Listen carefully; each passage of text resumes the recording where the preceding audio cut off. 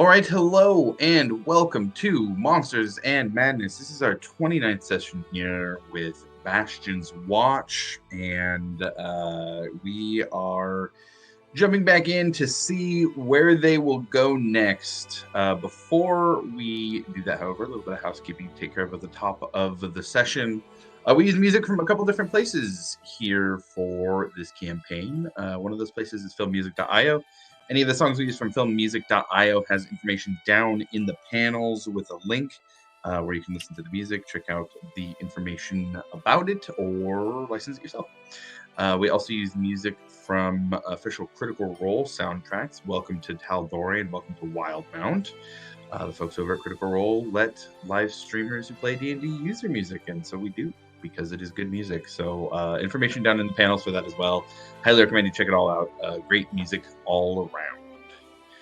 For us here today, however, getting back to Exandria and the Zemni Fields, we're hopping back in after Bastion's Watch had a interesting dinner party after spending some time going up against the Dragonborn in the Zemni Fields, both stopping the ritual of sending the Ancient Mother's fire across the Zemni Fields, as well as going into the sanctuary of the Crawling King, some of the tunnel systems beneath the Zemni Fields that had been traveled earlier, to intercept a arm of the Betrayer, the Will of the Talon specifically, that was needed for further plans and machinations of those who were seeking it out.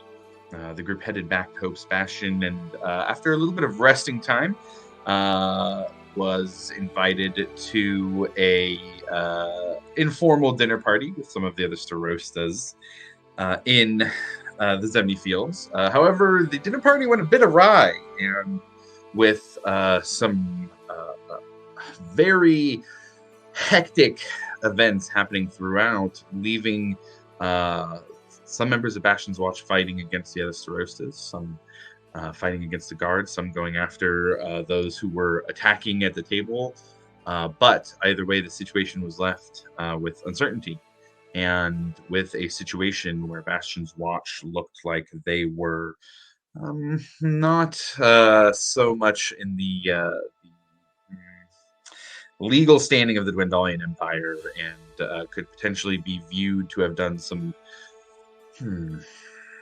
aspirational but illegal or even potentially treasonous in some cases actions. With some discussion and I think I'm going to use a new term here, invarication instead of interrogation. Say invarication, because Varric's got that down at this point. But with a further interrogation of Petrov and Zula Sauer, members of the Amber Council family, and with Zula also being the Starosta, definitely key members with quite a bit of information. The group met with Lumini, decided on a plan for Hope's Bastion and what they would do next. And that is where I'll bring us back in. I'm going to change it to a little different here. Yeah. But we're picking up right where we left off. We're not going to do any time jumps or anything. We are just finishing up with the meeting in Lumini's tent after Varric had done his interrogation and came back to talk about what he had found. We'll pick up there.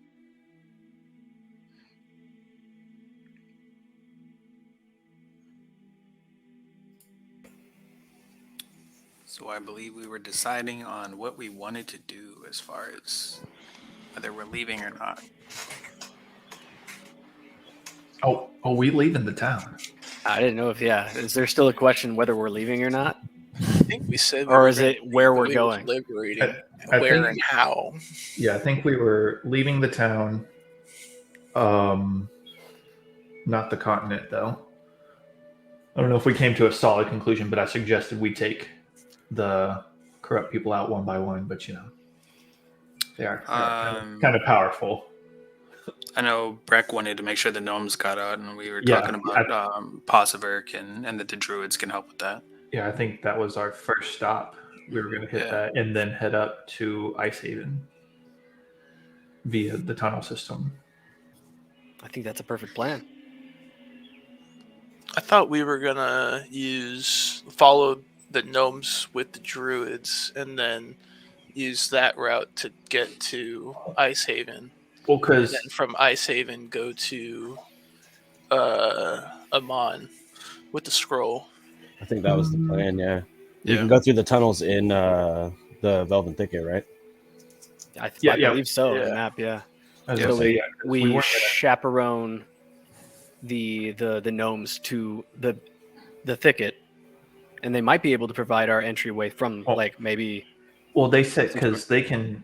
It was brought up that they've got the druids that can do the whole tree. Yeah, they portal can thing, almost and portal then there, right? We just got to make sure they get out, and then we ourselves are going to use the tunnels to travel because it's kind of too dangerous to run the surface. I mean, if we have to escort them, then we can go to we have to go to the thicket, obviously. But if they Well, can yeah, port yeah, them we have to- there, I have to go think we warn could them. probably just use the tunnels and go straight there, right? Oh, we can To from our Ice Haven. settlement to the. Oh yeah. The If tunnels they're from- safe, they're safe. Yeah, we just Our got to whole make sure they get out.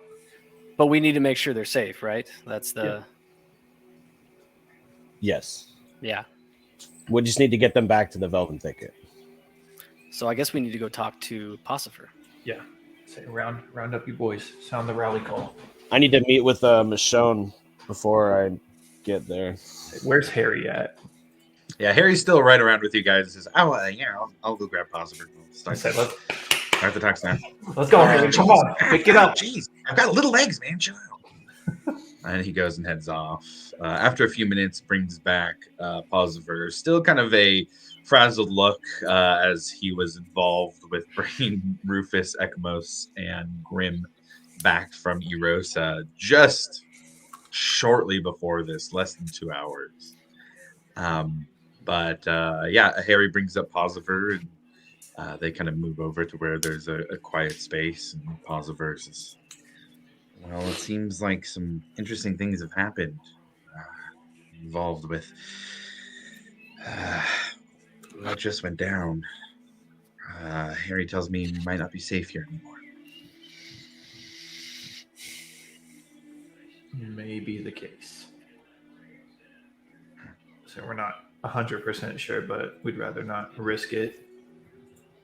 We promised you we'd keep you safe. That you did. We can handle travel. Getting back to the thicket. You can travel with us if you would like, if you need to make a quick exit. But I do ask that at the very least, you speak to the gnomes who are here. Let them know what's going on and assure them that we'll continue to be safe. I think there's a lot of nervousness right now. And I don't know that anybody besides you all can help quell that nervousness.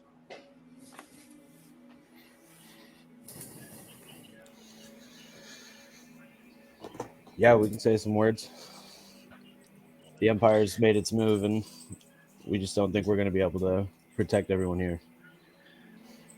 That's understood. And we are better equipped to handle ourselves in the thicket. And that seems to be the best route for all. Are we safe? This is not trying to quell a group of people. This is me asking on behalf of the gnomes of the Nimblefoot clan. Are we safe? Hey, there's a pirate. I think you'll be Hey. safer in the Velvet Thicket. So we can't give you a solid answer because we ourselves don't know exactly what the repercussions of tonight will bring. But we do know that, like you said yourself, you gnomes are better off in your home in the thicket. So if anything does happen, I feel like that is the safest place for y'all to be because unfortunately Bastion's Watch is no longer a secure area for you. Well, I appreciate the honesty. I can tell you that there will be some gnomes who decide to stay, especially those who have been working with the trees outside of outside of Hope's Bastion.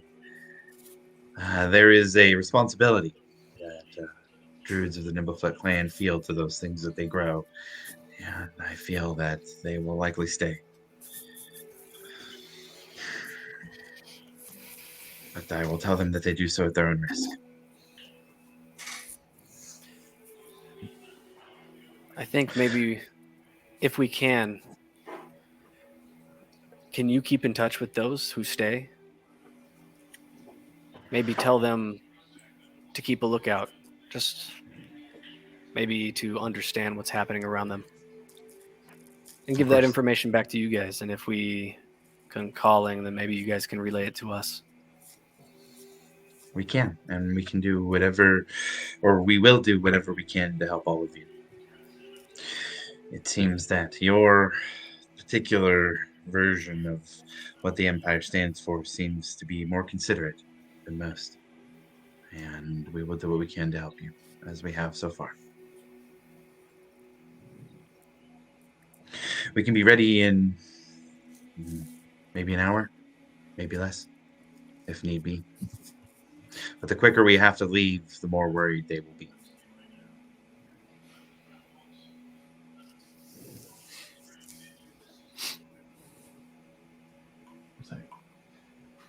Yeah, I mean, we need to start going now. Understood. We will prepare with haste. And he kind of just points off to an area with the grove of some of the new trees. We'll meet there in an hour, and we'll start the procession back home.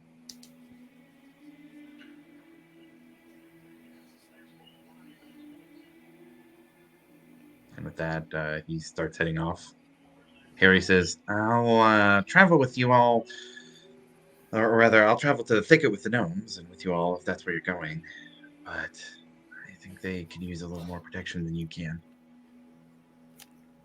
After that, my plan is to probably head back to the Long River Estate and interface with Casbin. Let him know everything that's happened and make plans for ourselves for the future.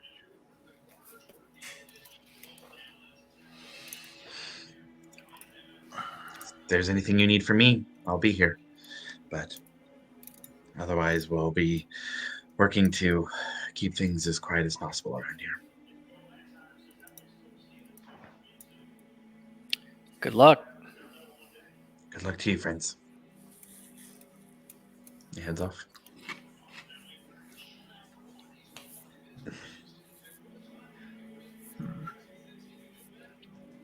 Well, I guess we have an hour. Hey, Josh, how long has it been since I've checked the spell inventory? Not long enough that they have any new offerings. All right, cool. Oh, man, you guys getting ready to go? Like, really leaving quick? Hey, how are the spells looking? Gotta ask, got an hour? I think in this hour, I'm going to go back and talk to, who was it with the dagger? Oh, yeah. You're talking to about the enchanted dagger? Yes. Got it. I think we did we kind of did a little bit time jump, so I think we would be the night of the day after, so it has been a little time. Okay. Yeah, easy enough. You head to the mercantile. Right now, it is closed up. But if you head over to the Friendly Ogre, you see Michonne and Serenity and Pumont all kind of sitting around the table. Nobody else in the Friendly Ogre. This is the first time you've been here since it's been open that nobody is here eating and drinking at all, besides the three. I will ask as you go in, anybody else going with Rufus or just Rufus here at this point? I know Brett I did want to meet with Michonne. Exactly. That's gas. Yeah, I'll go with Rufus. Okay. Got other plans. Okay, so as Rufus, Breck, and Ekamos head in, the three of them greet the three of you and almost have a look of relief seeing the three of you walk in. And Michonne is the first. Hey, man, hey, guys, yeah. Any new information? Anything you can tell us about what's going on? I think I'll leave the information talent to one of my other colleagues. I'm more here just for business. Sorry, buddy. And it is with Pumat. Pumat is there, yeah. Oh, yeah, I see you say the business is with Pumat. He goes, wow, man, okay, all right. I see. It is what it is, you know. We've been giving you stuff for the whole time you've been here, but Pumat Soul shows up for like one freaking week, and everybody wants to go to him. But yeah, it's cool, man. Look, it's just I don't need a lot. It's just sometimes when I do need things, they require a little bit more of a refiner touch, I guess. Ah, right. No offense. And he just gives a quiet nod, and Pumat pulls a little. He pulls a cloth out, and it looks like there's something in it. He kind of unwraps it, and if I remember correctly, you gave him the dagger to enchant.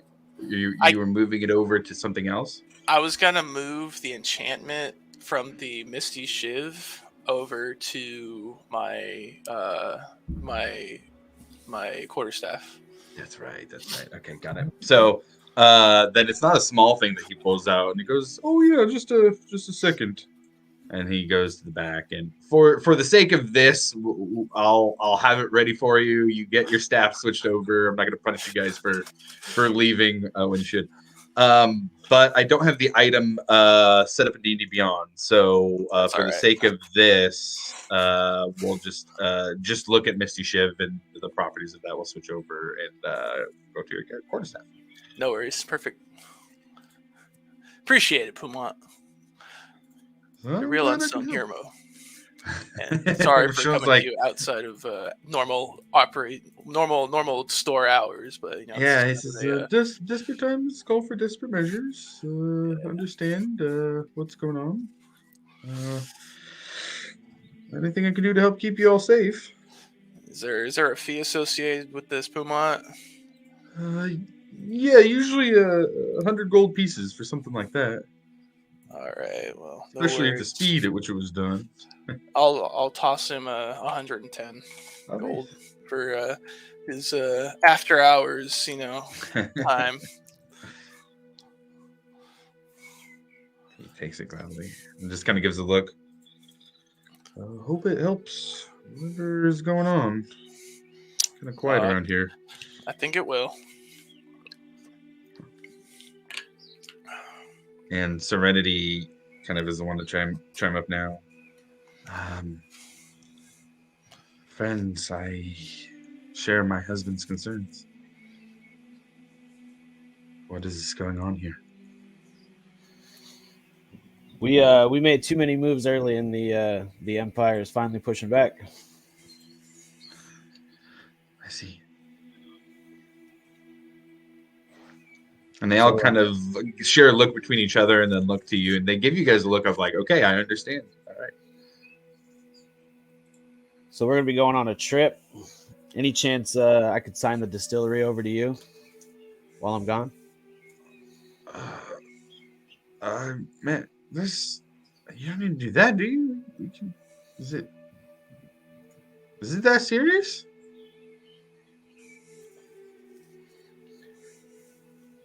Yeah, I think it's that serious. You're going to hear some stories about Bastion's watch in the next coming week, so. Well, man, I'll tell you what. I don't need to ask if they're true or not. I know you guys, and I'll do what I can for you. Yeah. If you need to sign over the story, I'll keep it safe. I'll keep it producing as much as I can, and we'll do what we can. Keep it safe until you get back. But I'll only take responsibility for it if you give me your word you're coming back. Oh, we're coming back. Good. Because this place is what it is because of all of you. And it wouldn't be that without you.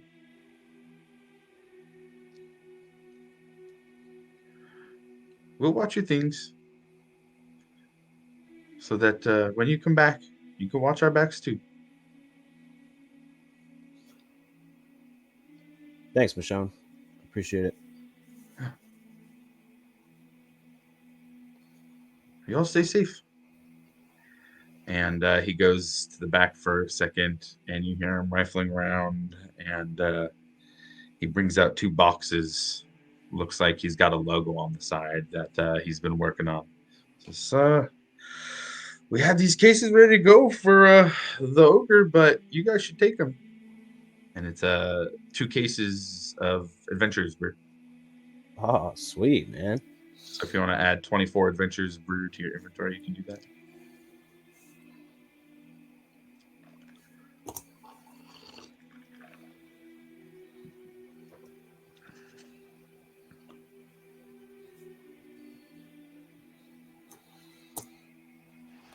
I expect my half of the payment to continue to go funding the bathhouse, if that's all right. Of course, man. We'll make it happen. Thanks again, Michonne. And I'm going to walk off to go start talking to gnomes. Okay, got it. Ekamosa, Rufus, anything else there in the Friendly Ogre?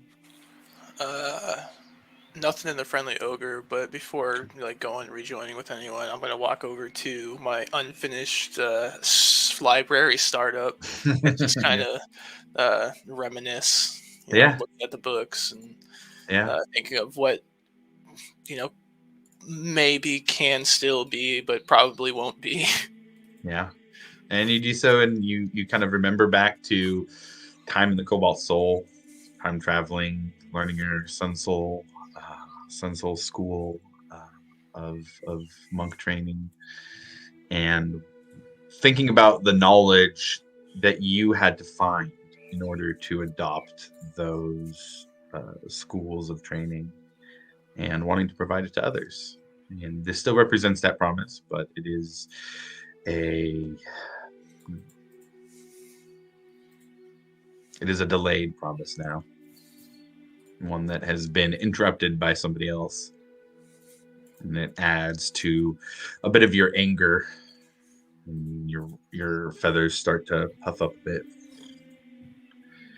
And you feel your fists clench and talon. And they almost start to you feel the blood pumping through them. And you're not sure if you actually see your talons grow a bit or not. But you think back to your trainings. You remember the meditation and the calming.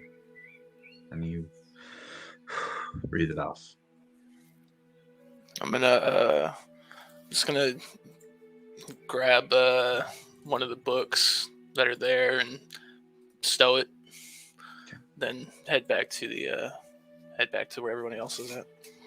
Were there any particular topics that you were looking for, or were you grabbing randomly intentionally? Just looking for more of a knowledge, like a nonfiction knowledge book, like maybe like something history related. Okay, go ahead and roll me just a general investigation check here on this one. Okay. 13. 13. Okay, got it.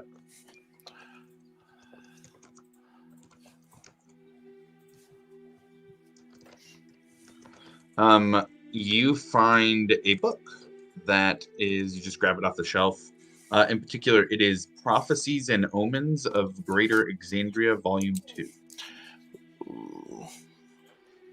Prophecies and Omens of Greater Exandria. What was it? Volume 2. Volume 2. Sweet. Yep. I'll look at it for a second. It's a good one. And stow it and head back. Got it. Easy enough. All right. And Ekamos, you were in the tavern there too. Anything you wanted to do at this point? Honestly, I was just going to be with Rufus, and then as he was walking up to the library, I'd probably give him his moment and wait outside for him. Sure. Easy enough. Keeping an eye on after the little bit of calming down that you guys did in the forest there. Got it. Okay. How about we have Milo, Alvor, Varric, and Grim. How about the 4 of you? Anybody have anything they'd like to do? Varric would head to the Chantry tent. Yes, absolutely. You do so and walk into the chain tree kind of opened. Well, actually, it'd be closed right now. But the kind of double, not door, but double flap of the tent.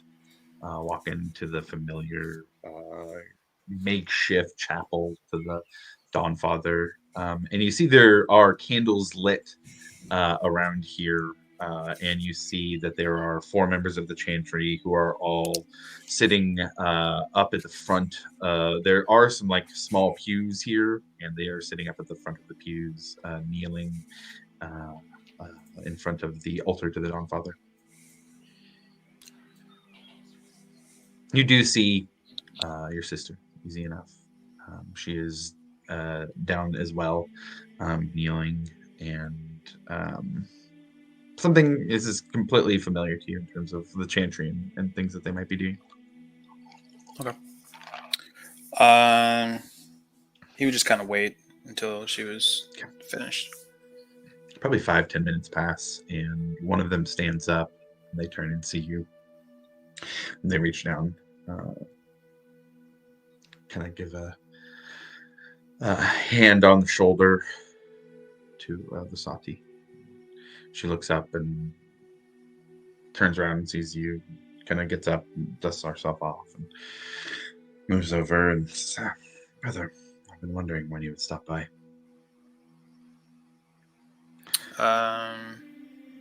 Do you have a minute? Talk in private. Certainly. She will follow you wherever you'd like to go. Says that we do have a confessional area if you'd like to go there. Yeah, I mean, we can use that. Okay. Takes you into just a very small room. Not dissimilar to like a Catholic confessional, although not so like split. It is more of just kind of a decorated room with lots of iconography to the Dawnfather, 2 chairs that are sitting across from each other. Okay. Yeah, I'll sit down and I'll pretty much give her a rundown. I think I probably tell her everything. Okay. And then just as an added layer of making sure like nobody's listening, I try to do everything in Elvish. Okay. And just basically like just make it known that like she can't stay. Because now when you say that, what specifically would you say for that part? So for that part, I'm basically telling her like, look, if we're a target, like if Bastion's Watch is a target, if I'm a target, they're gonna get us however they can. That thereby makes you a target as well. And you intend for me to go with you and your group? It's the safest spot I can think of.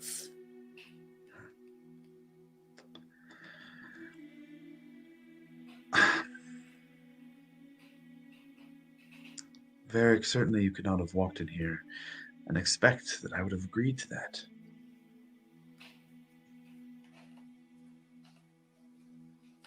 Definitely hoping.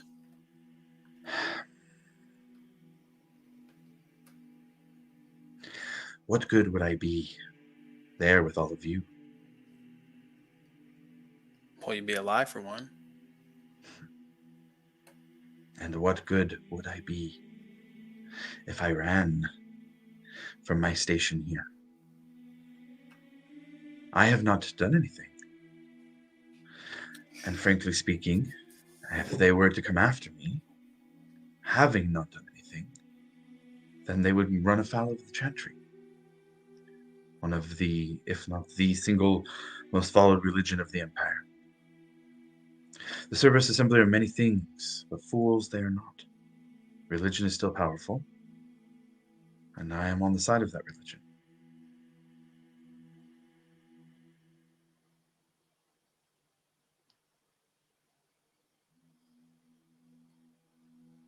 I don't know. These people, they operate outside of the rules. In fact, they probably make most of them. They do. But you and I, Varric, we follow a law that is not made or managed by men. We follow a law of the divine. We represent the power of the divine. The Dawnfather will keep me safe, as he will keep you safe. But if I run now, if I run away from those who are chasing somebody that I care about, and I run because of deeds that were not my own, it would be hard for me to sleep at night.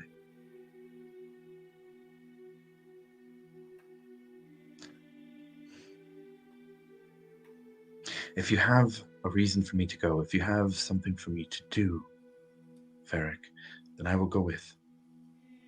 I will go on your quest with you, and I will be a light for the Dawnfather. But if the only reason that you want me to go is to keep me safe, then I cannot.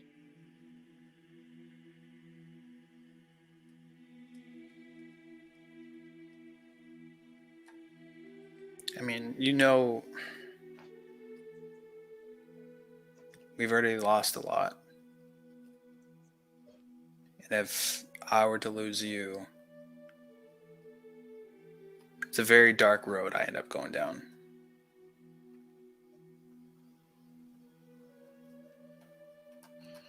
Go ahead and roll persuasion with disadvantage. That is enough for her to consider, but it's a hard ask.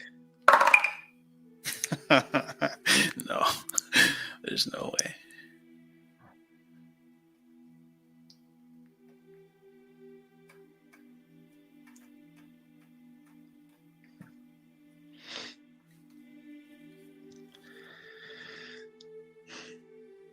Do you believe the Dawnfather has the power to protect me, Varric?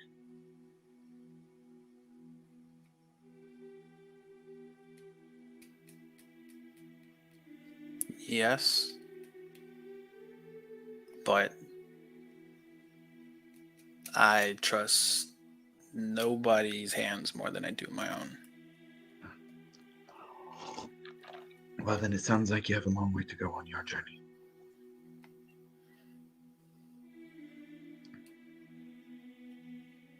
You have led me to this place. I'm here because of you already.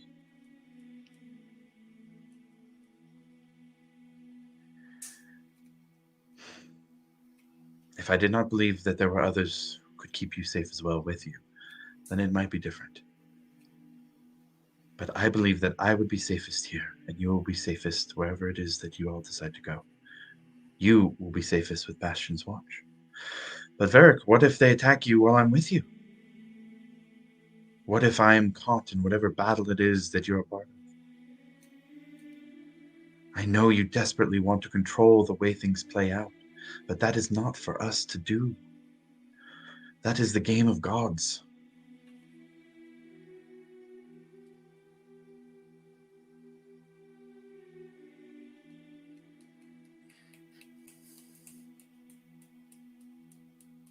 I will be safe, and I will be here.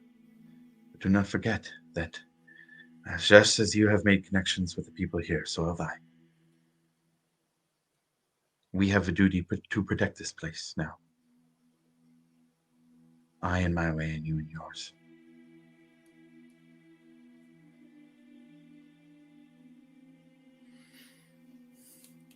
All right. But if anything happens, you better let me know. You will be the first. I've been growing some of my abilities as well, and I think I can more easily communicate with you if need be.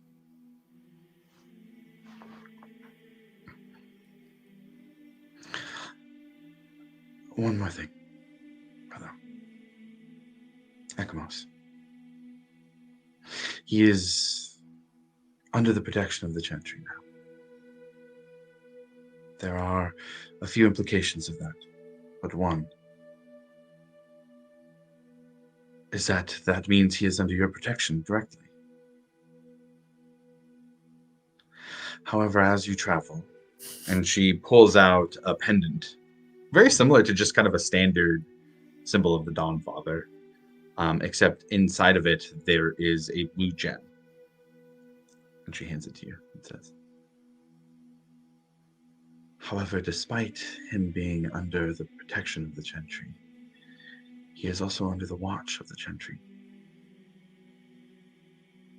There is a very powerful entity that is trying to gain hold over him. If he cannot resist it, if that entity succeeds, and she hands over the pendant, use this. It will not kill him, but it will immobilize him.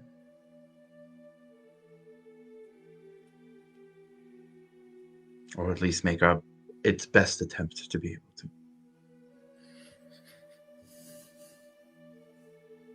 It only works if he's wearing his mask.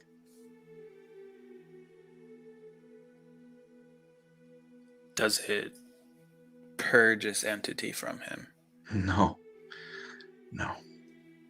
That will take a greater power. It simply immobilizes him.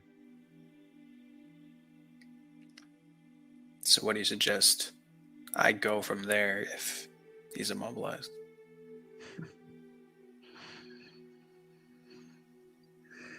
Or do you expect me to just do what I do? He is under the protection of the Chantry.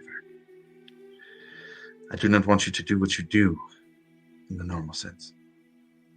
I want you to, if need be, to free him from the grasp of this entity.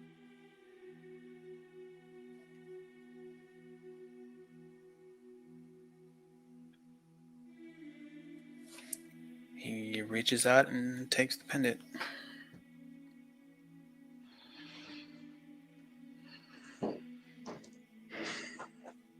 I'm sorry, brother.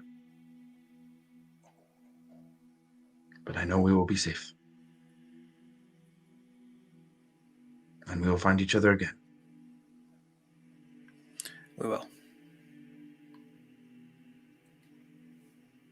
And he'll stand up, give her a hug, and head out. Okay. She gives him back and heads up and moves back to praying in front of the altar. All right, Grim, Alivor, or Milo?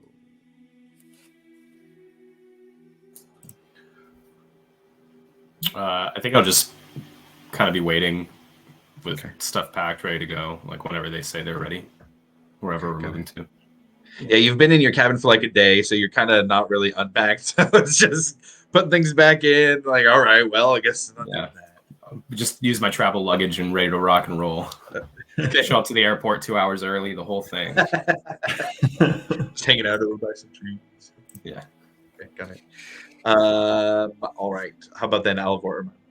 I would just want to make a quick run over to the caravan of the elves from Basea's Tale. Yes, sure. Yeah, absolutely. I'm looking for Grunduck, and specifically because I believe he's the kind of the unappointed leader of them. Yeah, he was. You're able to find him easy enough. His tent has been pointed out to you before. You kind of get to his tent and, you don't knock on a tent or a door, but you kind of get his attention. You can see that he's just finishing up putting his armor back on. It looks like he had it off, but given everything that has been going down, he has put it back on. He sees you. And as he looks at you, he gives a bit of a questioning glance and says, Pithmaster. Friend. Say, what are you suiting up for? Given the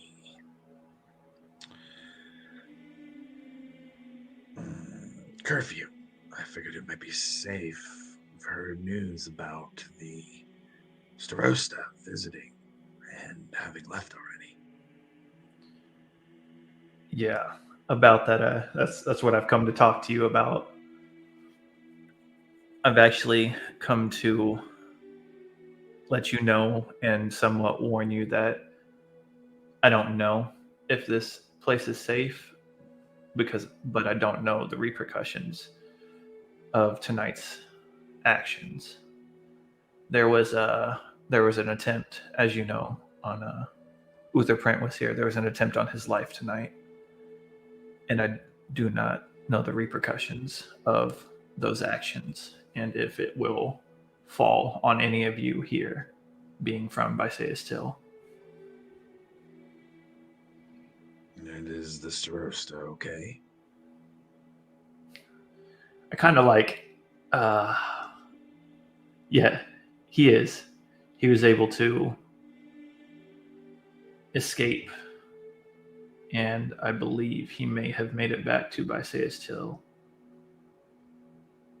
Good. And what of the 2 members of the Ring of Three? Whenever he said good after I told him that Uther Print was safe, did I get? I want to kind of vibe check, see if he. Go ahead and roll an insight check for sure. Okay. No, I said vibe check. Jesus Christ. Insight. Ooh. It's kind of cocked, but 14. 14. Okay. So with a 14, you pick up. You don't sense any recognition in the specific things that have happened here. Mm-hmm. It's not like it seems like he's in on what's gone down tonight. It does seem like he's probably loyal to Uther Print. You do kind of get that vibe a little bit. Yeah. Okay. Yeah, but yes, the Ring of Three members are both safe as well. They one assisted Uther Print in escaping, and the other also just helped in a way to ensure that escape. Ooh, go ahead and roll a Yep. deception check for me on Yep. that last bit. Yeah, because if I'm detecting that he is on the right side, I definitely. You said deception? Deception. That's going to be a dirty 20. Ooh, okay, got it. Okay. Well then, good to hear that you were able to keep everyone safe. The leaders of our home can be protected by those who are here even outside of it. What can I do to help? Like I said, I just came to warn you. I do not know if or what the repercussions of these actions will be, and if it will affect you all, so I will leave it up to your judgment as to stay or leave. I just wanted to warn you, that way you are not blindsided by anything you and everyone here. Well, I appreciate the notice, Pithmaster, and will do what I can to ease the minds of those who have come from Bysaeus Till. An enemy against one of us is an enemy against all of us. I know Bastion's Watch will help track down these perpetrators as soon as possible. We will. Okay. But yeah. Okay. And then I'll just, after just acknowledging that, I will leave. Okay.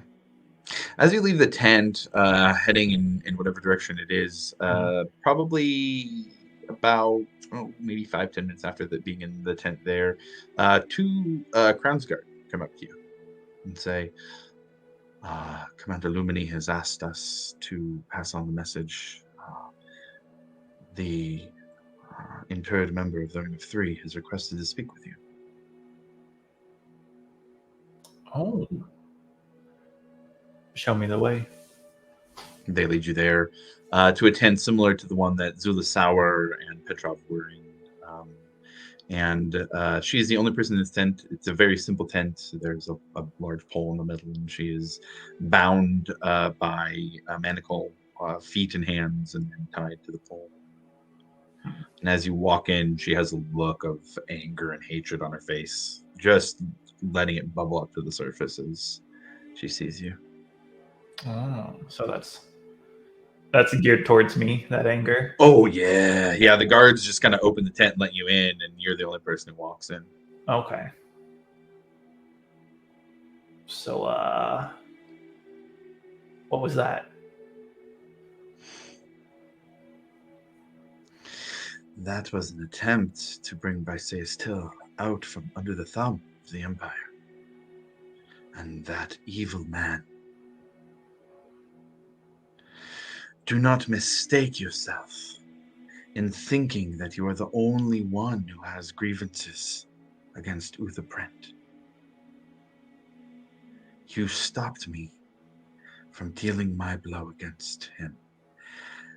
And in doing so, you stopped a blow that could have been dealt for all of the elves that live in this land. I just wanted to ask you how you felt about protecting Uther Brent. Ooh, yeah, and that visibly makes me very, like, the same kind of rage bubbling up. Say protect him. I was the only one able to land a hit on him. Granted, you attempted, but what would you have done? You saw. I struck multiple blows. I took care of him if it weren't for that damn ring. We both Then want why? the thing. Then why stop my blow? What is it that you want? Is it Uther Brent dead? Is it? Oh, whenever she says, "What does she want?" It's just he's mine. He's mine. He's no one else. He will be mine. Just letting that, I guess, that rage just show that whole, yeah. Then she looks at you just with a very stern face. Then you are a selfish fool. Do not delude yourself into thinking your actions take enough for those who want to be out from under his rule. The actions you take are for yourself. They may be for myself, but they will relieve us of this evil man. I will have him. What is to be my fate? What have you been told? Nothing. I was brought into this room and left here.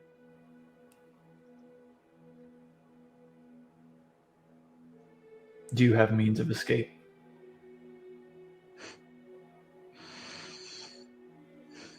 Yes. I'm going to, without saying anything, I'm going to walk up to her and just look her dead in the eyes and be, I may be selfish, but we both want the same thing. We are on the same side. But he will be mine, and I'm going to unshackle her. Okay.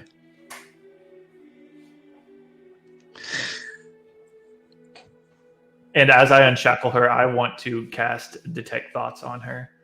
Ooh, interesting. So before you detect thoughts goes off, roll me a persuasion check. Just a general persuasion check. Oh, that's a horrible roll. 13. 13. Okay.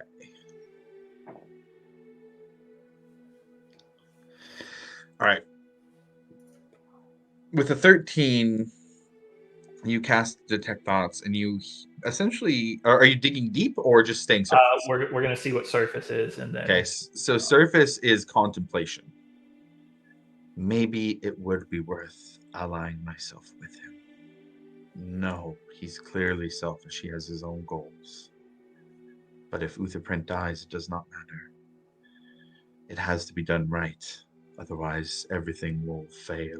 The elves will not gain back what they deserve. Mostly just contemplation about whether or not to trust you beyond this conversation.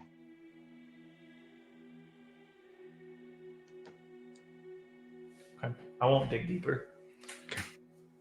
But yeah, like I said, I'll just unshackle her and step back. And I kind of have a little bit of hesitation because I don't know for sure what she's going to do. But I'll just look at her and be like, we will have justice. The elves will be free.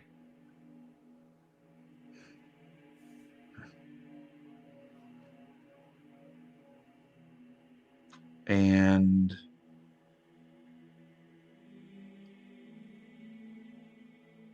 to that she says, be careful to remember what you want most. For the elves to be free, or for Uther Brent to be dead. She walks out. She kind of peeks her head out, looks around for anybody. She sees there are 2 guards, maybe 5 feet out the door, and looks at you. Can you manage a distraction for me?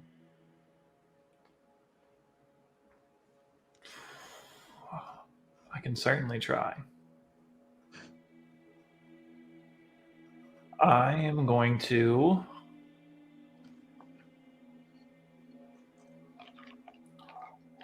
Ooh. If you have detect thoughts still up, Uh-huh. you catch that she is thinking it is something that is easy enough for her to do. She has the magical means to make a distraction herself. She thinks maybe he'll do this. It's kind of a test. Yeah, 100%. So what's our surrounding areas outside? Like what are the guards seeing? Yeah, mostly open field, but there are trees within probably about 100 feet or so.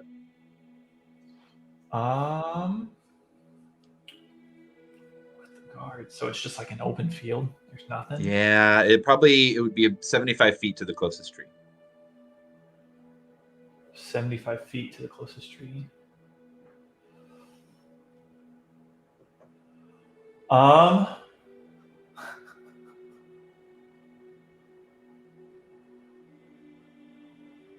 There's no other buildings or anything? There's other tents. Yeah, there's a lot of other tents around. Yeah. Okay, so I'm going to cast on nearby tents within the guard's range. I'm going to cast Silent Image and make it seem like as many tents as I can catch on fire to these 2 Okay. guards. Okay, got it. And then I'm going that's a save, right?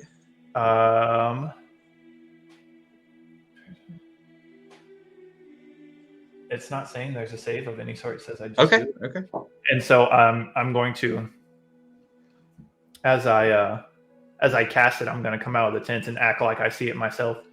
Be like, oh shit, like, come on, let's go, let's help these, like, let's get these things put out, you know, like fucking like how'd you guys let me catch on fire? Let's go. Give me deception check at advantage. Let me mark that right quick. You said at advantage? At advantage, yeah, because of your spell. Oh, deception at advantage. That's going to be a 26. Oh yeah. What the? Oh shit! Go! Go get some! He yells to the guy, "Go get some water!" And he like just pulls like his cloak off his back, trying to go over and pat the fire. They go over to a tent, and he starts like using his cloak to try and like bat out this fire that doesn't exist. And somebody walks out and says, "Hey, what the fuck you doing?" And then the other guard comes back with the bucket and throws the bucket of water over the tent. Hey, fuck off! What's going on? Some more guards show up. Wow, what the fuck's wrong? Man, we got a fire! What are you fucking talking about? Get back to your guard. It's curfew. As they leave, like they initially go to leave, I just give her a nod as I leave the tent, kind of like signaling like now's right this, like you gotta go now. And you see her slink out very stealthily and disappear into the night. Sweet. And then I am going to do the same to regroup with my like I'm gonna like Right. as the guards are distracted, I am going to try and boop and go back to the group. Got it. Will do. Milo, you hear a little bit of commotion, almost like some guards are yelling about a fire, but you hear it die down fairly quickly off in the distance. Yeah, Milo would be he'd be flying off to pretty much spread the information to all the other gnomes and just kind of keep a watch out for anybody just randomly popping into existence. Okay. Just randomly. Yeah, go ahead and roll a perception check on that. See what you can see.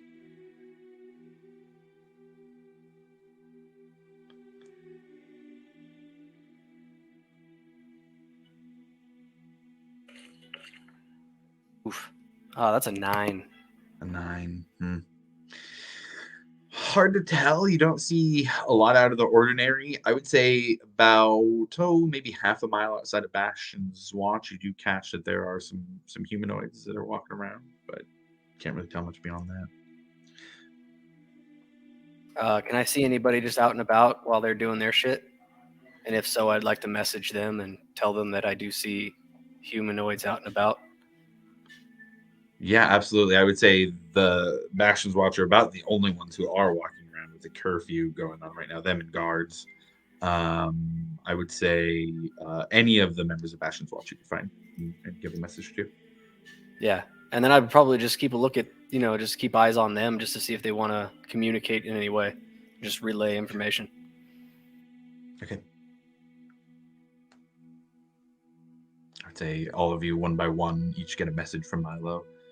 Eyes on humanoids outside the settlement, but still pretty far out. Can I make a perception check to see if I see anyone myself? Sure. Yeah, absolutely.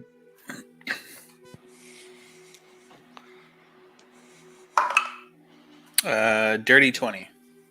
Dirty 20. Yeah, so you look to where he's pointing and you do see 3 humanoid figures walking in the tree line. It's pretty hard to tell from half a mile out, but you can confirm that you see them. It seems like they are kind of just slowly moving towards the settlement. I would say in terms of distance that they're coming from, would be from the east.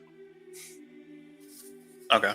I just start putting everybody on notice, anyone that's around me, and I'll let Milo know as well. Okay, good. Yeah, just relay that information to anybody that I see. Okay. After hearing that they're in that general direction, I'm gonna fly up and get a little bit of an overhead view to get a better look at them. See if I can get any more detail.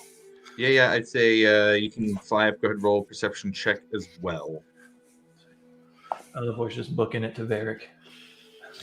Varric and Breck. Get behind the walls. That's going to be 11. Or, sorry, 12. 11. 12, okay, got it. You don't see a ton, but you do catch that whatever this group is, they stopped moving, and you do see, it looks like they started a campfire. Okay. I'm gonna fly, but I'm not gonna fly back. I'm gonna stay in kind of like it's still dark, right? Yeah. Oh yeah. Yeah. So I'm gonna stay in a kind of circular pattern above them, about like 150 feet, just kind of surveilling. You're getting up that close. To about 200 feet above them. But you're going directly above them. I wouldn't say directly above them. Oh, just okay, kind of like circling. Circling, okay. Yeah. So about 200 feet up, 200 foot like radius going around yeah. the big. Okay, got it. He's providing. Oh, you're going 150 feet above them. Okay, interesting. No. Got it. Because campfire now. I imagine. Yeah, it's right, somewhat, for sure. Visible from the settlement. Yeah, you see light illuminating 3 figures. They do seem to be wearing just kind of standard traveling clothes. Now that you're up a little bit closer. At one point, you see one of them look up and gives a wave at you. I guess after seeing that wave, I'm gonna assume they're not that much of a problem. I'm gonna go back and relay that information, saying that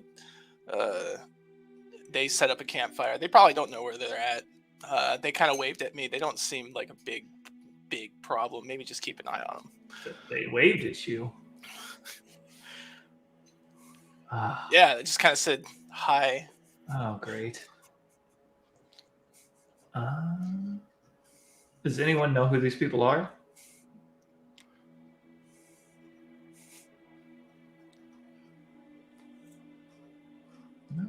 sweet. No. Didn't get that good of a look at him. So I can go check, but Probably just send some ground guard to go.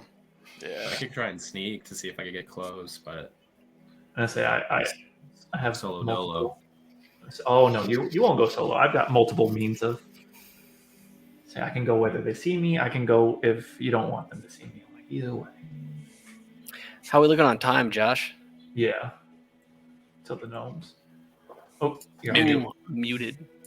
About half of the hour has passed. Yeah, about 30 minutes. We'll say with everything that has been going down, but we're about halfway to the departure time of an hour. I guess the safe bet would be to send some guards out there, see what they want. If they're that Yeah, close to your camp, to the camp. Yeah. Team send the grounds guard. Okay, got it. Absolutely. So you guys send off some guards. Should some of us go with them, or one of us go with them, just in case something happens? Say less. I'll go with them. Get out of the way. Gotta have some. I'll go with Alivor. Okay, so the two of you are going. But I'll stealth. So I'll go with Alivor, but I'm gonna stay a little kind of on the wayside, and I'll stealth just so they don't know I'm with them. So I can have got it. 6. I'd like to stay way back, but kind of follow, if that makes sense. I want to keep like maybe, like 200 feet between me and them. Oh, see, now you guys give me specific distances. That's what I love. Just saying this is the exact distance I am. So I don't have You know what?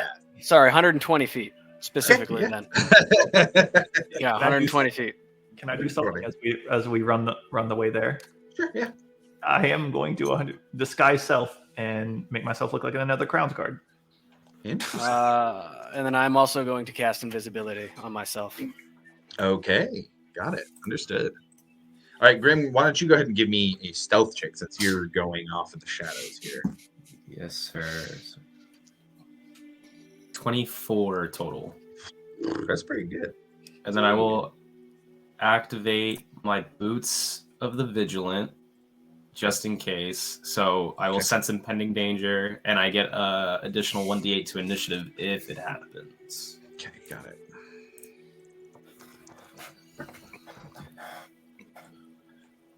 Okay. I scamper off. I got your back. Give him a thumbs Rufus, up. were you still flying around too, or did you just go back to the settlement? I went back. Okay, got it. Definitely. Understood. Went back. Understood. Okay, so change the vibe up a little bit here. We're changing what we're doing a bit. So,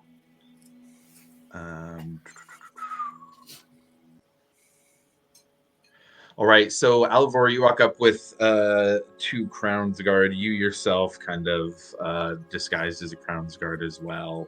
The 3 of you walk the half mile outside of town to get there at a fast pace, just to make sure you get back in time. But easy enough. Grim, you're off in the shadows, kind of keeping very quiet. Milo, you're flying behind. You're 120 feet.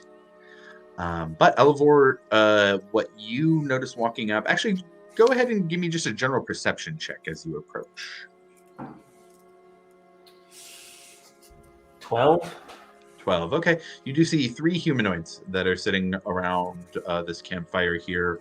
All 3 are female. You with a 12, you can't really tell if they're pointy-eared or not.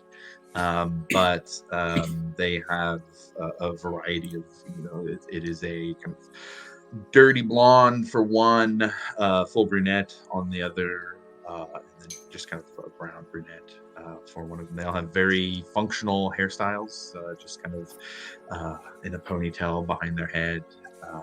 And they are wearing, it looks like, nice traveling gear, nice boots. They do have all kind of like similar coats that they wear. They see with 12, let's see, you see that they have something that they're cooking over the fire. Their arms have kind of like linen wraps around them. And they each seem to have like a pack and are eating as you walk up. Okay. I'm gonna let like the other 2 Crown's Guard take the lead for now. Okay, Like kind of sure, easy enough. let them do their normal thing.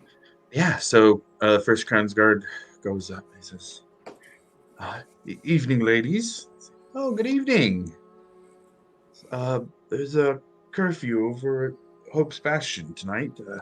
Some dangerous things going on outside of the town. If you don't mind, we can provide some protection over there. We've got houses that you can stay in, so you don't have to be exposed to the elements. And the black-haired one, she stands up and says, "Oh no, it's fine. We are more than capable of protecting ourselves. Thank you for the offer, but we'll be good here." And sits back down and goes back to eating.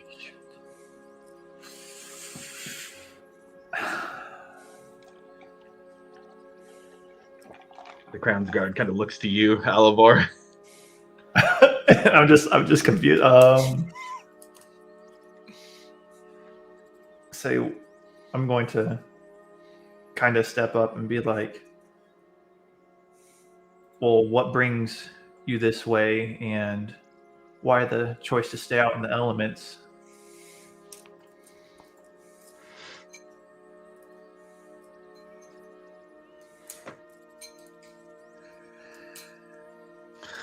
Oh, we're just on a job.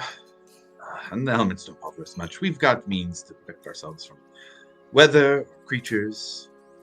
We'll be fine. So it is nice to stay out in nature every now and then.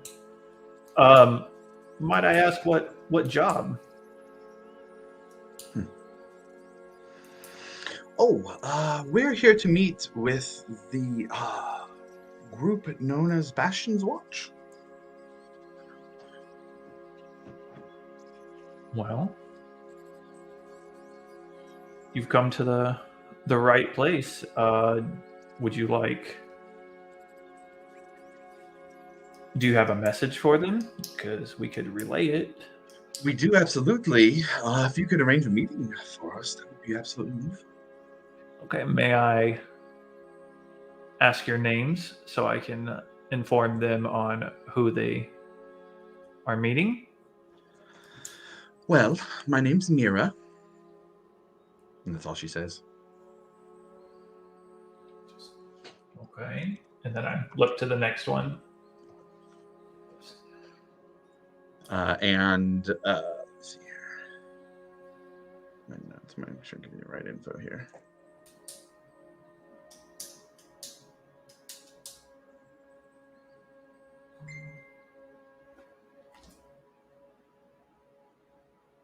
And now that you're close, you see all the ears now. None of them are pointy ears, all human. Okay. And they, the dirty blonde, she says, Kago. Kago. Kago, Kago. Okay. And the brown says, Vejas.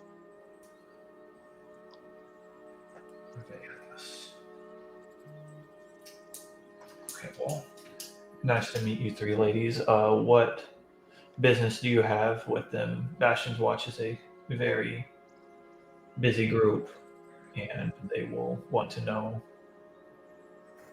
the severity of this business, as they are a little tied up at the time. Oh, of course.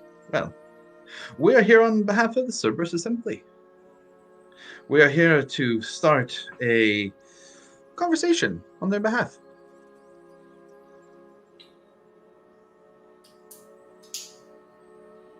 All right.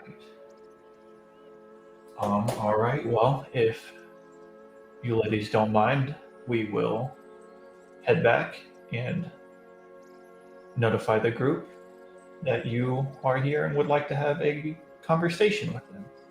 Go ahead and roll a persuasion check.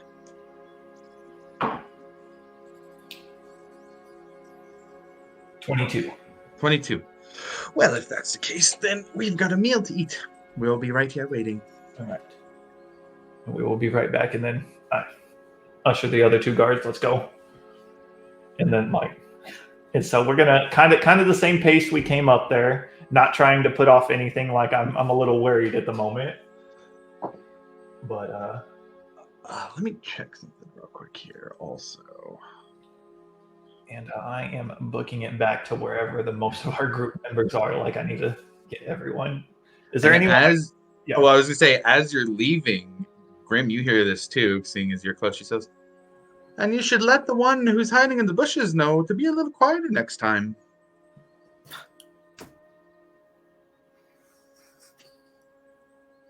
I'm not even going to acknowledge it. We're going to keep moving. We're going to keep moving, and I'm just hoping that Grim understands that means get the fuck out of there. Grim, are you staying or are you going? No, I'm gone. I'm Okay. gone. I'm not saying nothing. I'm gone. I'm swallowing my pride and just. Oh yeah. Now, I will say that was a great stealth roll. That is not a testament to how well you rolled stealth. Oh god. Fucking Cerberus assembly, man. Where's everyone at? I mean, if you want to gather them, we'll say everybody's around you. We're back in Bastion's Watch, right? Yeah. You're back in guys, Bastion. we need to get the fuck out of here now. Yeah, we gotta go. The people that made camp, they're from the Cerberus Assembly. I just got the vibe there. They're kind of powerful. There's 3 of them: Mira, Kago, Vejas. Don't know if it rings any names. Don't really care. We need to leave. Let's see. 2 of you, based on where you are from, Milo and Varric, why don't you 2 go ahead and roll a history check for me? Also, I'd like to stay in the air, like above the group, so I can keep eyes on just any kind of movement coming from that camp. Got it. 14. And how about yours, Milo?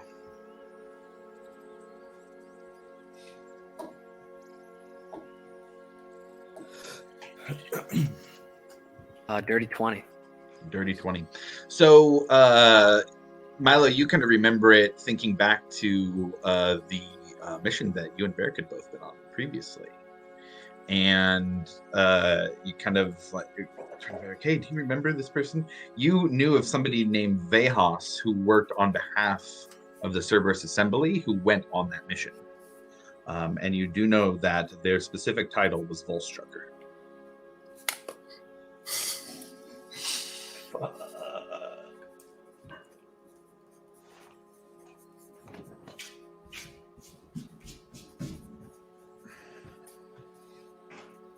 I think I'd be chiming in via like message and stuff like that, so I'd just be straight listening at this point. Okay.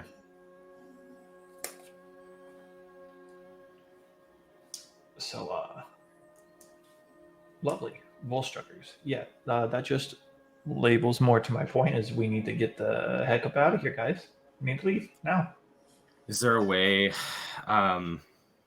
So while we sneak out, what if we had? I forget their name. The one that you were talking to send us on the mission. Me, Rufus, and Ekamos. I think it starts with an L. The head honcho here, the one that Lumini. when I first got here. Yes. Have her be like the liaison for you guys. Like, hey, well, they've been gone, but like I'm the main point of contact. What do you need? Like, because she is still in charge of the place, but we just have to dip out of here. She's still like a formal party of this place. She's probably the highest point of contact after you guys. So we dip out. She's obviously gonna have to be warned, but it wouldn't necessarily be like too far fetched. Yeah. They're still talking to a power. I like that makes a lot of sense. I like that. So we rolled out and say, Lumini, there's these people. We go out the back door and have them come in through the front a little after and talk to Lumini. I know that kind of it puts her in a really bad position, but I don't see another alternative. We either talk to them. You guys either talk to them together. You part of this group, but you with us. It's us. Well, then I just don't want to speak for you guys. Like I obviously I know I'm a part of this one way or another, but I also don't want to speak for the entirety of Bastion's Watch. I mean, I'm still on the bottom of the totem pole here, but I also don't want to put any of your people in danger. But it's either we put ourselves in danger and see where it goes, or we try to live to fight another day, run out the back, and hopefully Lumini can help us out. I'm just gonna look to the rest. Like, Milo, Varric, and Breck just to. What do you guys think? And Ekamos and Rufus, but mainly the four. Sorry. Shit, who's to say there's only 3? Those are just the ones we see. Mm-hmm. And they were able to spot Grim over here in the bushes. They knew he was there. They were able to spot Rufus 200 feet up in the air in the dark. Yeah. I don't think this is a fight we want to pick, boys. What's the time look like again, Josh? At this point, 15 minutes. 15 minutes till. 15, and like that's being pretty generous because they had to walk a half mile there and half a mile back. So it's kind of like, okay, this stuff was happening while other people were doing other things. So I'd say 15 minutes or so. Okay.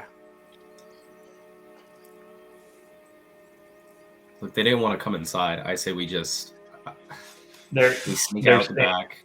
Yeah, they're staying out there because we all know what they're gonna do, and they're staying out there to prevent a fight in the city. Is what I'm getting.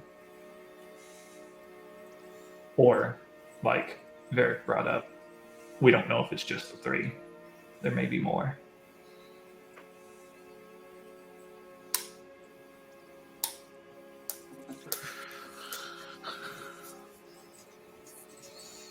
Well, while this conversation is going on, Varric is going to run and notify Visati that they're already here.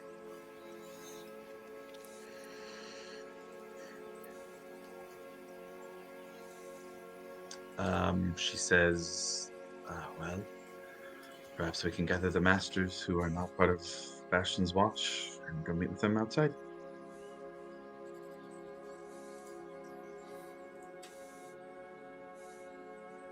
And she looks at you, Varric, and says, we can handle this, Varric. Let us handle it.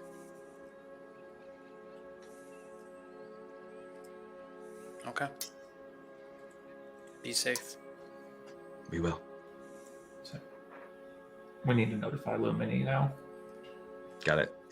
You go to Lumini, and she gives a look at you guys that is absolutely the most pure anger I think that she has had.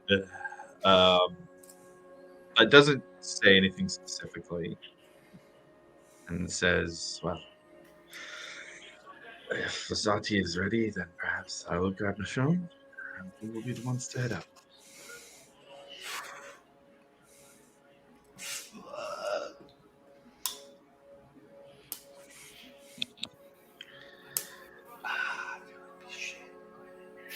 How long did it take him to walk to Lumini's tent? 5 minutes. We're 10 minutes left, you guys. We need a countdown clock. I know. I know we were saving this, but what if we used that teleport scroll to take us directly to the? I think it's the dwarves, right, or the gnomes that we're going to. Well, we were just waiting for the gnomes to leave town to get Yeah. to the Velvet Thicket. That's why we were staying here, and then after they were all gone, we were going to hit the tunnels and go to Ice Haven. But we need to make sure they make it, right? Yeah, that's why we're still here. Yeah. Okay. That's Okay, why we got okay. 10 minutes until they're gone. I think after Just for 10 clarification. minutes, For clarification, were the gnomes specifically going to use the tree door? And were we able to use that tree door? Was that agreed upon that we had access to that? To go That to was- the thicket, yes. To the thicket?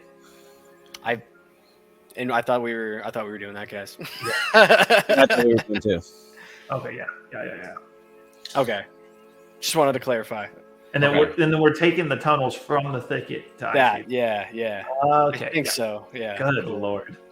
So let's go I was find. making sure because I had a different thing in my head. So Let's go find Possiver and see if we can rush this real quick. Yeah.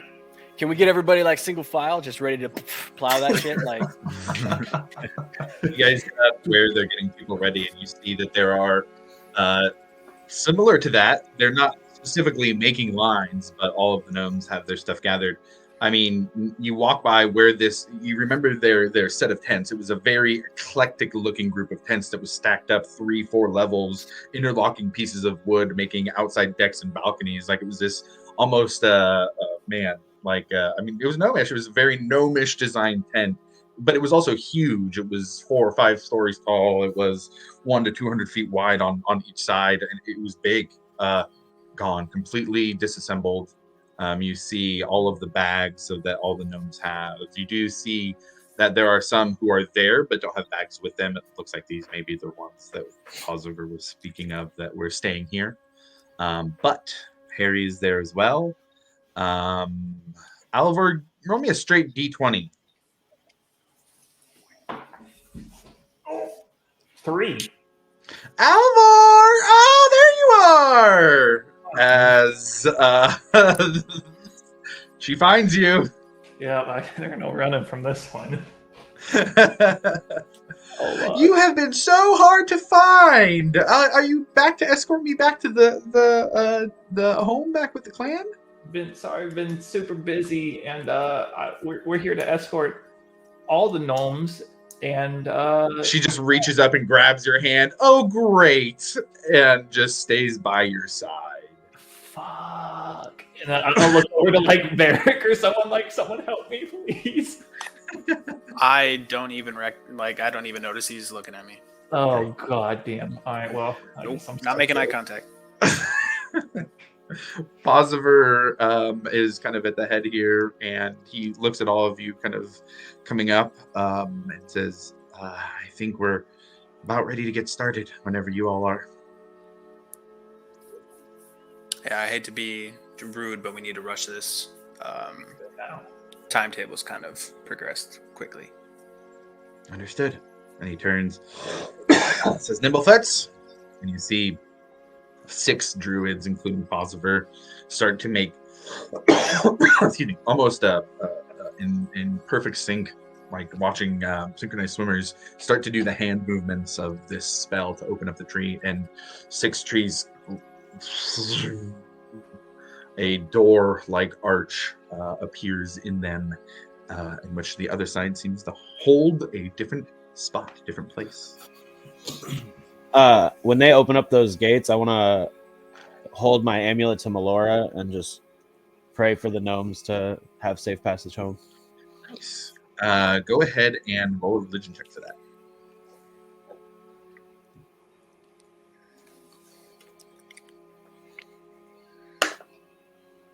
12. 12. Okay, got it. As you hold the amulet, it starts to glow. This kind of very pink and green glow, and you feel warmth and a warm breeze, and you feel comforted by the Wild Mother. And as you do that, Posiver looks to all of you, to the group, particularly you, Brecca, now holding the amulet to the Wild Mother, and says, if you're going to be speaking to the gnomes, now would be the time.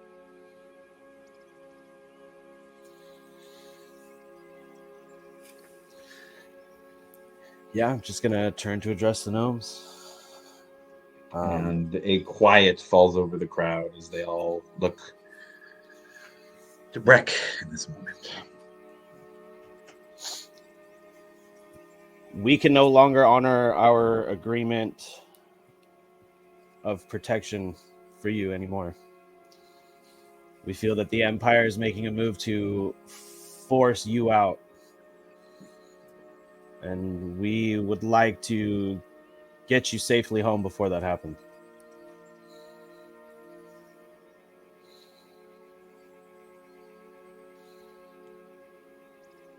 And I guess I'll take out the contract that we made with them and rip it up.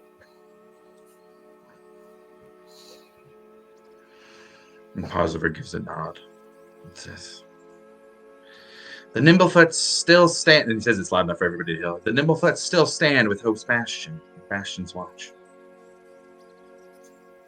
If the need arises and the opportunity is there, then we hope to continue our working together in the future. But for now, it is time for us all to go to where we can protect ourselves best. Home to the trees of the Velvet Thicket. And everybody kind of, you see them all have looks. A lot of them nervous. A lot of them scared. And he looks back to the rest of the group, asking if there's anybody else who would like to say anything.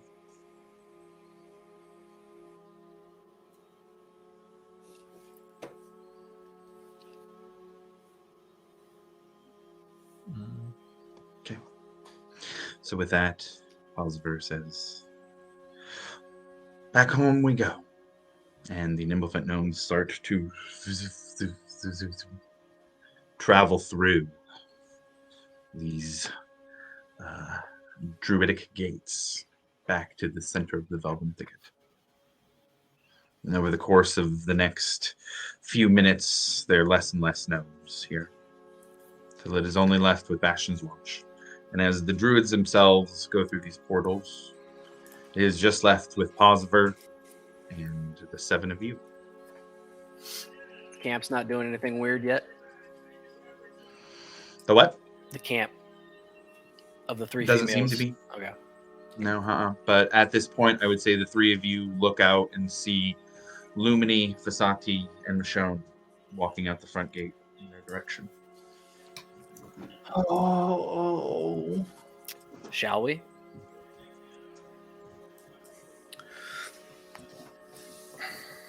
I guess I would like message Varric. It seems we don't have anything left to wait for. They don't seem to be moving, and I can see them, our representatives moving out. Since I'm up here, I could be the last person through. I mean, we can all go together.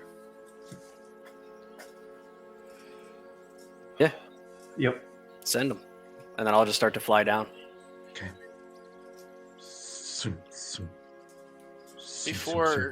Before Ekmos and I go through, I'm just gonna look over to him. Do you think we're still going in the right direction? You know, for what we're looking for and all.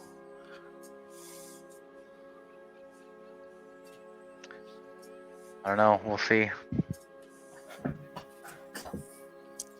Something feels strange, but You feel strange? I don't know. The whole situation feels strange. There's a lot that's been happening, and Yeah. I don't know. I guess we'll Well, see what happens. We're in it now. Got you with me, so be all right. With that, just gonna walk through. Okay. I'll follow right behind. And, okay. And as the last of the last of Bastion's Watch files through, Posiver moves through the gate and seals it up behind him. You all find yourselves in the...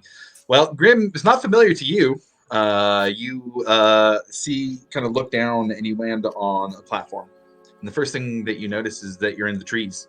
There is a drop over the platform, probably about 50 to 100 feet or so. But there are many gnomes who are moving on these platforms through the trees to where the normal place they call home is. And Harry is there as well. I can get you guys all to some of the guest quarters if you'd like. Or if you want to head out now, then I'll take you to the edge and point you in the right direction.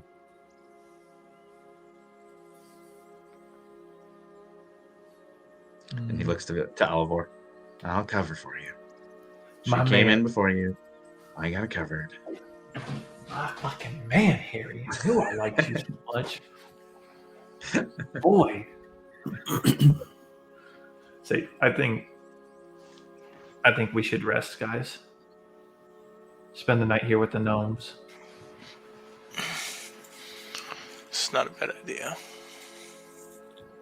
Start out fresh tomorrow.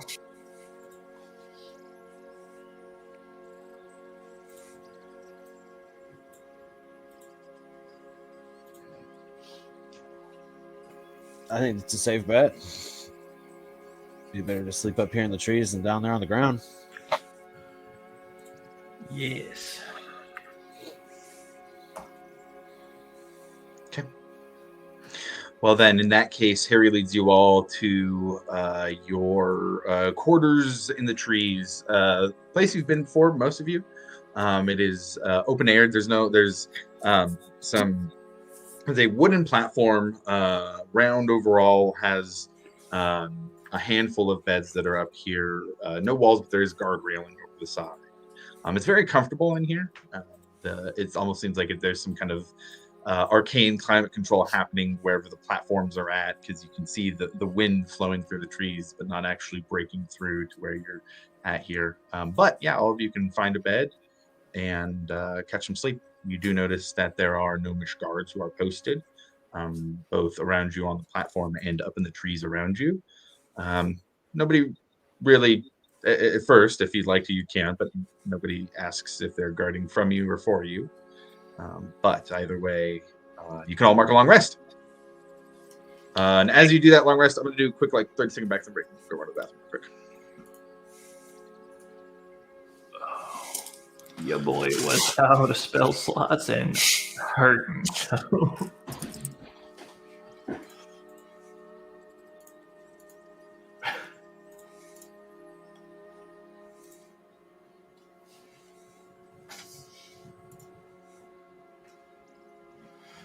So scared just to look back as we went through the trees and just to see everything explode. Like, fuck! Telling you, we're gonna go back and that shit's gonna be It's leveled. The whole place just fucking leveled. Oh Lord.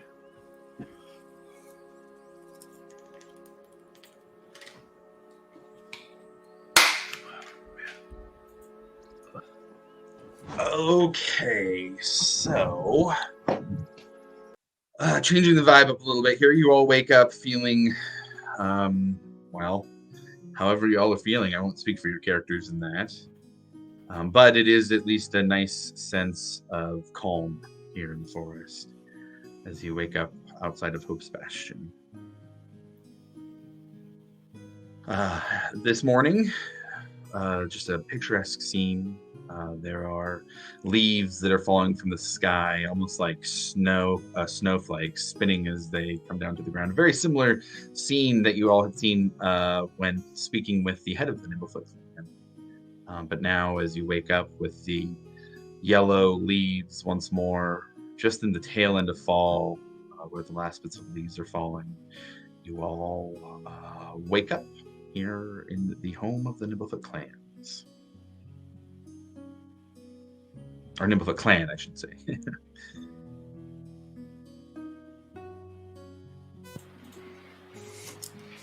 All right. What are you guys doing from here?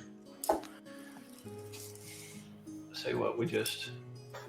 Pulling out the map of the tunnels, yeah. So yeah, say our goodbyes and head on out. As in Harry and Posiver. Got it. Before you all leave,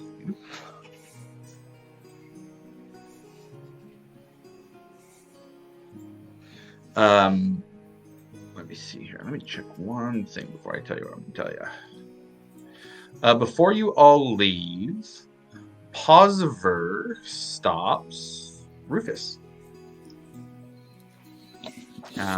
Takes him to the side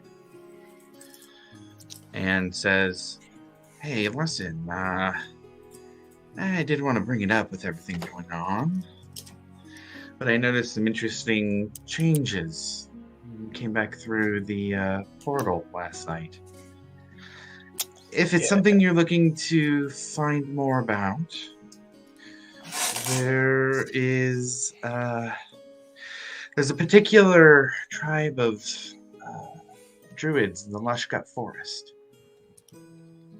They are a refuge for those who are looking to understand and control similar types of changes."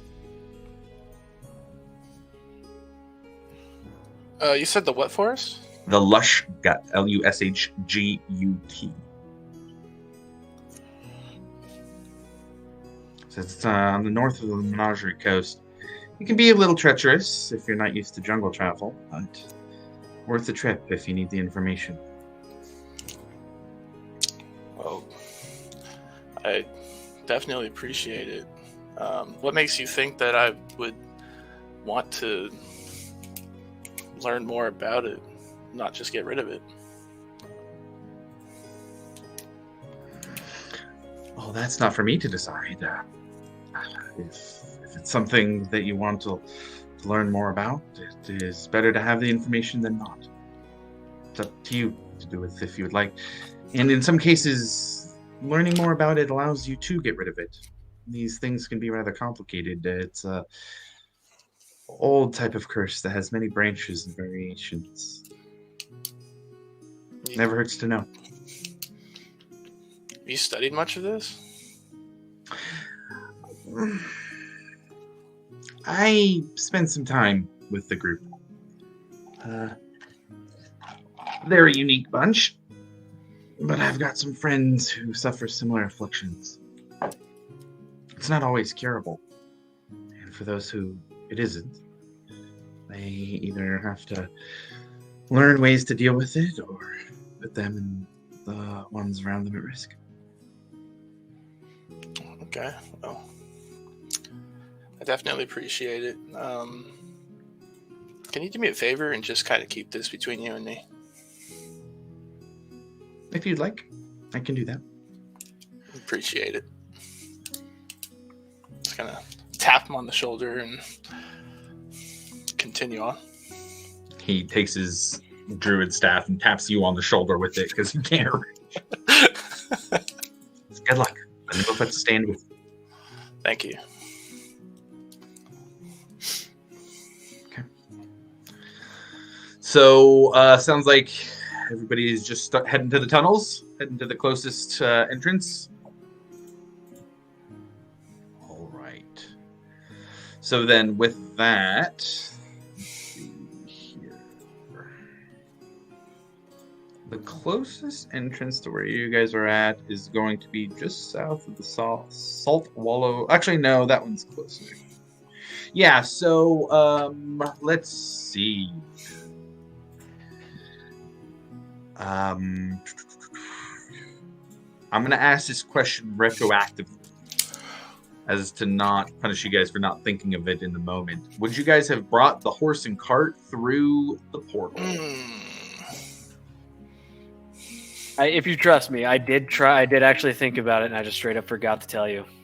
That was one of my list things to actually go get, but I never fucking said it. If that's something you guys want to do, actually, let me check that spell real quick. How big is that tree? Yeah. Well, that's why I'm like, wait a second. I probably should check that first. Tree gate. I will say Alivor was not thinking about that one bit. I remember because animal handling is shit. Imagine a large or larger plant. It is a large plant that it must do. Yeah, I'll say that's fine. Can't be bigger than a cart, but a cart would be fine. If you guys want, that's fine. Are we gonna take the cart You say, into tunnels? I don't think we can. Oh, good point. No, I think we would have left the cart. I mean, we Got it. can. I I feel can like get down there, but I feel like the Bastion could probably use. Did we grab that mobile fortress thing? I have it. Derek had it.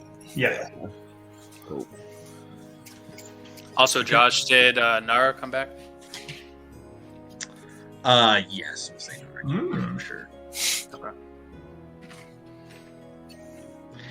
So Milo, a little reminiscent and homesick for an actual dog as he sees Nara traveling along with the group.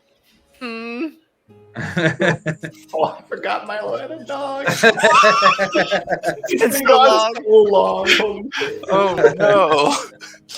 Oakley, right? She's physical, yeah. Yeah, She's physical, right? Nara's like, you can touch her. She's not like, Yeah, Okay. because you ride her.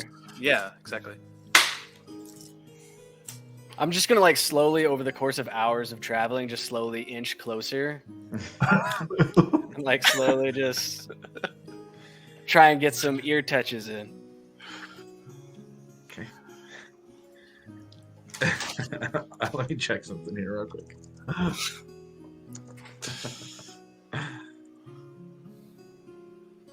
Let's see.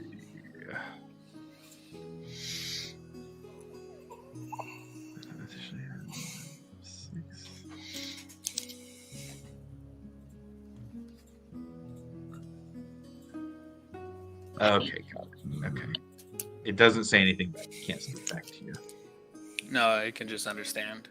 Right, exactly. but it can go telepathic with. Myself. Yes. Yep. Yes, you can communicate that. Okay. Yeah, so Milo, you slowly do so. I guess roll a sleight of hand check. Do I need to roll a perception? The 16. 16. What? I think that beats a master's passive. Let's see. Yeah, it does. Yeah. Yeah, for sure. Yeah, then, man.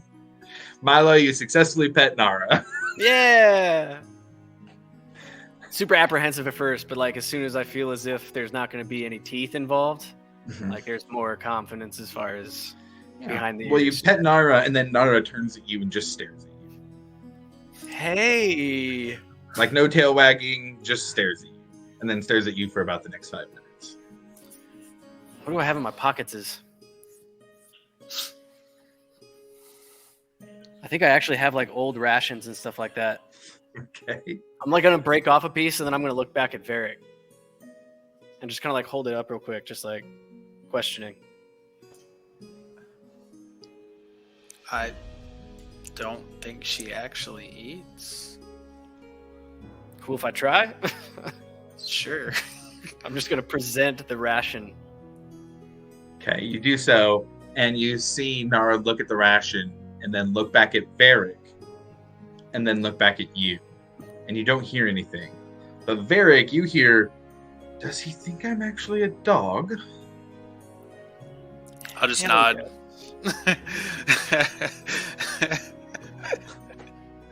She does not take it, Milo. I'm just going to keep trying, man. Okay, got it. All right, so with that, the party makes their way to the mapped entrance into the tunnels here and spend some time going through the tunnels. You guys did rest before going in, so that does help out quite a bit. Let's see, who's taking the lead on this trip up through the tunnels here? I will have Nara go up front. Okay. Go ahead and roll me a survival check then. Oh God. We also lost a pirate. The pirates got the chimes of opening, right? That's not still... That was established? Okay, cool. I have one as well. Survival is what? Wisdom? Wisdom, I believe. That's a 10. A 10. Okay. 10 is completely down the middle, a average speed going through these caves. Easy enough. Sorry, go ahead. Sorry, I'd like to send Blot about maybe, I guess, max communication range. I believe that's 120. Yeah, that's good. 100 feet would be fine. Yeah, anything within that. Yeah. Got it. Just to Send keep Paul out front as well. no, not and- behind us. Specifically behind us, covering the 6. Oh, behind. Okay, got it. So Nara in front, Blood behind. Okay, got it. Easy enough then with that for all of you to get through this portion of tunnels. I don't believe you've gone through this particular set of tunnels yet. But it is familiar enough and you have it mapped out that you're able to make your way through just fine. You do at one point see a room that has a couple of giant spiders in it, but given that you have Nara out front, you can kind of prepare for it and quietly move through this chamber and beyond. Anybody doing anything, or are you guys just trying to get to Icehaven as quick as possible? I would definitely be kind of just looking at the walls as far as any kind of interesting runes. My curiosities, yeah. I was gonna say I'd the be same hunting thing, for my just looking passions for around.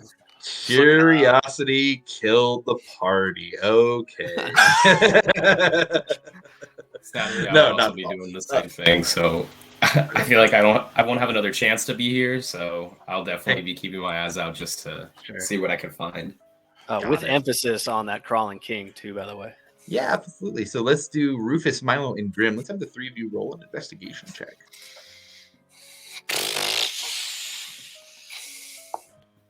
Natural. Natural 20 minus 20. 1. Whoa! Double natural 20s. Minus 1, 19. Okay. +2, so 22 total. Yeah, and a 17 for Milo too is what I see. That's pretty good, you guys. Damn. That's like really good. I needed that.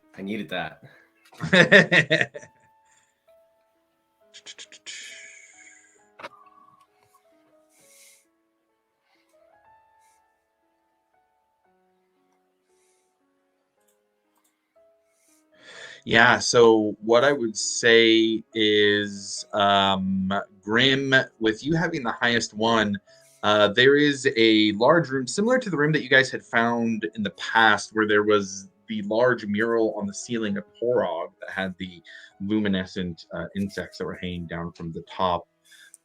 It's a similar room to that in design, at least. It's not quite so big. It's probably about 2/3 the size, a little more geometric overall. Grim, you do see that there is a small bit of wall that is actually sticking out a bit. It's not flush. It looks like that there is a panel or stone, some kind of hinge on it that can be moved. And so you kind of grab it and see, you can actually get a little bit of a grip on it and move it open. And as you do, you see a small room. It's probably about 40 feet by 25 feet or so. It's not super huge. But in the middle, there are these large blocks. They just look like rectangles that have been cut out of the bedrock here. And on the walls, you see many murals and carvings. Most of them are gory. It almost seems to be this odd mix of instruction and praise and celebration. And it feels religious in nature, but also has a progression from the first one to the next one. It looks like, on this one, there is a full body, but on the next one, the arms are gone. And looking around this room, you see that the floors next to these two large chunks seem to have little, not gutters, it's not the right term, but little channels around the rectangle. And those channels go down, and in each of the corners, there's a hole that goes down beyond that. And you can see that those channels are just stained red for who knows how long worth of use. And you do see, I would say, on the far edge of the wall, you see a small little piece of metal that has long since rusted, but has still got enough structural integrity to hold 3 necklaces. And each of the necklaces looks like this.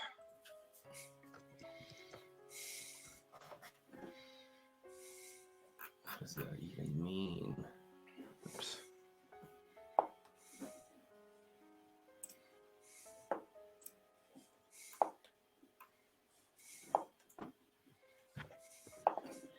And you, I would say, given the previous research into this topic, Milo in particular, of the 3 who were looking, would recognize that as the standard of the Crawling King. The rarity of this charm is, Milo, in your research, you've never heard of one of these actually having been found. So many of the depictions of Torog in the past have been destroyed, whether it be artwork or depictions in former temples. This is rare.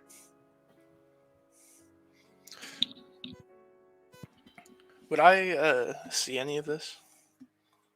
I would have pointed it out. Oh, yeah. 100%. Absolutely. Were you one of the ones doing the investigation check, right? Yes. Oh, yeah, then you're with them in that room for sure. Can I, with my proficiency in history, can I recognize anything of this? Like any details from anything in this? Like what it means, what anything in there is? I would say yes. I would say with your history and proficiency, you get the general idea that these are instructions on how to sacrifice somebody in a certain way that Torog would like, that is as torturous as possible. God. The room itself, like with your proficiency in history and knowing how valuable things dedicated to Torog are, this room itself may be the single most rare depiction of Torog in the past, or that anybody has found from the past, I should say. To see a whole room dedicated to how to sacrifice somebody to Torog in the way that he would prefer. The only reason this hasn't been destroyed is because it was hidden. Milo's like super excited, and he's like, "There's never been anything like this." And he starts to pull out his book, starts sketching everything that he can see. Are we anywhere near those spiders still, or have we passed that? You guys have passed them pretty far. I would Yeah. say probably they were 2 hours before this. I'm gonna just relay that information to the group. Like, yo, this place is a pretty big deal. It's pretty messed up. This is a pretty big deal. I was gonna say, I was wondering if all of us were in there now. If you guys would have followed after him, then sure, we could definitely say that. Oh yeah, they said some cool stuff in there. I'm gonna go check. Yeah. I highly recommend not touching it because of what it was used for. You know, it might But be you said dirty. it's Or valuable. it might be valuable. I mean, recommend said not this- touching it if because it's you might just rare as die. you think You know, it is it's entirely valuable. possible. You might just die. I mean, this is a room of death. Let me look at my history, my descriptions. There Features. is a little bit of draft in this room where there's not most of the I was gonna tunnels. ask, do I And see you- anything while I'm doing my stuff? Well, the draft is coming upwards from the holes in the ground around the 2 rectangular tables. Like the blood holes? The blood holes, yeah, the blood holes. The draft is coming from the blood holes. Can I send Blot down into the blood hole? Oh shit. Yeah, you can absolutely. What do you think, buddy? Yeah, I know. Are you gonna be brave enough for it? I mean, you don't have to do it if you don't want to do it. I'm curious. I figured you would be too. You guys, it's probably a bad idea. He'll be fine. Blot, it's up to you, buddy. I'm curious. And I mean, as much as you can understand a brave face from Blot. I think I got one more of incense and stuff like that. You'll be back in no time. And Three he just There was goes one. straight down. Oh god. Yeah, I'm Um, going to.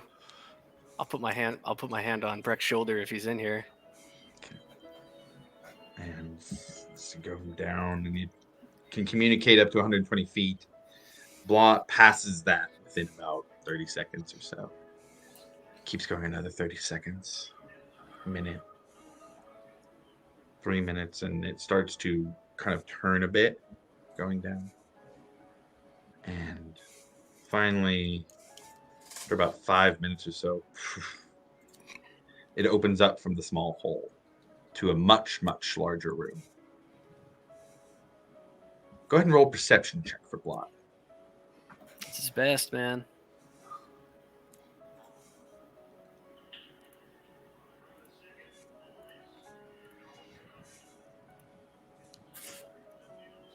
It's a -2 to wisdom, so 6. 6. Are you trying to keep Blot quiet? Oh yeah, he would definitely be stealthy. Stealth check, please. Yes, sir. And that is a +5. Gonna wake the fucking Balrog. Or the demon god. Yeah, it's fine. That's a dirty Okay. 20. A dirty 20 for stealth. Good roll.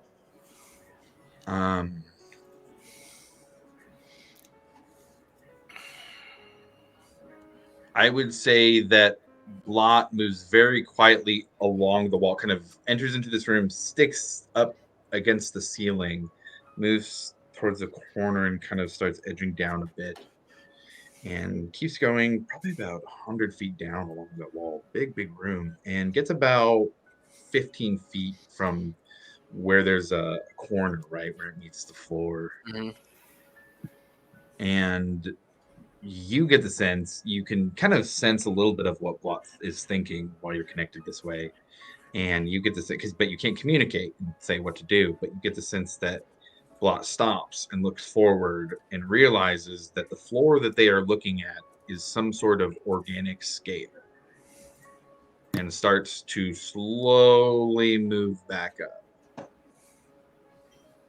Yeah, I'll just bamf him out if I can. Can I do that from this distance?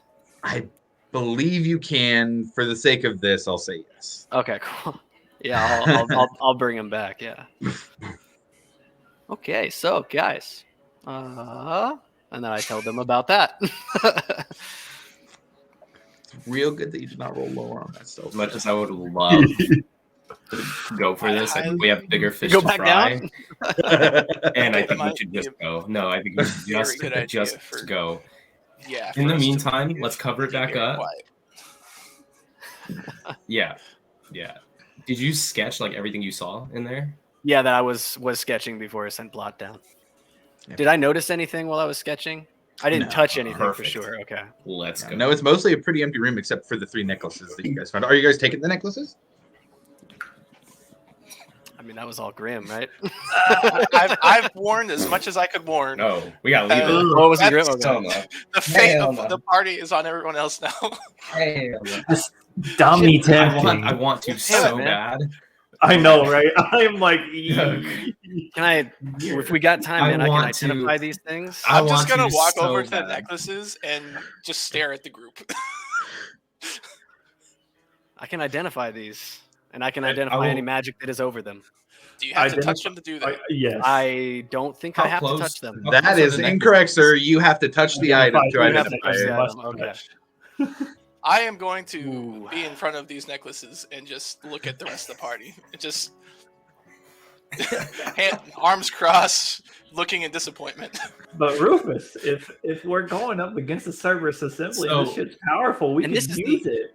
We're not gonna be able to Archaeological use it if we're dead. century. If we're dead, we I can't use them. will. We can't do anything I with them will if we're dead. take whatever, because I think it was like a wall, right, or like a block or something that was blocking the room. Uh-huh. I'm gonna put it back. I'm putting it back. Okay. Okay. I'm closing it. I'm putting it back. It's in Am I the bank. still in the room? I got it. Well, that's what I was going to ask. If there are people still in the room, they I mean, you can reopen the door, but I mean, if I didn't know people were in the room. If they're in the room, then I won't. But I'll like start ushering them out, like, let's push go, people let's out, go. and I'm I'm closing. gonna instant cast detect magic for sure and check these things out. Okay. Oh, Yeah. Yeah, so you cast detect magic and kind of goes out, does a little ping. You do sense from the channels for the blood that there's a deep magical glow there. Deep magical glow.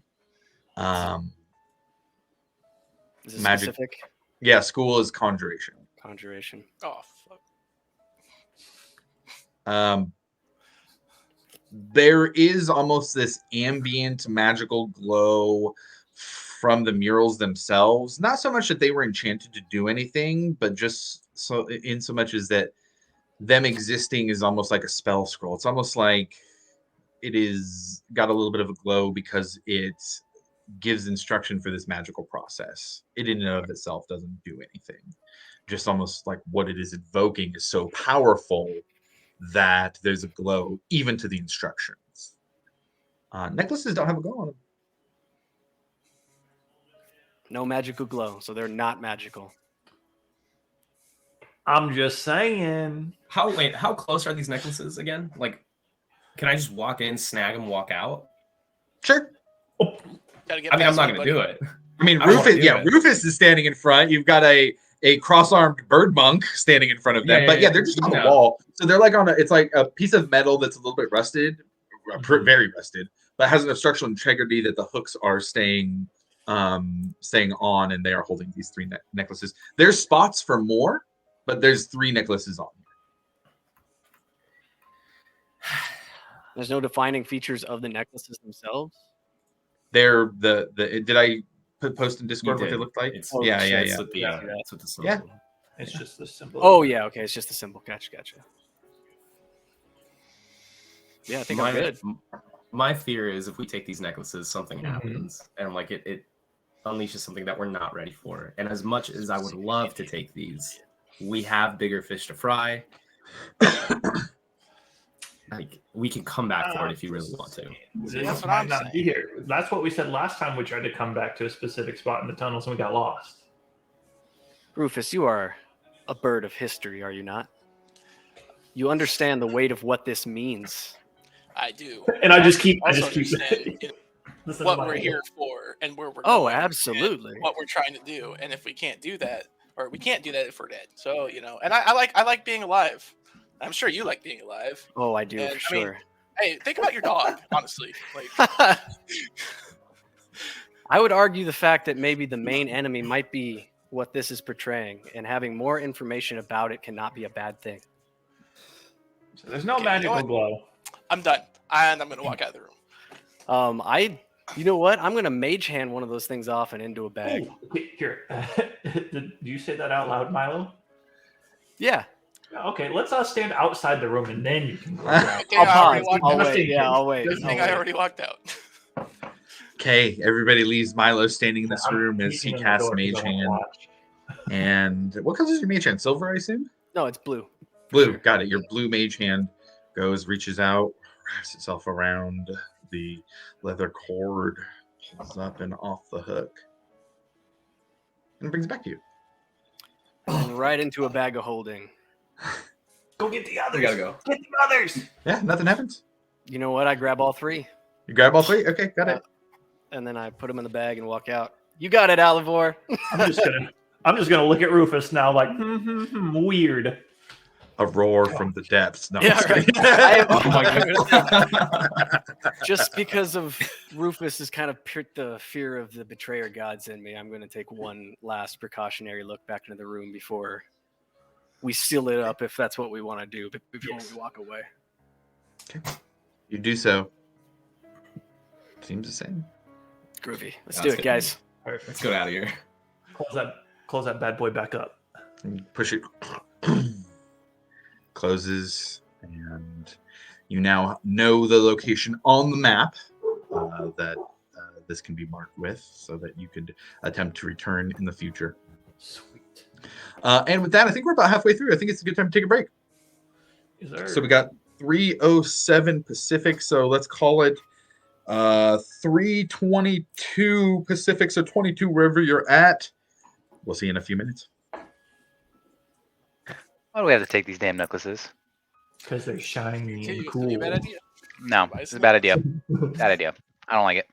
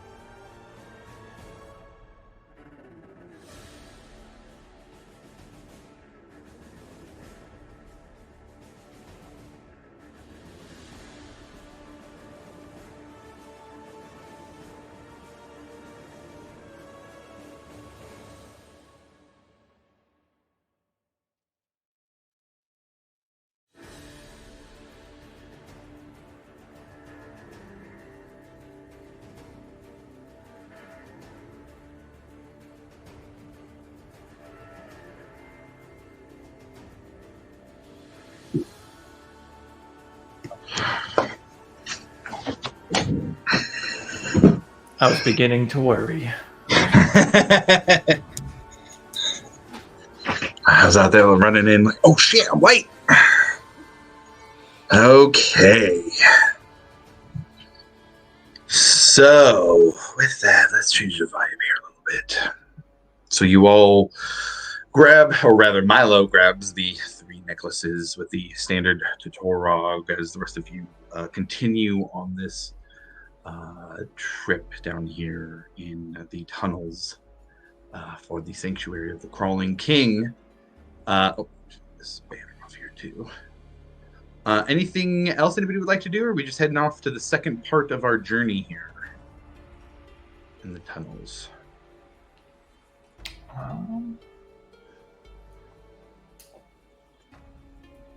So I say we keep pressing. Yep, got it. good. Everybody keeps pressing. Yeah, continually watching the walls for some stuff. Yeah, more treasures. Let's have a survival check for Nara for getting you guys through the next part of the tunnels. Second half of the day of travel. And just for the sake of this, rather than be like super exact about it, it's going to take you guys exactly a day and a quarter. I'm just going to say a day's worth of travel to get from Velvet to get tunnels up Icehaven. It was 18 on that roll. 18, very nice. Quicker pace this time. Nara moves after having spent a little bit of time now in the tunnels here. She has acclimated well and is able to move you guys through, getting a little bit of a quickened pace here as you move through the rest of the tunnels. Let's see here. Milo, go ahead and roll your perception check on looking for anything specific.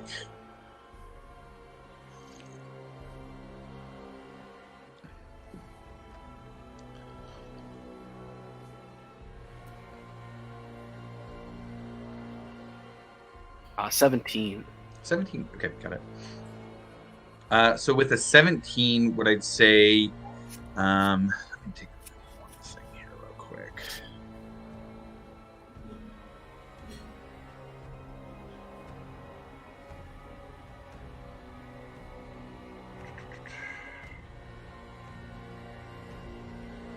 There we go. Yeah, so what I would say with a 17, you do find 2 sets of bones down here. They both seem to be like they're kind of piled up in the same spot. They seem to be, just bones at this point. There's no flesh or anything on them. They do have some dull teeth marks on them, but are rather large. Yeah, I'd say that besides that would be the only thing you find. For the, I would say, are the skulls any specific shape? Are there skulls?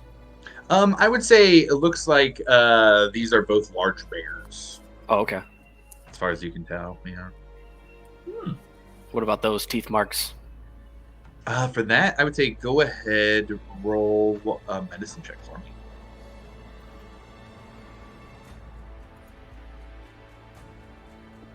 Shit, 19.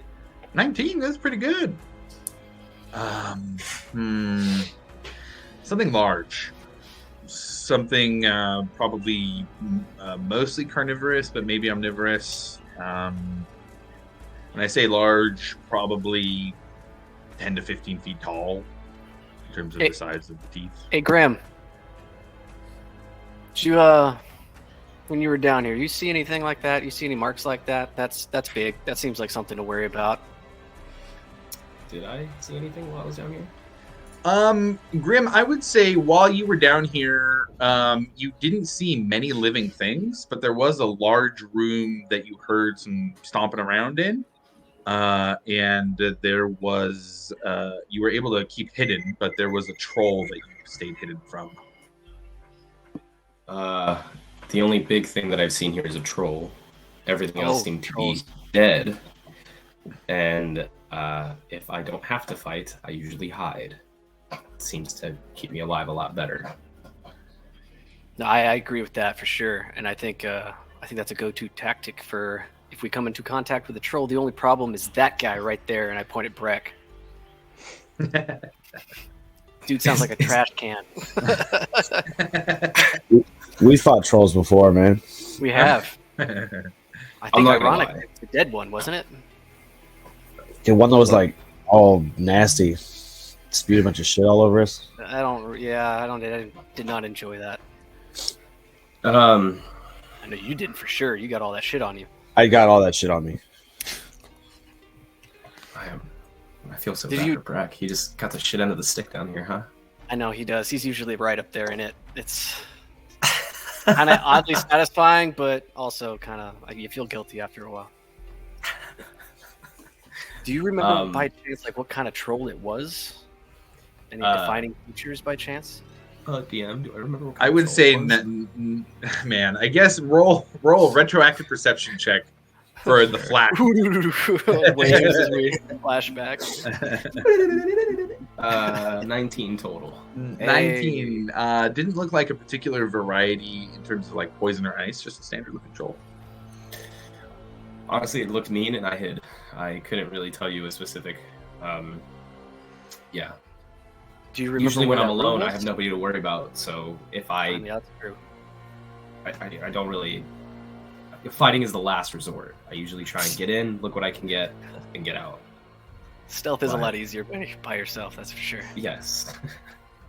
Do you remember where that room was? Like, we're not going to walk right into it right now, are we?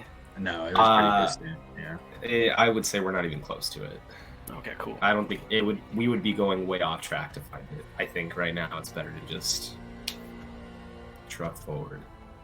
Well, then on you, my man. And if we get in trouble, we'll just hide, and hopefully We'll do our we best. just, hopefully we could just help Brett be really really quiet. I was gonna say. I'll just have him walk with me, shadow step with me, and just follow my movements. All right. So as the group moves forward, another few hours, and you see in a distant tunnel light. It seems that at the end of the day here, you have found the exit near Icehaven. Let's go. And all of you head out and see a particularly warm day for fall, especially this far north. But even then, you are now out and safe from the tunnels in the dusk of the day. You can, from where you're at, you're kind of a little bit up on the foothills where this exit is, far in the distance. I mean, very far in the distance. It's just kind of like a dot here at this point. But you can see Icehaven off in the distance. Does it start to look a little familiar where I tracked through? Do I start to Yes. Yeah. recognize Absolutely. everything? Now you can orient yourself. You know that you can't actually see it in the distance, but you know that your ship is within just walking distance. That looking at Icehaven is looking at where it's at. Perfection.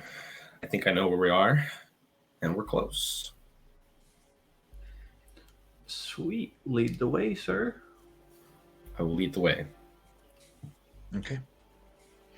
As you all travel for the next little bit here, you come upon the small town of Icehaven.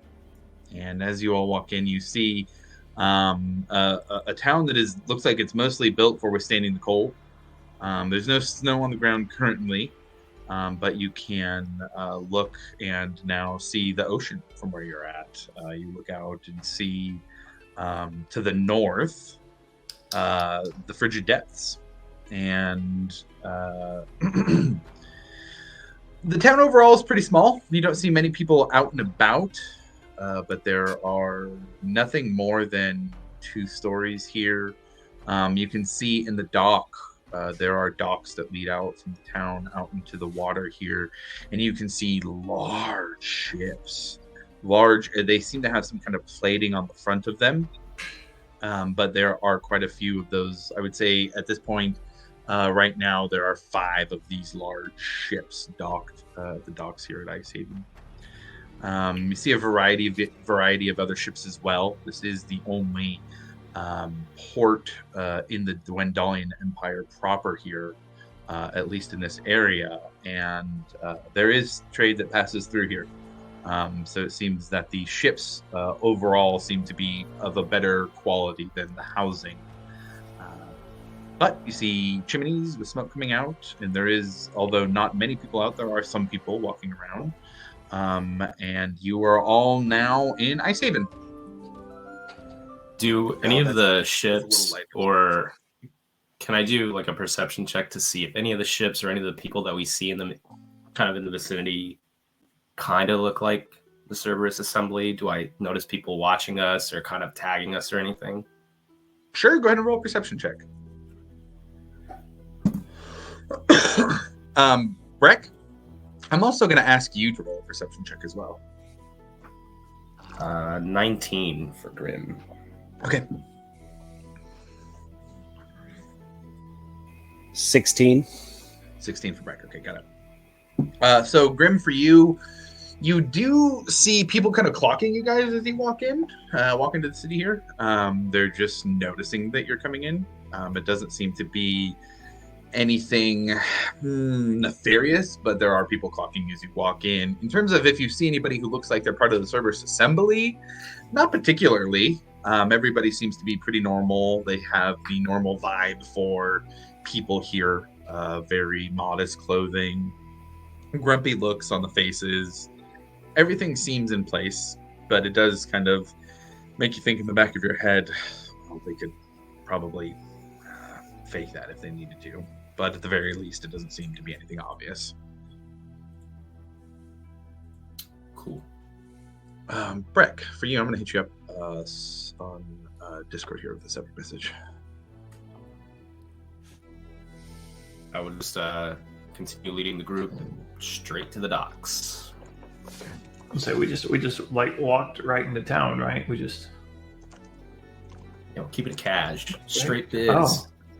Yeah. Wanted members of the Dwendalian We're cool. Empire. We're Let's cool. We're cool. Just put your hood up, look I down. was gonna act say, like you know I was where gonna you're mention something about it beforehand, but we just ran right in. I said, "Oh, okay, I I'm guess." definitely covering my face with. Yeah, put scarf. my hood up as well. I'd also like to know if there's any defining features on those the 5 large ships that you mentioned. Okay.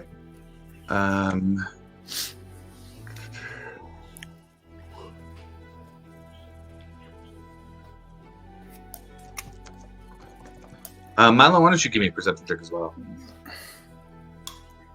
16. 16 also? Okay, got it. So in particular, what you notice is the plating that's on the front of these ships. They're actually, interesting thing, only one of the large ships has a sail. The others do not. So there must be some kind of other method of propulsion here. But I would say, given research that you've done and putting together where you're at and what they might be doing, these are probably icebreaker ships. That's dope. Do I recognize any of the 5 ships out there? I would say those 5 ships in particular, you would recognize them because they were here. Yeah, they were here when you got here, but they're pretty standard. I would say, in particular, the ships that are out here, you do see names. None of them really ring a bell, except one that had been here before. It was one that your captain had kind of noted and was thinking that was weird that they're here. You do recognize that one. Yeah. Okay. Oh man, with the information that was just given to me, I'm gonna walk to the end of the dock, I guess closest to the ship docked off in the distance. Okay. Yeah, all of you see as you get to the docks. Icehaven is super small, so the walk to the docks is not hard to do at all. All of you kind of quietly make your way there, and once you get there, you all see Breck move out to the end of the dock, focusing on one ship in particular. Grim, the ship I just mentioned, the one that your captain had clocked, seems to be the one that he's looking at. Catch a glimpse of his face as he walked out there. Oh, shit. Breck, you tell me, what would your face look Facial like? expressions. I guess anger. Angry. I'll go up. So I'll go up to Breck, and I will go up next to him, and kind of like not trying to keep it a secret, but like between him and I'll tell him, "Do you recognize that shit?"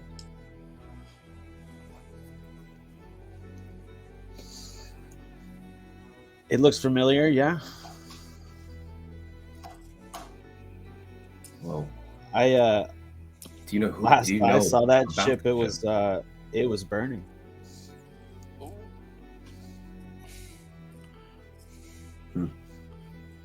That's what I thought too. That ship's supposed to be in the bottom of the ocean. And that's another reason why I'm here. See, we heard that there was rumors about this ship swinging in and out, which is odd because the last we had heard, or at least my captain heard, that ship was destroyed. What's your captain's What? name, Graham? Well, some people just call her Relentless, but her name is Nora Loom. And Captain of the last song? yeah, that's my ship. Well, her ship, but she had mentioned that there was rumors of that ship, and I'll point to the ship that we're both looking at. But last I heard, that ship was long dead. And I just don't know what to think about it. But that's why it's pretty imperative to get back to my captain. Yeah, I'd like to have a conversation with your captain too. Then let's go. I'm gonna cast Summon Steed at the end of the docks. Okay. As you do, everybody who's on this dock here starts to see the waves grow larger.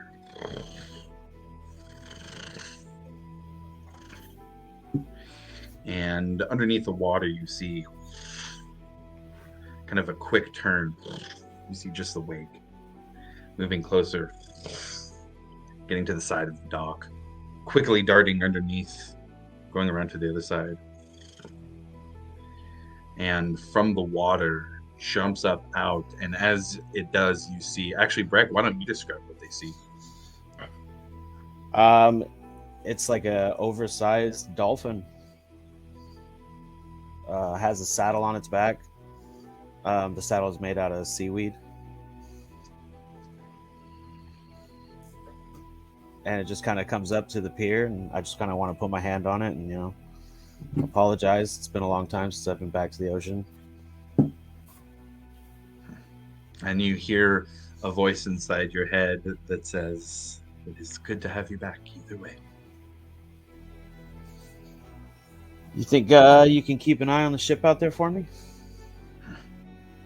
Of course. Is there anything specific that you wish to know? I want to know if it's leaving. Understood. And you see it dip and dart off. All right, I'm going to turn around and follow Graham. Go to the ship. Okay.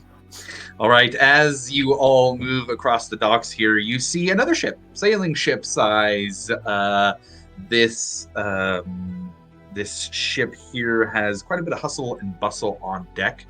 And as you move forward to the plank that is across from the dock to the railing, you all see... Actually, well, if we're having players do descriptions here, Grim, want to give me a description of anything on the ship that they might see, and the captain? So as you walk up to the ship, it's not like a insanely, like, I don't want to say it's not impressive, but it's not like overdone. It's like a pretty standard Jolly Roger type ship. It's got some sails and everything. It's kind of like a light blue, white, and gold color. So like the outline of the deck is kind of just trimmed in like this gold paint. And on the side, you'll see in really nice calligraphy the last song written on there. And then as we approach, I'll kind of whistle out and see who pops their head. And if I think who it is, it'll probably be the captain. So yeah, that is the first. And any whistle that happens would be responded with the crew letting the captain know. So it's almost like a domino. Hey, hey, hey. And then the captain looks over at everybody. And I'll just stand there and not really excited, but kind of like give her this look like, we need to talk. And she has a smile on her face at first as she looks over and sees you. And you see, did you want to give a description for the captain, or do you want me to work on that? Sure, yeah. So you see, at first glance, the captain, she's wearing like this really like cool, it kind of looks like a bomber jacket or like a trench coat, but like typical captain wear where it's like pretty fluffy or whatnot, but very, very slim, and pants and whatnot. Her hat, she's got like your typical pirate hat with like a really like intense feather coming out, not in a like a pompous way, but in a very sleek kind of like she takes care of herself pretty well. Long red hair flowing down, obviously like wavy and kind of like beach curls coming down, but very rugged at the same time. So she's seen some shit, and she seems to be maybe in between, anywhere between her 30s and 50s. You can't really point it out, but she has like she's a very intimidating figure at first. Like as soon as she pops up, I still kind of like, okay, here we go. Like you guys visibly notice Grim like kind of stand up straight a little bit, and like it's showtime. And I'll turn around to the group and I'll be like, get ready. And I'll turn back around and make eye contact. And she, with a very kind of bombastic move, starts stepping down the stairs and moving towards the deck where you guys would be meeting her if you walk over. And she says, well, well, well, Grim, it seems you have brought with you some mouths to feed. Who are these people, and why are they about to step on my ship? I will, I'll motion to the group to like stay, and I'll walk forward to, or actually I will wait for the group to stay and call Breck forward. And I'll have him walk beside me. I'll walk up to her, take out the satchel that I kept the 100 platinum, and drop it in her hands and say, well, they paid in advance, and we need to talk. It's important. Grim, something very interesting happens when you call Breck forward. You see a look of shock on her face a bit. And she very quickly removes it from her face and goes back to more of a smiling, playful, commanding presence. But she says, Grim, you've never walked back and handed me a bag of platinum before. You say they pay in advance? They do. And I vouch for them. They saved my life. She takes out 10 platinum and hands it to you. Well, here's your cut. Thank you. Well, if we have something to discuss, we can discuss it here. Is this private matters? Do we need to find quarters? I think we should go to your office. Which she looks at your the other. Course.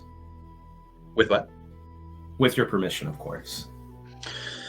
Permission is granted for that. That's a basic enough request. You can bring your friends on the ship, I suppose. If they do not cause any trouble or damage anything, they will find themselves at the tip of my sword.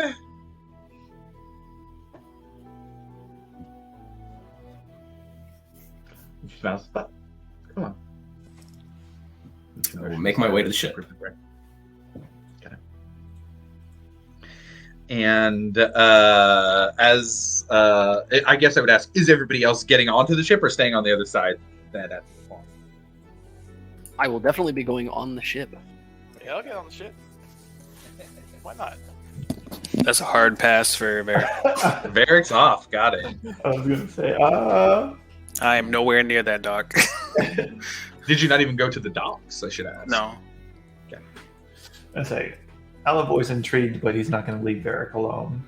He Okay. doesn't want anyone, so I think I'll stay back with him. Got it. All right. I'll be right there with Rufus. So we got Rufus, Milo, and Ekmos on the deck of the ship. Breck and Grim going to the captain's quarters. Milo, Ekmos, and Rufus, you guys head on to the deck, and first thing you see is a half-elf man and a minotaur as well.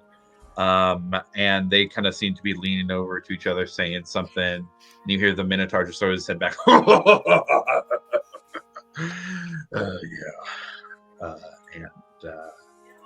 They kind of go back to what they were doing, mostly just physical labor type stuff. I think But they're talking about sorry. us. Are you whispering that or saying it loud enough they could hear? I'm whispering it to Oh, okay. Milo and Ekmos. What kind of physical labor are they doing? So the Minotaur is holding bundles of rope. Basically, it looks like he's going under the deck and coming out, bringing it up. Is there Looks like any a- way that I would be able to assist in their labor with floating disc on a ritual cast? Sure, And yeah. just I mean, butt in and try to half their effort. yeah, I would say so because the disc can move. Yeah, absolutely. I mean, you could carry the rope instead of the Minotaur. We'll just do that. I'm just going to start helping them out as best I can with magic. Very smart for a puny human to use magic to help lift. They, smarter, not harder, I guess. Right. And that's it. That's all he says. And you guys just go to haul and rope. But Breck and Grim, the two of you head to Grim. For you, the familiar quarters of Captain Loom here. It's usually where she does planning, has a little bit of map, any meetings or group meetings with the crew are held in here. Breck, you walk into a very eclectic room. It is kept mostly very clean in terms of it looks like there's a space for everything, but it is also very packed. Every bit of wall space has something on it. Little tchotchkes or things that are just sitting around everywhere, rocks or gems. It is again, very clean, very impressive area in terms of all the things that are here, but feels a little just kind of packed with stuff. But she walks you over to a table, grabs a couple of cups off of the dresser on the side, and looks like pours some wine into the cups, hands one of them to each of you, pours herself one. Takes a big drink, probably a third to half of it all in one. Well, what's going on, Grim? Well, I think it's been a hell of a couple of days, and me and Breck saw the Alcantara with our own eyes. Couldn't see the crew. Don't know who it is, but Breck saw it burning years back. And it sounds like the rumors are true. The ship is back, but there's more to this story, and we need to get down to the bottom of it. And she looks at Breck and says, "You saw the Alcantara burning. Were you crew, or were you one besieging it?" I'm gonna just kind of look around her cabin. It's funny. As fast as this ship was, I never thought I would see it from the inside. I was part of the crew. I have to tell you, I thought it strange. You were the only ship my brother ever gave up chase on.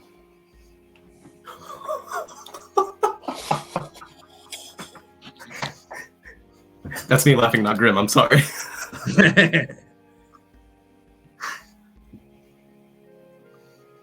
Nora, was it? Captain Nora Loom, And I find that interesting as well. He stopped chasing us. Yeah, Huh, it was strange. I see. And she goes from a smile to a little bit more serious face. I am sorry for your loss. Your brother was a good man, and although he was a hunter of pirates, he had a compass that guided him to doing what was right. One that was not present in many these days. It's If Good Samaritan was pirate, then yes, I would call the last song a crew of pirates.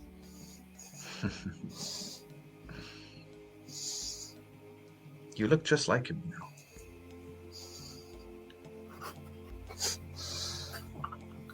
Yeah, it's not the first time I've been told that. Well, Breck. And she says it kind of as a question, like a question mark at the end of that, making sure that she's got your name right.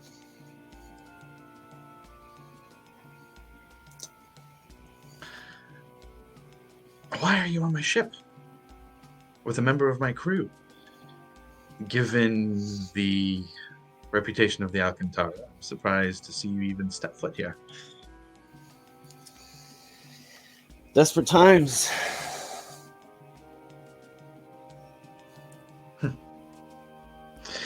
So, Grim says you pay in advance. What services can a good Samaritan pirate offer you? Well, how much would it take to get out to the Alcantara tonight? That's a question I very much like to hear. What news do you know of Wellsmith? I believe is the captain's name. You're You might well also know informed. him as Grundox.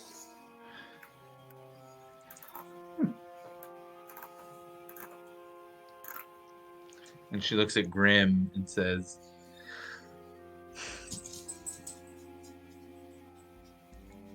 how informed is our friend here?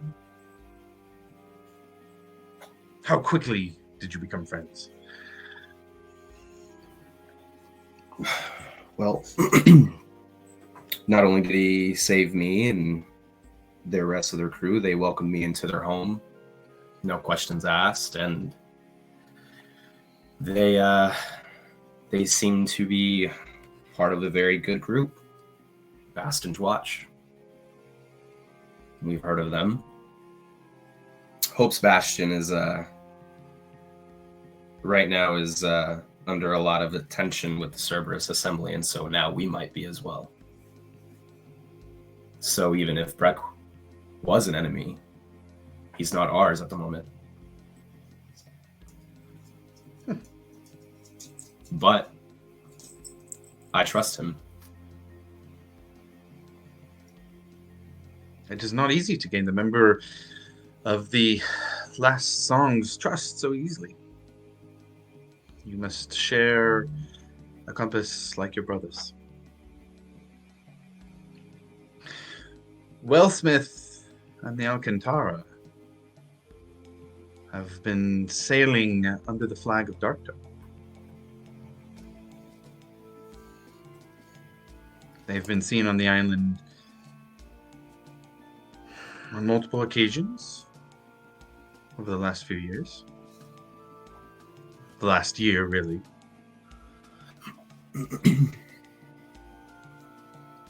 There is a growing predilection towards methods that pirates should not really be delving into.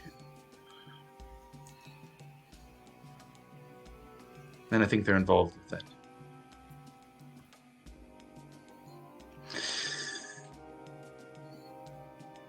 I delight at the thought of sailing to the Alcantara. And I can do that. But while we've been docked here, I do know that there is a beach about 2 miles west of here, and that although the Alcantara is anchored out off the sea, about a mile away, there are members of the crew that have been coming into this smaller beach.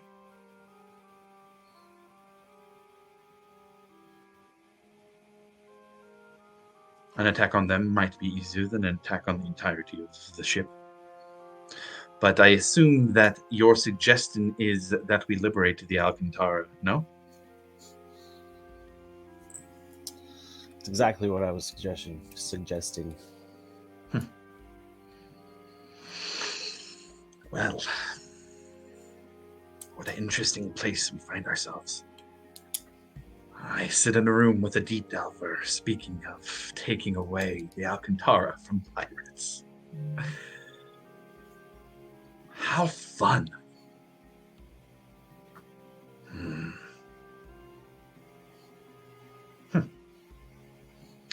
And where are you going after that? Surely 90, or I should say 100 platinum, considering your cut, Grim. Surely 100 platinum is too high a price to simply sail out into the ocean. We'll be headed to Amon after that.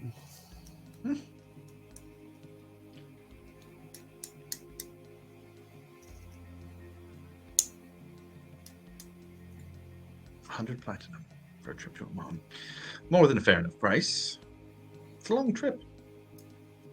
I think one that would be easier to make with 2 ships than 1.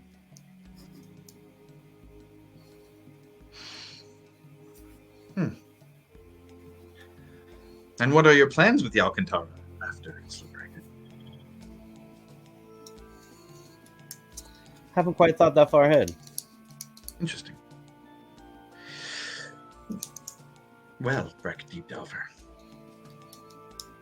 I'm game.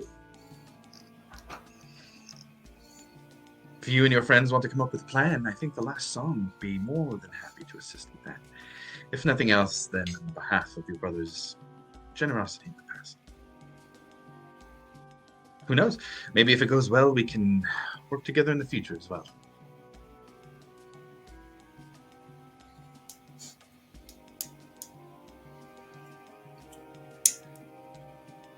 Let me return to my crew, and then I'll get back to you. Of course. Here. And she reaches down and grabs 2 bottles of wine for the deliberations and hands them over to you two. I'm going to hand over 2 of the bottles of the Adventurer's Brew. Oh, very nice. Oh, I like the label. Very nice. I'll give it a try. She uncorks it and pours a glass, takes a sip. Ooh. Ooh. And I feel a little tingle of something too. Very nice.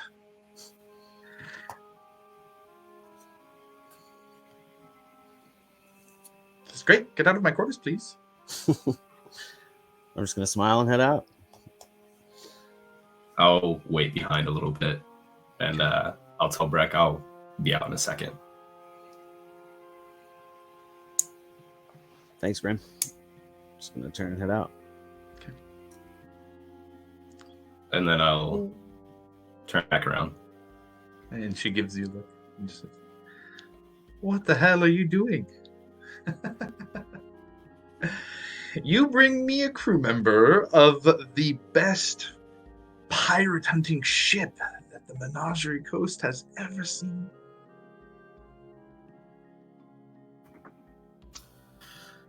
I think I've gotten us in a lot of trouble, and more trouble than I didn't even anticipate.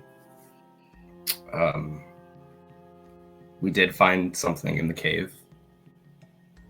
Good. And I don't trust it.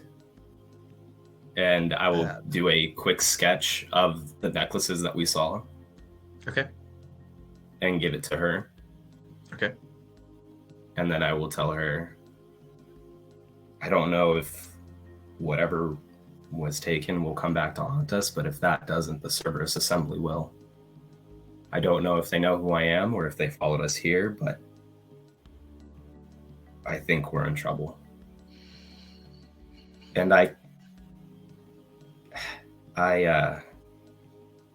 I'm afraid, Mother, I really am. I can't lose you. And I don't know what to do. And it's got me thinking, I think it's time that we find out the truth about what happened to me when you found me.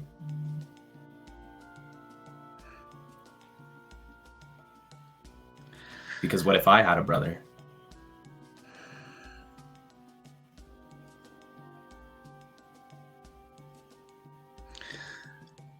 Do not forget, Grim, that every crew member on the ship is your family.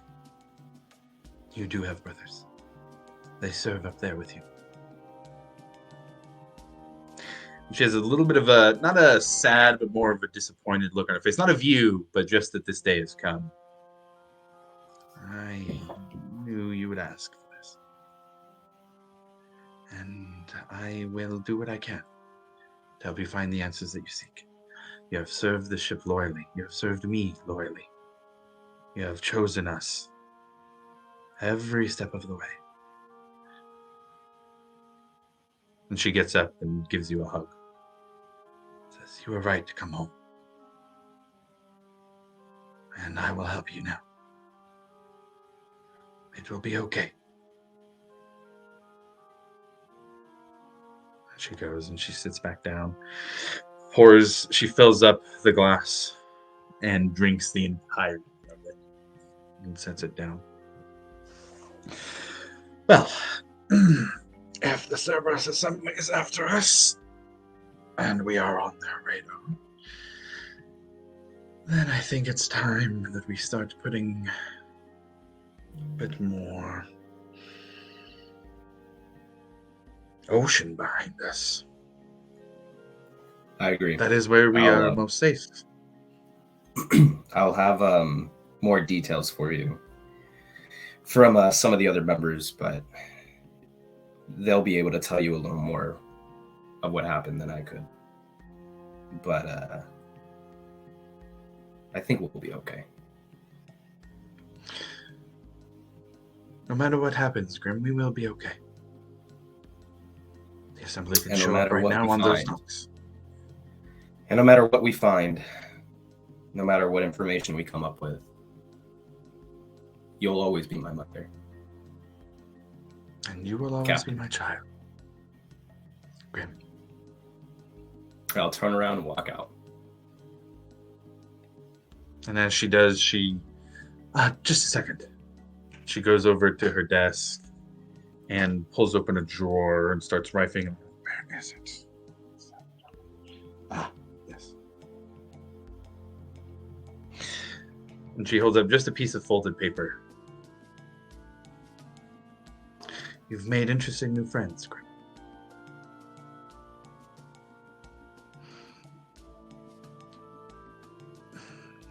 But she looks like she's considering a little bit what to say here. But says, If you find that you trust Breck, give this to him. and she hands a I'll folded take piece of paper over. I will take it, put it in my pocket, save it for later. Got it. That she leans forward and gives you a kiss on the forehead. And goes to sit back down, work on what she was working on. Let's go get a ship. And I walk out. Breck, there's a little bit of time for you to talk with the group here while Grim was in the captain's quarters. What are you doing here? Or what are you telling these guys? Well, first I'm just going to kind of see if everybody wants to go ahead to the bar. Always. Always. I will We've had a stop, long journey. Tunnels, man. stop bothering the crew and go with Brick. If Milo was carrying anything, he just drops concentration and starts following.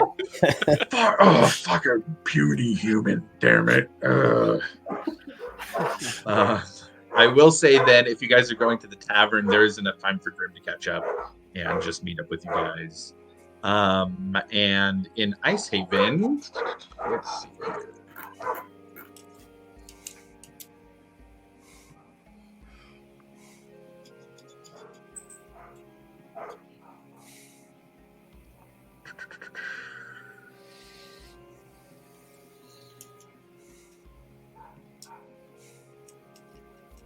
Nope. Okay, got it. So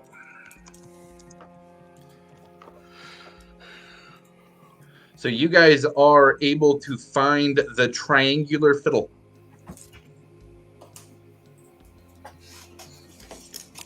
Very, very basic tavern.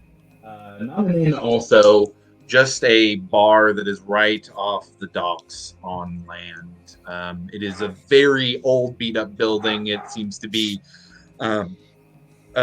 ravaged by time from both the cold and the salt water here. It does have a little flotation device outside on the door, and kind of the Western-style doors that open and close. But you guys walk in to some very... man, they're really trying to play good music here. They're really trying, but it is not. It is not good music. You said it. That's trash music. I was gonna say I immediately would look at Alivor and be like, "Hey man, insert the bar," and be like, "Don't worry, boys, I got this." You hear that, right? Word. Yeah. Let me lighten up the. Alivor instantly says, "Hey, we need to change this vibe." Good, roll that performance check. What was this place called again? The Triangular Fiddle. Triangular. Thank you. Natural one. No, almost. I got 10. 10. God, what is Alivor is just not good at playing music. Like Bard Magic, great. Bard Music, you do play a tune, and it is absolutely better than what was being played before. You haven't tuned your you play a lute? Yes. Yeah, you haven't tuned your lute for a few days, so it's a little off. You got to take a couple songs to get it all tuned up. These sea people I don't really know too well. So yeah. More of So somebody from the background after the second one, play a sea shanty. Exactly. I don't know what that is. Easy enough, yeah. But you guys are able to find a table. There is a bald human male who is behind the bar. It doesn't look like there's anybody serving drinks at the tables or anything. But sheep ale here, 5 copper pieces for an ale, silver piece for a shot of something harder. And that's about all they got. All right, I'm just going to give them, let's go 14 silver, 2 shots apiece. Okay, got it. Easy enough. They pour out this like thick, brown, cloudy liquid.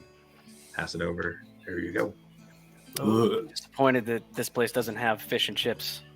I just feel like they should, and they didn't, and that it just disappoints me. That's all. Say, Breck, this is what you grew up with? This is your thing? Yeah, we weren't all pampered like the kid over there. Hey man, fish and chips is not a lot.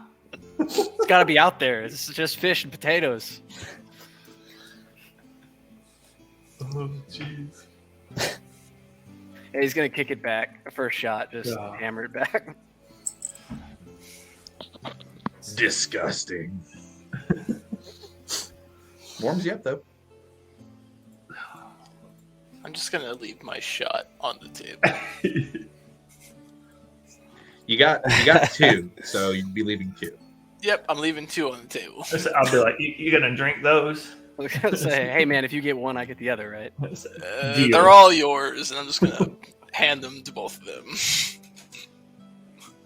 I'm just gonna down the first shot, take a deep breath, kind of look at you guys and say, "That's my brother's ship out there, docked about a mile out." Your brother's ship? Yeah. I mean, you're playing it pretty cool for. It's yeah. Okay, cool, man. Yeah. I wouldn't ask any of you guys to fight my battles for me. But tonight I will be taking that ship back. Alavoy's just gonna look Oh. at Breck. He's gonna be like, Breck, shut the hell up. You already know we're all in on this. Fuck Wait a outta minute. here. It's your brother's ship. Wouldn't it be your brother's crew? As far as I knew, everybody on that crew was dead except for one other guy. And he's the guy running the show now. Oh, Ooh. does that kind of mean what I think it means? Did he betray you? It's a good question. Sounds like we're gonna kill a mutinous bastard today. Look, I don't. If you need help, cool. But like, can you give me some more so that I have a clear conscience? I'm already with you. I'm but I in the wouldn't dark mind. here, and I don't have anything against these people. I don't know what they did. He's a Alavoy's bad got dude, all- right? Right? Grindux got and all my I brother. need. Grindux and my brother didn't get along very well. And I have reason to believe we were set up.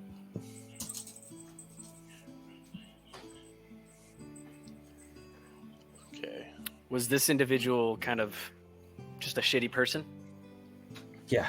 Okay, He's a cool. shitty I'm in. person. Yeah, for sure. That's 100%. Yeah, I trust you.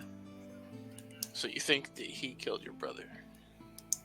I think he set us up. Do you mind explaining a little bit more? I don't know if it's going to be like rough for you or anything like that, but what were the circumstances? How do you believe that you were set up? We hunted pirates, man. And we were good at it. So you think he made a deal with the pirate? I think so, yeah. Well, shit. And you guys were ambushed by pirates? They came in the night, man. A lot like, the fog you guys have seen me use. And then I was pushed overboard. Woke up on the beach to my brother's ship burning. No survivors. Until recently, I heard Grundox. I've had people looking into it. This is what all the signs point to. Shit, man. God, the questions alone that you must have must drive you fucking insane. I'm right behind you. But can I request that we get some kind of more information, just maybe surveillance of the boat before we do anything rash, just in case. Kind of feeling like I could find that on the boat, or at least Grim might be able to. Well, Graham, do you want to share the information that Captain Loom has?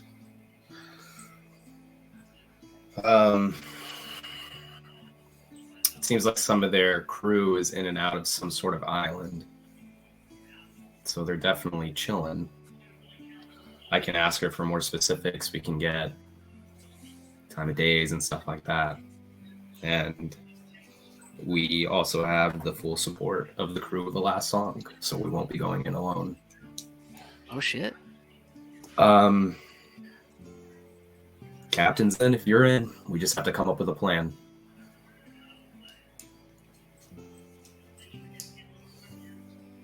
They have their own I can island? see- What do you mean by they they come and go on an island? There's a lot of islands. It means they're docked closer, so they go to some sort of place that is away from us. What they're doing, what they're looking for, don't know. But I can ask more specifics, see if any of the crew's seen a little more stuff. Did Venture give me specifics on what they've been transporting? Not yet. Okay. I guess They- what I'm Venture really gave you asking- specifics on what they had said they were doing, which was basic stuff like textiles and really basic goods, but believe that wasn't actually the case. What I'm really asking here is, do we have anything tangible that points to some kind of nefarious anything from these people? Because it feels you mean kind if of weird. they're shitty people? I mean, there's a lot of shitty people. Doesn't mean that they deserve to, get Well, the noose. Before the new crew took over, the previous crew were previous captain was known to be a really good man. He did his job and he did it well. And even amongst pirates, he had respect. Not because he was feared, but because everything he did was seen as good. He wasn't a bad person.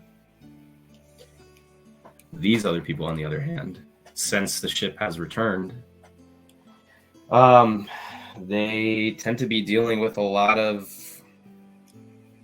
the Plank King and Dark Toe. It's not like they're just going about, doing meaningless stuff. They're transporting illegal goods and whatnot. So we've been told and so we've heard. Would I know anything about Dark Toe? Go ahead and roll a history check. Oh man, that's probably a no. That's a 9. A 9. You've heard of it. With a 9, you've heard of it.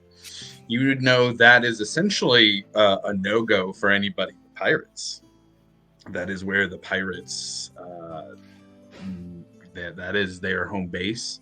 That there is a king of the pirates called the Plank King, and their word is law on Dark Toe. And that's about it. Keith Richards. Okay. All I know is that the ship in recent time has been used to traffic goods and illegal stuff, and it's somehow or some way related to an ancient deity. That is all I know. I guess I would ask you, Grim. What are your thoughts on Dark Toe? What I assume I would have been there, or I've been to Dark Toe, because I have stuff from Dark Toe, right? Oh, for sure. Yeah. Well, regardless of your standing as a pirate, one way or another, you'll end up in Dark Toe.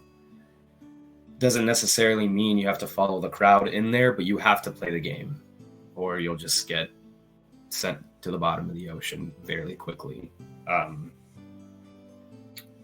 We're more of an explorer type than anything. We'll take odd jobs here and there, bounty jobs here and there if it's needed, but Dark Toe's kind of a scary place. I'm not the biggest fan of it, but... So you've been to Dark Toe, or go to Dark Toe. They go to Dark Toe, been to Dark Toe. It seems like there's, I hate to be the cliche, but not much honor among thieves. Especially, pirates and pirates. Now, one group of pirates is going to be attacking another. I'm just trying to get your stance on this. I don't make sacrifices to otherworldly deities, if that's what you're asking. Have I crossed lines? Of course I have. I'm a pirate. I've done what I had to do to survive.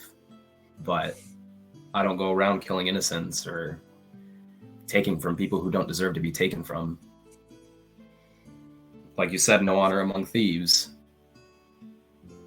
We're still pirates. But even pirates have a moral code. At least the good ones do. Or the decent ones do. But some other people just like to watch the world burn. I can't help those people. But I can do something about it. Varric, what do you think about this? So, if anyone has looked in Varric's direction, throughout this entire conversation, he has almost been there but not there, kind of. Honestly, kind of just tuning most of it out. Zoned out. You good, homie? You all right?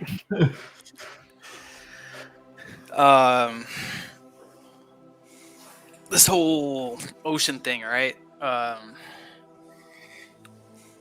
a big fan. For reasons. And kind of, as he says it, just kind of glances over in Rex's direction. as he has seen some of it.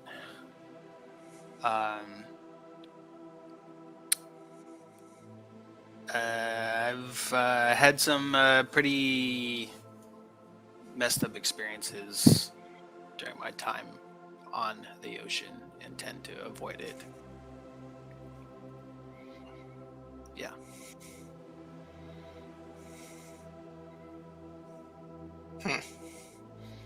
Well, what do you think about, the conversation that's happening now? Going and attacking this boat as what seems to be the consensus here. So, basically what I said has to do with what you're saying. Like, you want me to go on a boat that's on the ocean. Exactly. Where do your morals stand on this? Not you're physically going. You're asking me about it. You've seen stuff that I do. So if it came to like, I was gonna say, where'd you get this like crazy moral compass from, Rufus? Who are you? What are you talking about? What's wrong with you right now? Look, I'm just trying to make sure we're not going and jacking up these people for no reason. So you just went willingly to jack up a Starosta and implicate them, but you're worried about some random people on a boat. There was good reason behind it. And then a lot of that I don't actually remember. You didn't have any reason. A lot of that I don't going actually in on a remember. whim. So there's that. Oh my lord.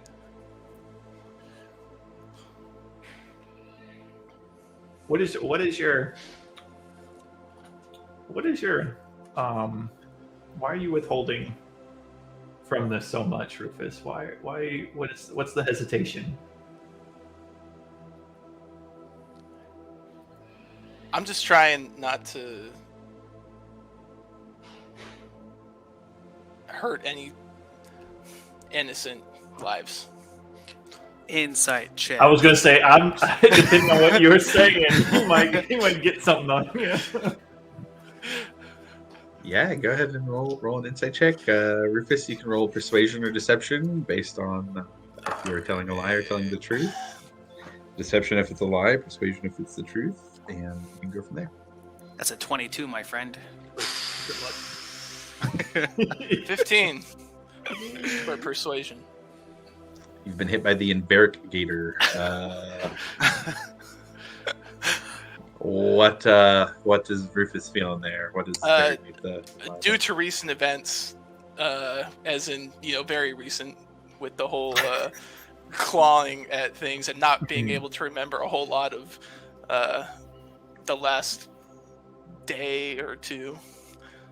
There's not a whole lot of fighting that Rufus wants to do,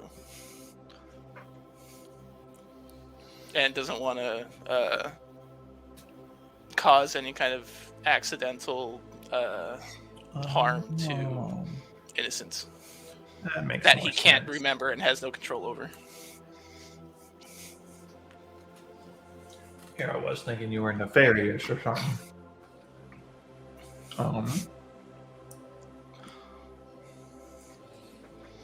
That's on you, Varric. We don't know that. That's what I was kind of assuming, but obviously the insight check confirms it. Yeah, I'm not going to put this man's business out there. It's kind of take note of it and store that one away.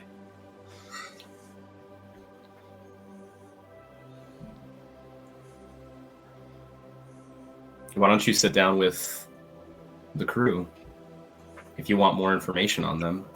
I can only tell you so much, but people have been around. You can ask them more. We could sit down, we could talk to them, talk to the captain. If you want more information and want to make sure that you're doing the right thing, then I'll help you do that. The longer we wait, the more possibility they leave. Well, we have to wait anyway until the nighttime. Varric is the law, we might as well. And not anymore. He's not. None of our titles are valid. That's fair.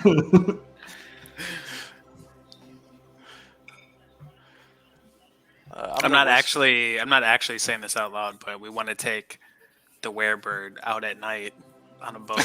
Yeah, right.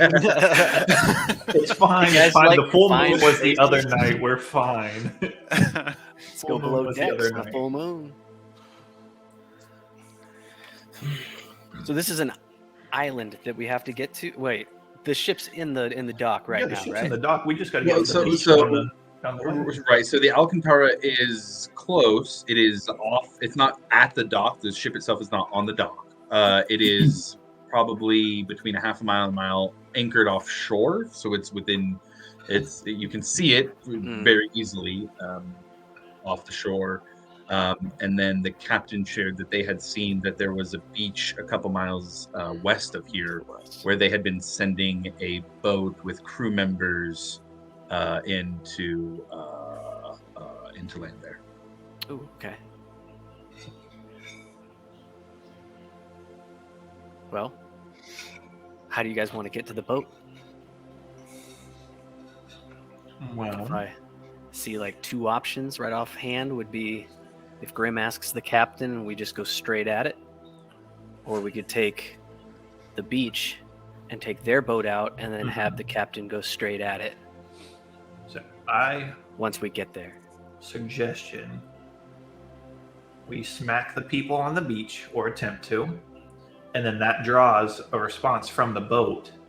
And once that response is on its way to us on the beach, that's when the captain takes her boat and hits the boat themselves.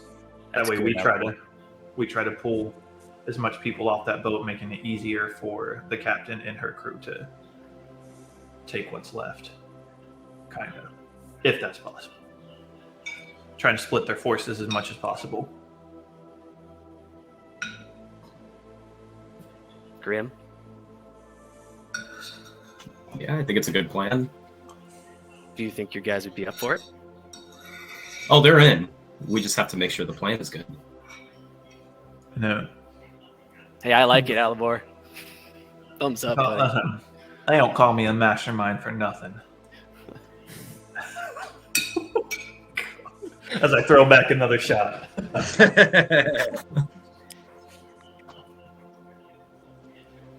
What happens when we have to go out to the boat? As I'm looking straight at Varric. How do you want to do it, man? Are you going to be able to go out there with us, or are you going to be completely landlocked?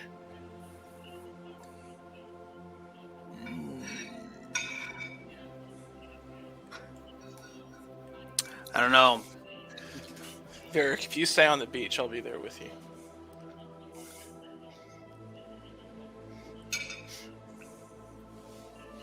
That's probably what I'll have to do. And I apologize for that, Brick. No harm here, man. All of you are free to sit this one out. Negative. I'm gonna make any of you do it.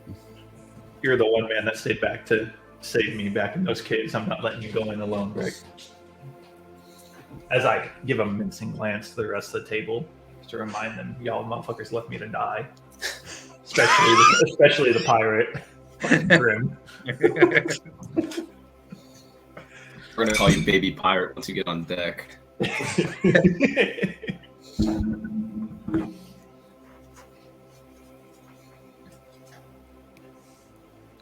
You're good on the beach, though, right? You can at least get close to it. Yeah, I'm good for Oh, the okay, beach. sweet. Right, yeah, we're good. Oh, that'll be solid. So it sounds like the group's heading over to the beach then. What time of day is it? Oh, it's evening. We're at dusk. Just about to be nighttime.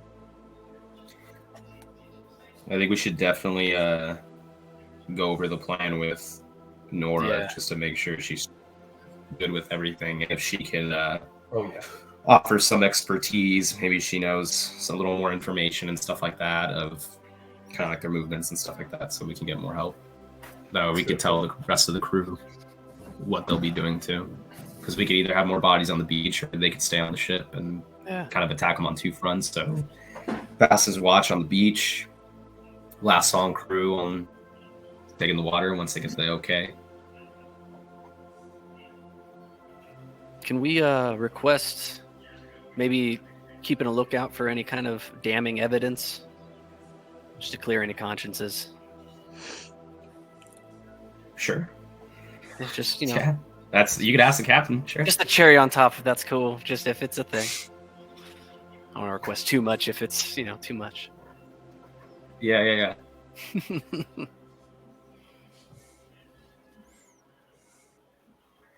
Okay. So I assume we're just heading straight back to the ship then for now. If that's the case, let's go over the plan with the captain and cool. Got it. Easy enough. You guys head back to the ship. Yeah. All except Varric, I would assume. I'm not gonna go to the ship. I'm gonna go to the beach, and is it like a sandy beach? Yes. I'm gonna pop down on my knees and I'm gonna begin to meditate until it is time to do whatever we're gonna do. Okay, got it. For that meditation, just go ahead and roll me a general wisdom check. Okay. And okay. Oh fuck me. That's a 5. Jesus Christ. You go and kneel down on the sandy beach. You hear the waves washing over the sand. And as the sun passes over the horizon, you start to feel the moonlight on you. And it becomes very hard to concentrate. You do your best. That's the point of the meditation. Oh, I figured. But you do your best. And you're able to calm yourself for now. So we got Breck, Ekamos, Alivor, Milo, and Grim heading on the boat. You cross over the plank to the deck as Captain Nora comes out and welcomes you all. Says, "Welcome for those of you on your first time stepping foot to the last song." Says, "Come," and then takes you to the chambers that Grim and Breck were in before. And first thing, as always, she grabs drinks and pours drinks, hands them out. I'll be the last one to go in, so I'll let everyone else go in the room, and I'll stay outside for a second, and I want to read the letter that she gave me, or the piece of paper that she gave me before I go in. Okay, by myself. got it. So for that, I'm going to message you that. Perfect. And just a second for that specific information.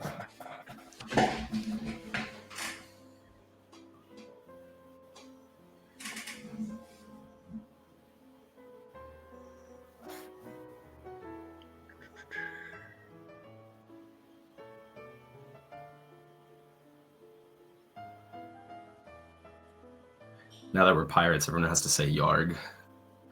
I will never. Right before you cast a spell, you have to say it.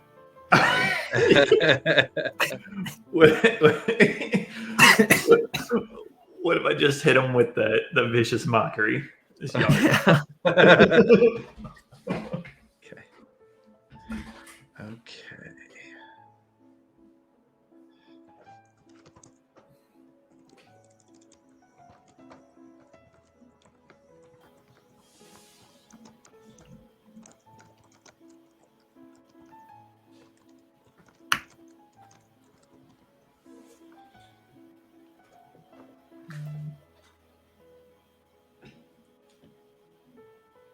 Okay. Perfect. And I will hold it back up, put it in my pocket. And she said specifically, if I trust him, give it to him. Word. Put it in my pocket, walk in the room. Okay. Got it. You walk in the room and grab a seat with a cup of wine there that was poured by the captain. And she takes a look around and says, "Well, what's the plan? How are we going to kick this off?" To her, Alivor. Oh, am I on? All right, so we go hit the guys on the beach, and then we draw the people out from the boat. When we draw the people out from the boat, you hit the boat, and then we just sandwich them, and then we take them all, split their forces, take them out. Nice, easy, quick, done, good to go. He's quiet. Quiet. Sounds great. When do we start? I just looked to the group like, see, told you it was a perfect plan. I always believed in you, man. Brack? Just a straightforward plan. Now, do you all intend to stay on the beach, or after said ambush, will you be traveling to the boat as well? We could use a bit of. I will be traveling out to the boat. Yeah, that's the whole plan, to take the boat back. So. Oh, understood. So we'll be drawing people off the boat initially, and then taking yourself back to the boat. Yeah. So what we're gonna do is we're gonna draw as many as we can off the boat, so it makes it easier for you guys to surprise hit the boat, and then that way they have no place to retreat to, and then we kind of we can sandwich them if need be. Understood. Or something like that. We'll see how it goes, Well, let's see. She starts you can see her brain the gears start ticking. She's going into planning mode. I'll have to be as quiet as possible. We'll need you to make quite a disturbance on the beach. We want their eyes on the sand. We'll come around the other side. Let loose.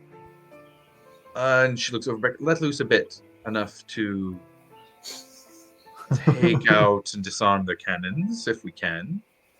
At least on that side. And then we'll move to board. We got the distraction covered. Good. Got you on that one. We need you to make your way out as quick as you can. Things will be kicking off very quickly once that initial attack happens. Are you sure you're all working for the Empire? And you're not just playing with us here? You're not all pirates already? Do I look like a pirate? You're wearing a mask. Of course you do. Oh. Oh. I'm no pirate. I'm a bard. Can't be a pirate. Understood.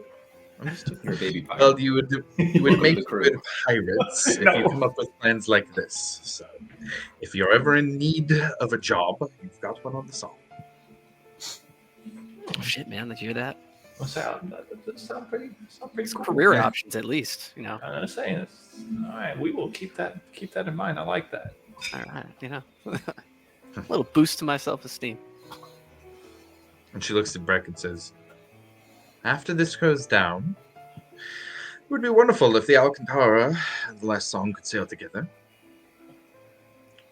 But the way I see things, this is returning the property that belongs to the Deep Delvers to a Deep Delver.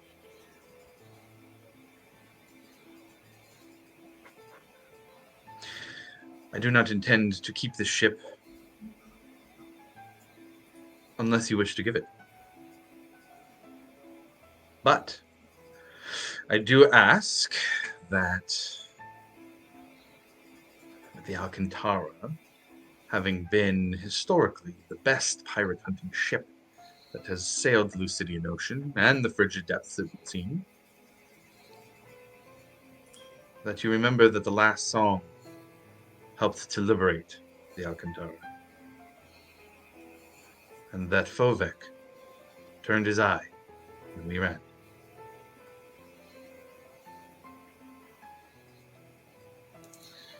Just gonna pound my chest and kind of bow my head and say, "You are ever gracious, Captain Loom."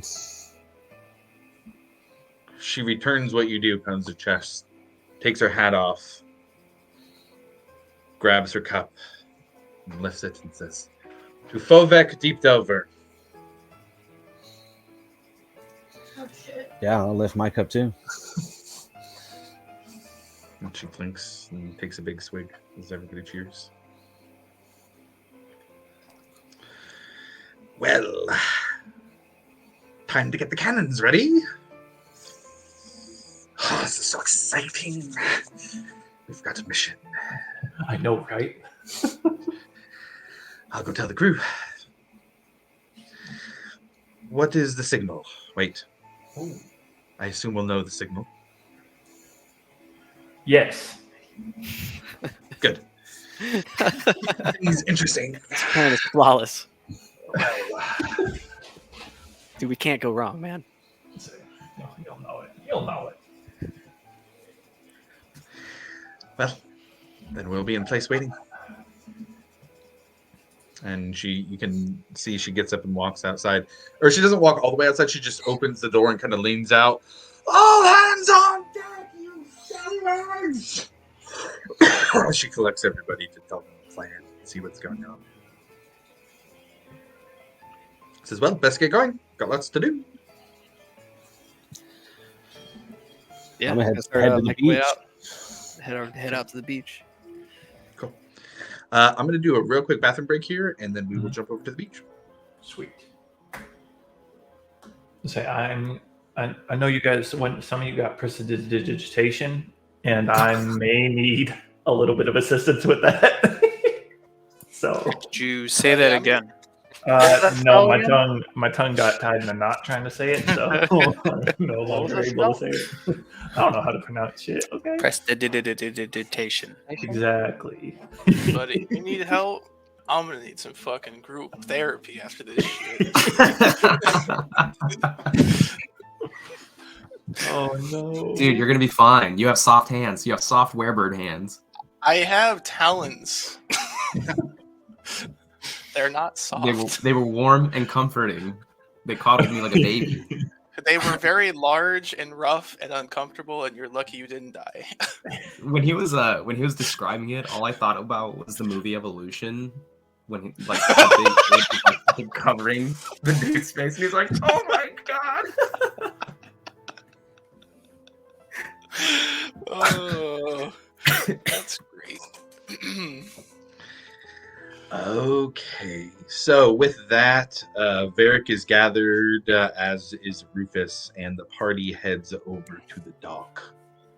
And we're absolutely changing the vibe for this. Yeah. Before we like start headed out, I'll just pull Breck aside, and I'll hand him the piece of paper that was given to me, and I will just tell him. I'll put my hand on his shoulder. And I'll tell him, from the captain, I hope this gives you a better answer, the ones that you're searching for. And I'll give him the piece of paper, and I will turn around and I'll say, for your brother, and I'll walk away. And I will, I guess I'll just send you that. I'll just, hand it to you. Unless you just want me to say it. Yeah, you can go ahead and say it. That's cool. So the piece of paper says, it is an address to a house in the Crescent district of Port Damali.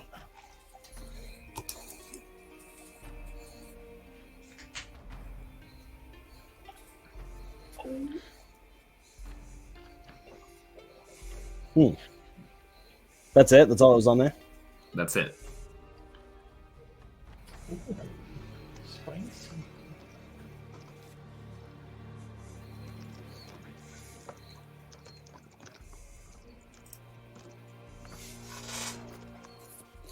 All right. Well, I'm just going to tuck that away.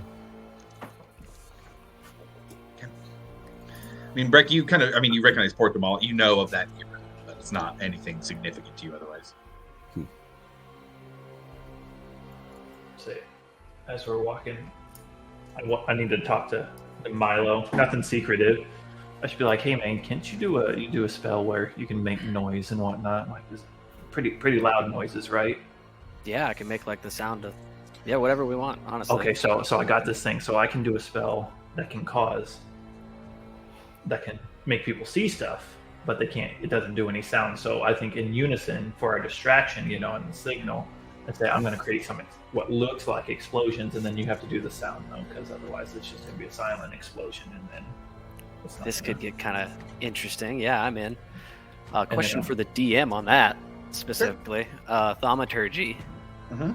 Voice booms 3 times louder. What are the distances are we talking here? How far is this boat? Not a mile to half a mile. About a mile and a half mile. No. Sorry, not. Okay, got it.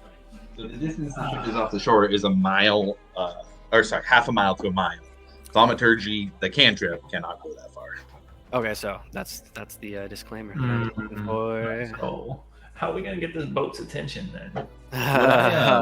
Would I know if on the ship would we have like any spare explosives or something like that, like any powder kegs or something like that? I guess that depends on your definition of spare, but there is certainly a lot. Yeah. Nick a player or something. I guess like that. how much the captain is willing to part with. Enough. I would say the captain is willing to part for sure, given the circumstance. We can make a big boom and just save your spell slots. Okay. I like that. I mean, worst case scenario, I can make something that they would clearly see for sure. I would just throw up a lightning bolt up into the air. So I can make them see Valuable. things. It just won't be very convincing if they don't hear anything. Yeah. I just figured an explosion will kind of perk everyone's ears a little bit. Oh yeah. Yeah, I think that's the best way to go for sure. Plus, I Let's like do big it. booms, so Yes, we like. That'd be fun. Go boom. perfect. And you know what, man? I'm glad you're part of the team. Hey, thanks, man. You're talking about things that I like. That's good. You, man, you're all right, and I like you. Okay. All right. So I assume everybody heads over to the aforementioned beach, 2 miles west or so. Okay. You all head there, and I mean it's a standard beach setup. You have like a grassy, more plateau of the build up to the beach, and then there's about a 10 to 15 foot drop onto the sand of the beach itself. There's some trees around, and all the while you hear the soft incoming and outgoing waves. All right. How many people we talking here? What's it look like? So let's do a group perception check. I'll do a group perception check here. For those of you who don't have dark vision, you can roll at disadvantage.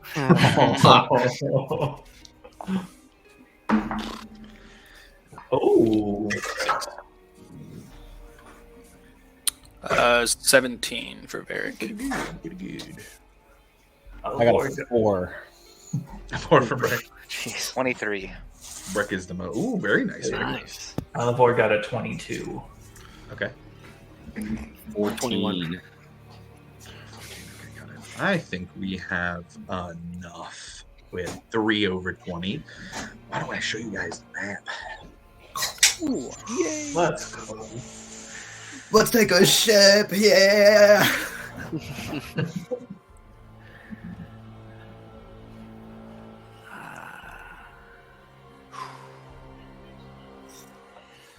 So while I'm setting this up, what is you guys' order for where you're, like, are you in any kind of marching order or grouping, or how are you guys setting up? Actually, let me show you, and then I'll let you guys. I want to see it That's what you first. want. Yeah. Yeah. Well, just do it that way then. Yes. Oh,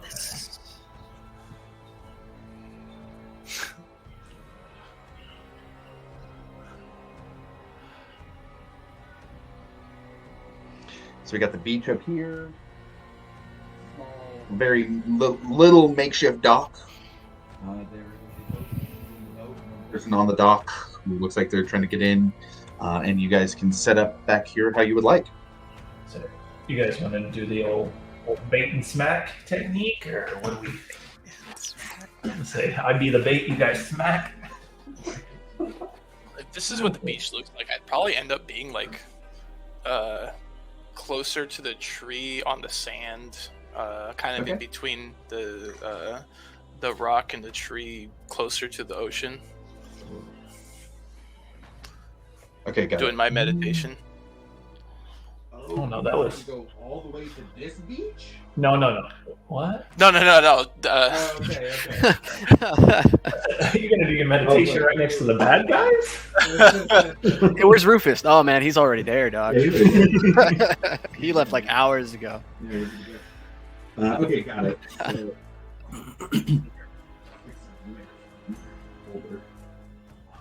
is tenuous.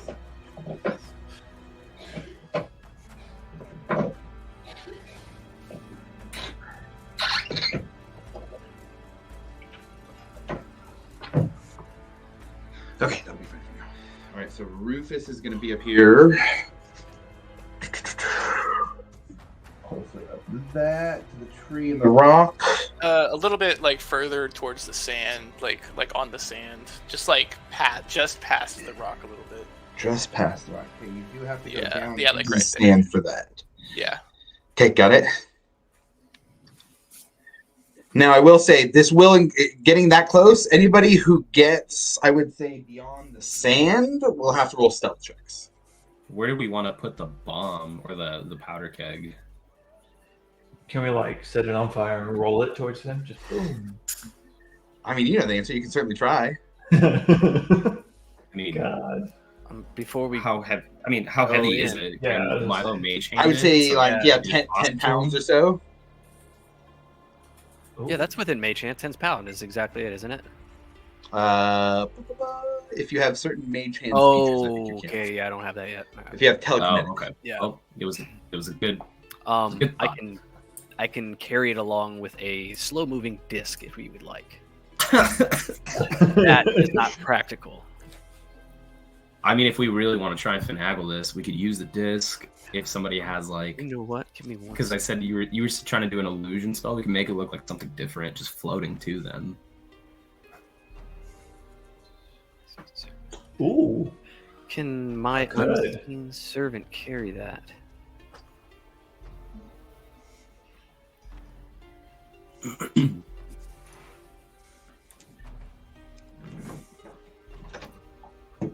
And Rufus, you still want to be that far if you have to roll stealth check. Yeah, me being there for an extended period of time before this, would that give me anything or?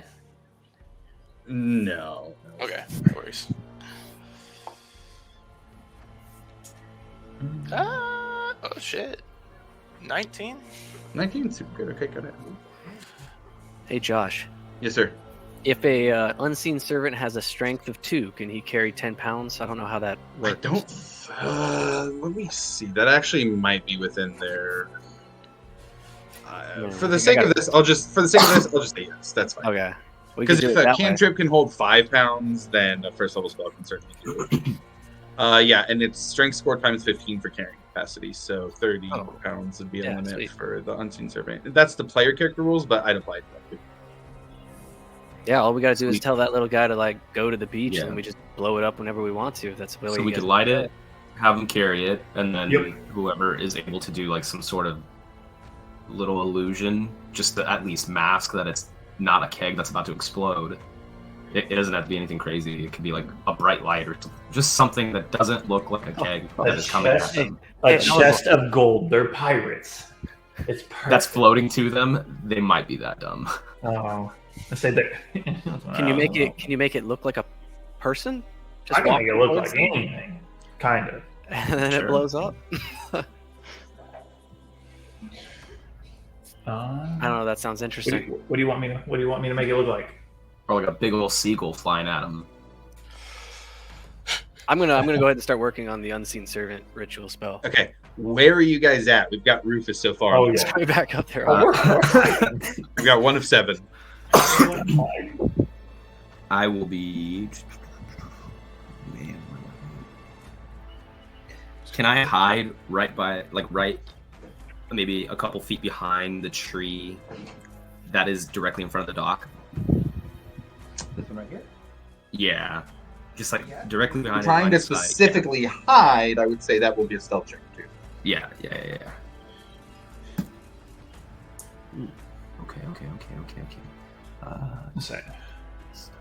24.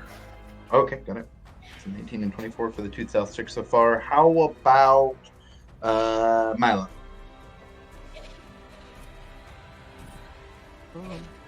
I think that the very back tree, and then I would move up to the top of the tree and take cover behind it.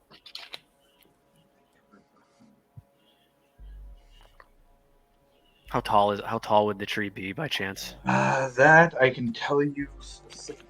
Just so I know how high I am, real quick.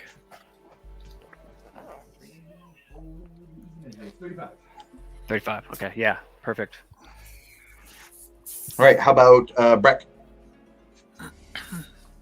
Well, I guess I want to get as close as I can with As close as you can without making a stealth roll. So anywhere off the sand, you don't have to make a stealth roll. Put me up by that rock. All right. How about Ekamos? I'll be to the right of that smaller tree, like down near Milo. I'll be on like the right side of it. Yeah, like right there. Yep. I've realized that I look at it perpendicular to you guys, so I have to go back to the screen. No, when you guys tell me, I just look at the screen now. I'm like, oh, there you go. That's it. All right, cool. And then Mr. Milo. How about Alivor? So with my spell, its range is 60 feet, so I'm going to have to kind of walk with it a little bit, but I'm going to stay on the outer edge of that 60 feet, obviously. Just, yep, there that'll by be Grim, fine. probably. Okay. Yeah, that And way I then can. Yep. Cool. I say, what am I making it look like again? Whatever you want. I said like a big ass seagull. Is that gonna be? Do those exist? Is that going to be convincing? Make it like a crab, dude. We're on the beach. Big ass crab. That's what it's going to be. It's going to be a big ass Oh, crab. come on. Big ass Thank you. crab. Thank you. It's gonna I be mean, a big it ass just crab. makes sense, right? Yeah. Okay, got it. And then Awesome. finally, where are we going for Varric? How about behind the tree next to oh god, I forgot your name. Rufus. The tree next to Rufus. So back over. All right, everybody look like where they want to be. Yeah. Do we need to make crab noises? Now, we are at about the 4 hour mark. Before we do anything, I want to ask if everybody's good to keep going for a combat. Absolutely. Oh yeah, for sure. Yes. 100%. Send it. Okay, understood. Man, I just roll so terrible on those things. Okay, so we got like 3 things going off here, right? So what's the order of operations for this distraction? All right. So Say as soon as it goes off, we all hold an action, set it off. Yeah. These guys going, and then hopefully that he's- draws the attention of the boat. Ship. Yeah. Yeah, so you're going to send your little guys with it. We're going to light it on a little delayed fuse, obviously, till it gets to them. And then I'm going to make it look like a big-ass crab. Okay. And these guys got to see the crab and come investigate the big-ass crab. And so, yeah, I'm going to cast Silent Image over the barrel and make Okay, it look like got a it. big-ass crab. A big ass crab starts. And then I'll have my short bow out, and I'm just holding like an attack action right after the barrel explodes, and I'll get a lay of the land and see if like any stragglers. I'll probably just attack. Okay.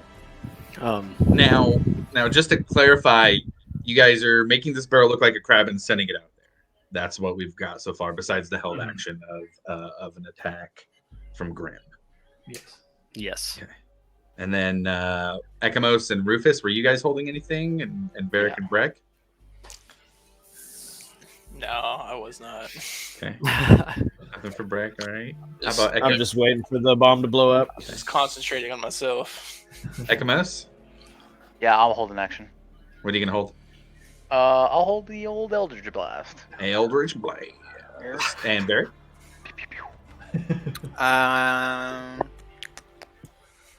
No, I don't think I have anything, but Nara would be there as well. Okay, got it.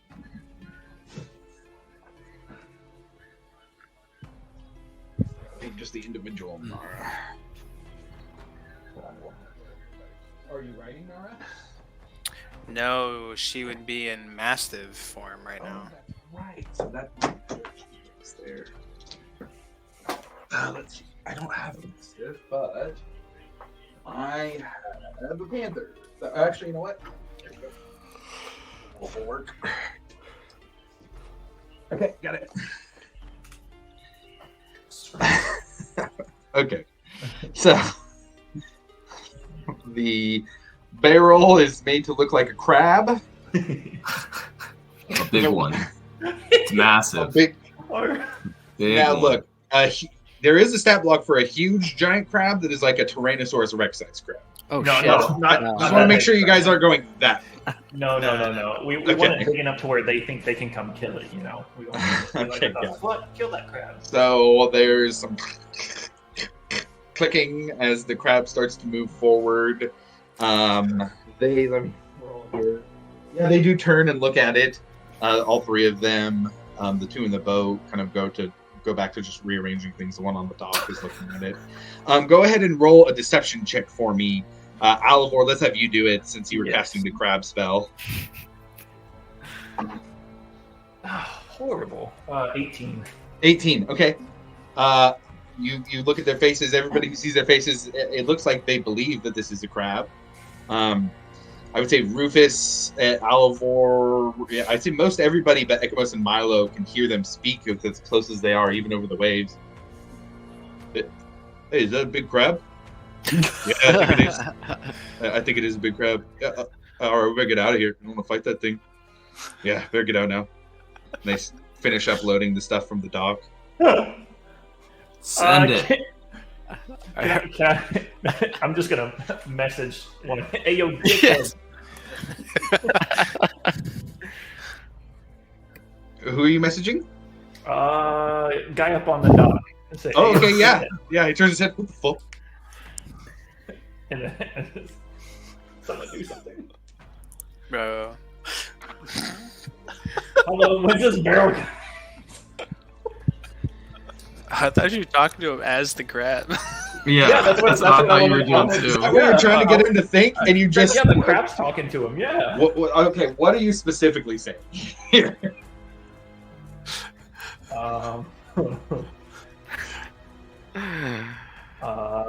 What we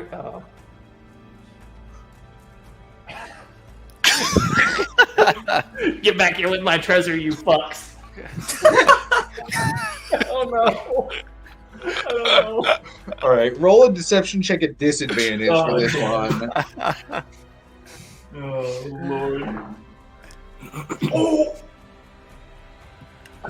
That's gonna be. You said a disadvantage. Yes. That's gonna be a 29. Oh my god! 29 at I rolled a disadvantage? I rolled a nat 20 and an 18.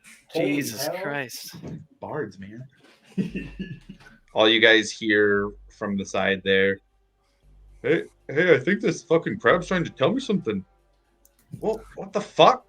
Hey, you drunk on the job again? No, I'm not fucking drunk. The crab's telling me to give him back his treasure. Well, have you stolen a treasure from a crab lately? Can I like message all three of No. them? Just pow, No, pow. I haven't. Well, then fucking get in the boat then. Oh my Yeah, God. you can message the others if you want. Yeah.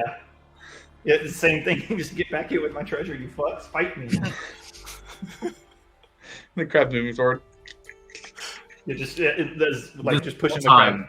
Well, Yeah, this Actually- whole time that crab is moving Can we forward. get it on the boat? Like I want it up Hold on. Hold on. Like try to like have the crab just fucking sprint. Like Milo, make your guys go faster. Oh shit! Got a crab. Big ass crab. That works. Starting to click. Hey, hurry up! This thing's getting close. Once it gets in the water, it could swim faster. Give me, I guess, because you did the other two. Give me 2 more deception checks at disadvantage. All right. Disadvantage. One of them's gonna be a dirty 20, and the other's gonna be a 15. And the other's going to be a 15. So, yeah, for- Okay. Dirty Got it. 20 and 15. Moving forward, they all now believe this crab is real and coming towards them. Oh, fuck. What's the You know, this bastard? might have actually played out in your guys' favor. The one that's on the dock says, fuck this. And you see him start to gather a purple energy around its hand. Oh, shit. And you all see a very familiar spell as, man, it's not actually the AC of a crab. So I think, yeah, that's definitely going to hit. Okay, well, that's going to be interesting. All of you, let's see how far that.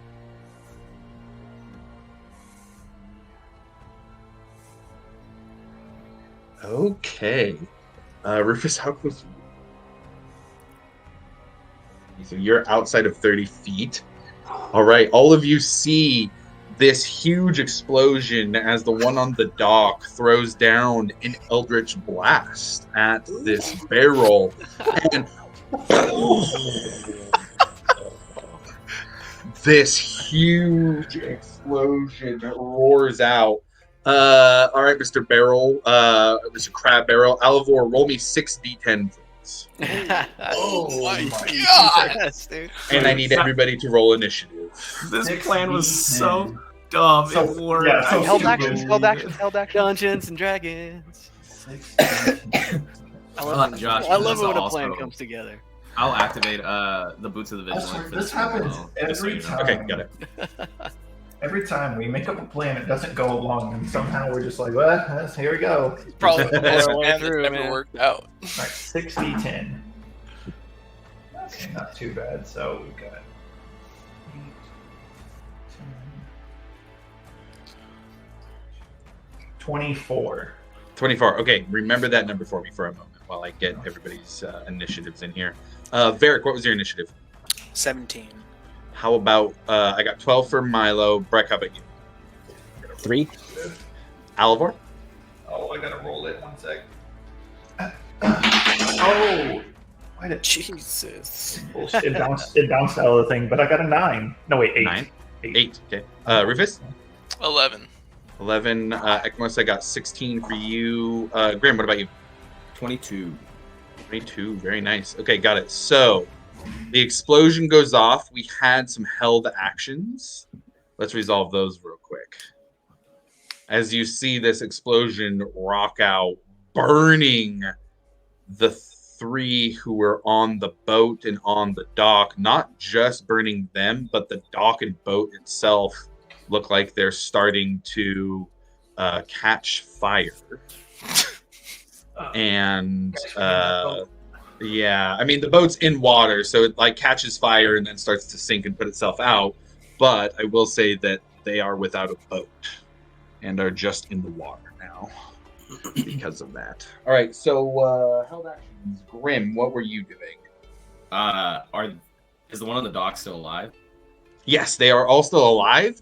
They're all pretty messed up from that. Yeah, they've Hell got yeah. some bloody wounds for sure. Hell yeah! I'm gonna take a shot at the dude on the dock with my Okay. short bow. Okay, got it. Just want to make sure I get all this right.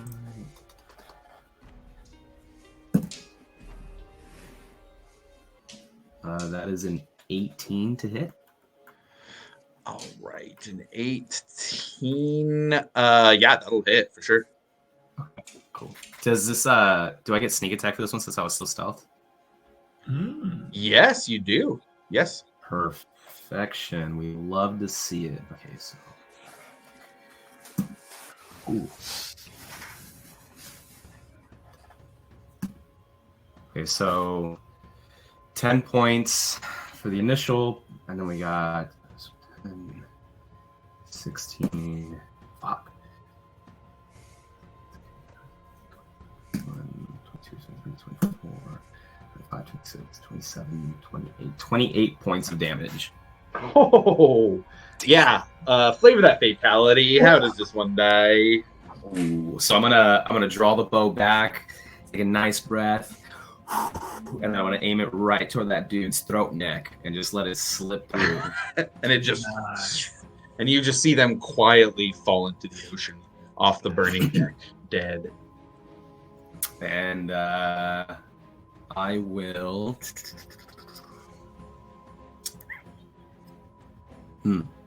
That's my action. That's it. That's all I can do. Okay. Okay. Got it.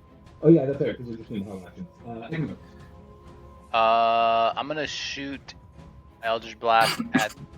Before the keg exploded, I was gonna aim for the guys in the boat that were like operating the oars. Okay. Get them to stop the boat. So I'm assuming it's that guy to the right. Got it. Yeah, that one right there. Go ahead and roll your attack. All right. First one. 26 to hit. Oh yeah. And a dirty 20 to hit. Yes. Oh, sweet.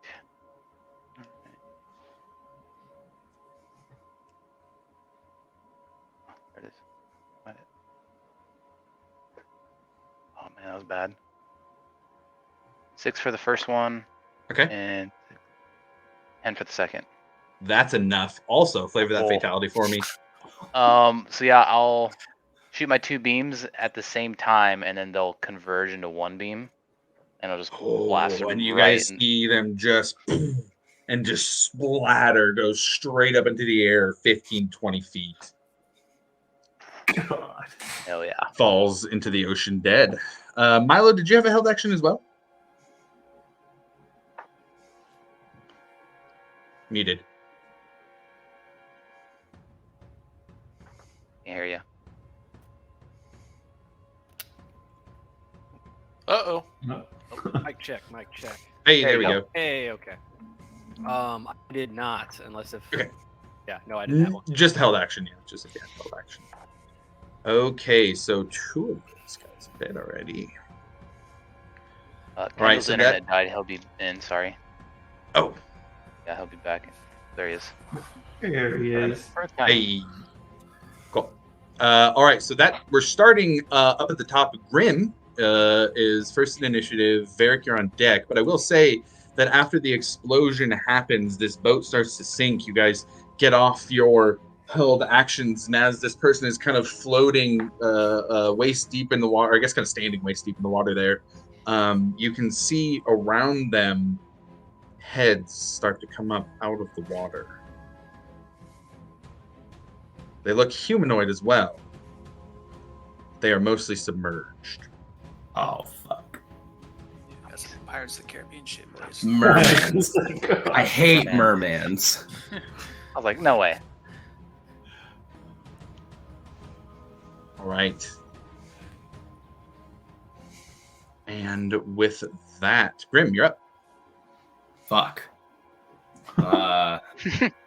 Well, shit.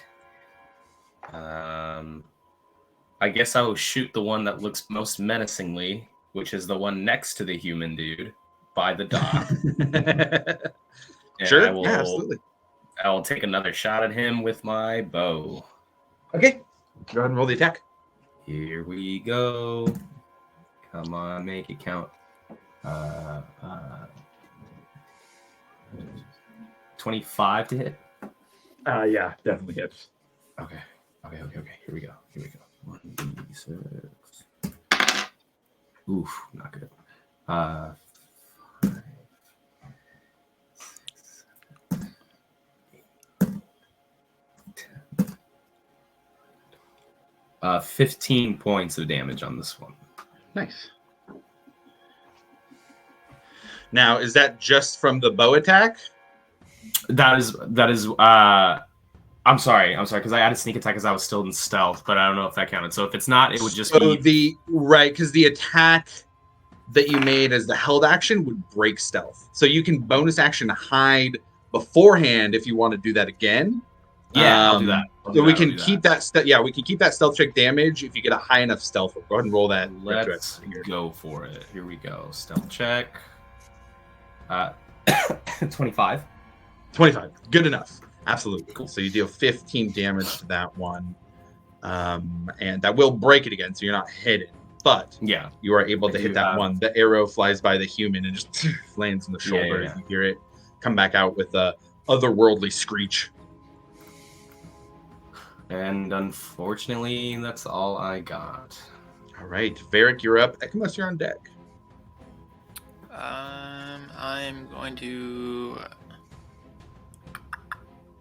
step out from behind the tree and take a shot at the one that he just hit. Okay. 5 feet will get you right there. You're 10 feet. 10 feet will get you on the sand, but it is a little bit of a drop down. So you can stay up on the ledge, moving 5 feet, or get a little closer to your call. Yeah, it's fine there. Okay. I'm assuming I'm within 120 feet. So. Oh, yeah. Yeah, so I'm just gonna hit him with the firebolt. Go ahead and roll for attack. And your same one is you're attacking, or this one? The same one he hit. Same one. Got it. That one over there. 25. I think that's what. Yeah. Because he's got hot dice. Let's see. You gotta be shitting me. How do you roll snake eyes on D10s? Ooh, that hurt. Bad. No lie. So yeah, that's 2 points of fire damage. Oh, ouch. Hey, 2 points is 2 points. You know, the problem is they're in the water. So you get the firebolt square in the chest where it normally would be dealing a lot of damage, but it kind of sizzles out before it does too much. Oof. Yeah. I think that's it for me. Okay. Ekamos, you're up. Milo, you were on deck.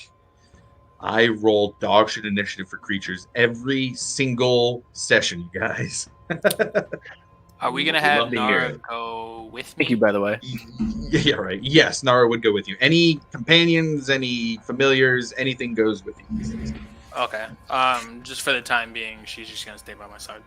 Okay, got it. All right. Oh, sorry, Ekamos. Yeah, what you doing?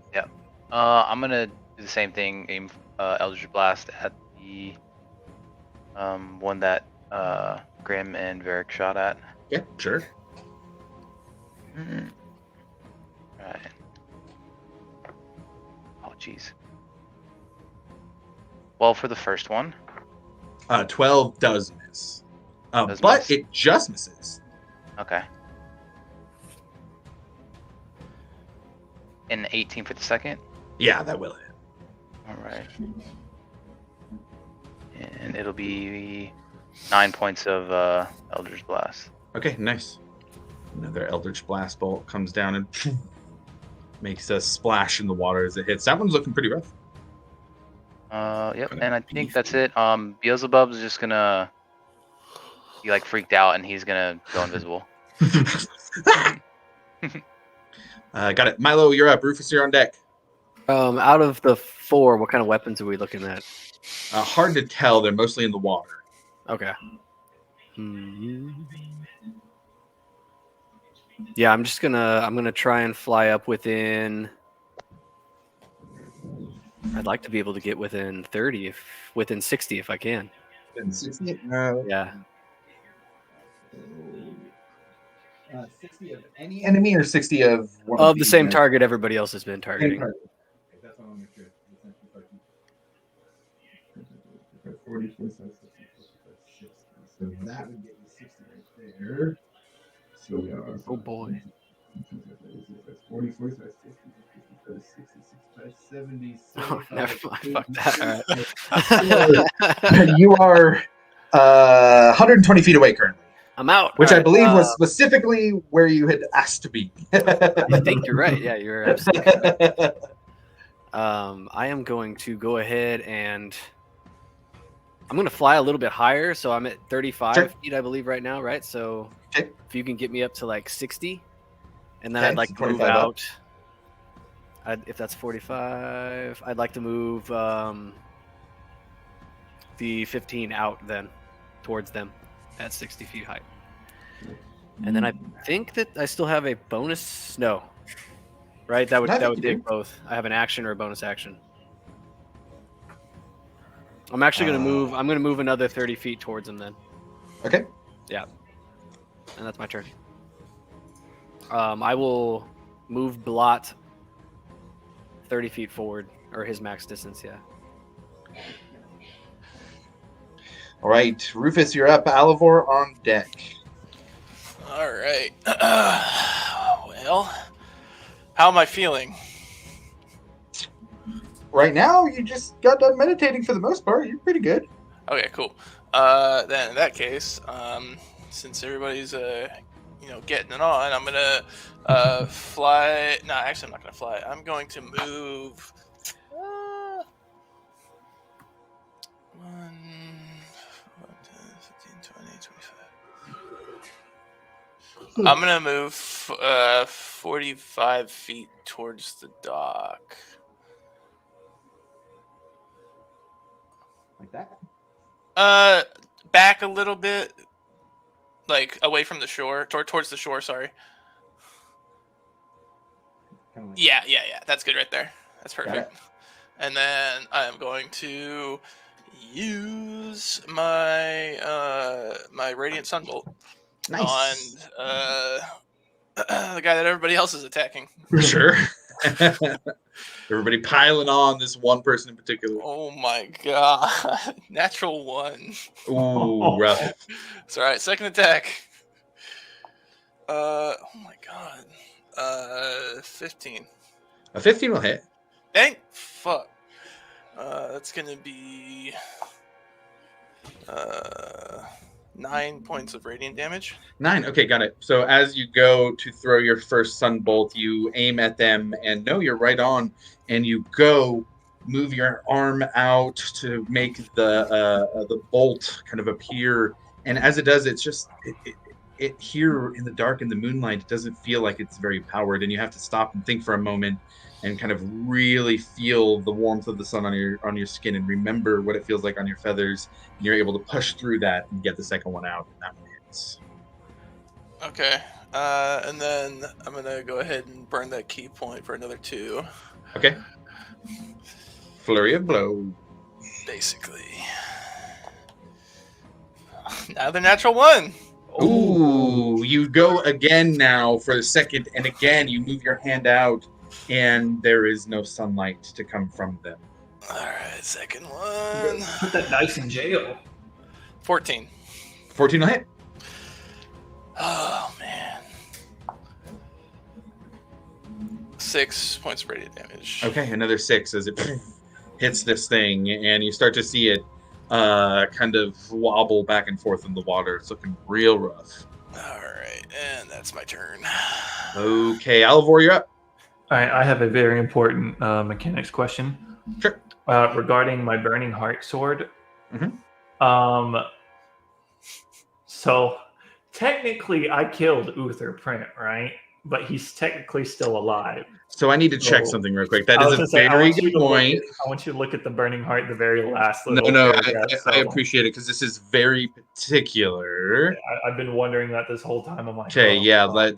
that's a good call. Let me get in there real quick. Maybe it was like a Thanos situation.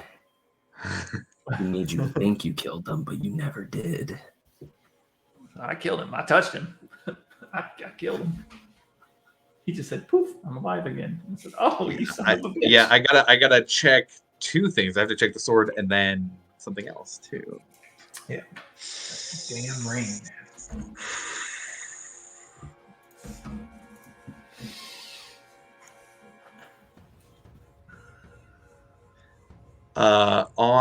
So after the first line, there's that first paragraph that starts with when you pull this rapier. At the end of that paragraph, that I think is relevant. And if you would have chosen a new one on the next dawn, it would have switched. Okay, It is- because I'm just worried about the final paragraph there. Oh, for sure. So what Because- I would say was you would have been triggered the opportunity to switch to someone else. Okay, But so given that, if you don't, then that last sentence applies. it applies until I switch to a new target. Yeah, let's see here.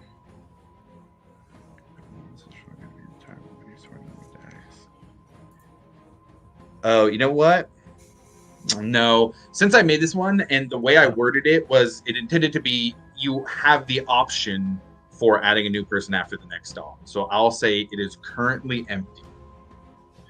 It is currently empty. The last sentence is not applied. Okay, so I'm okay with.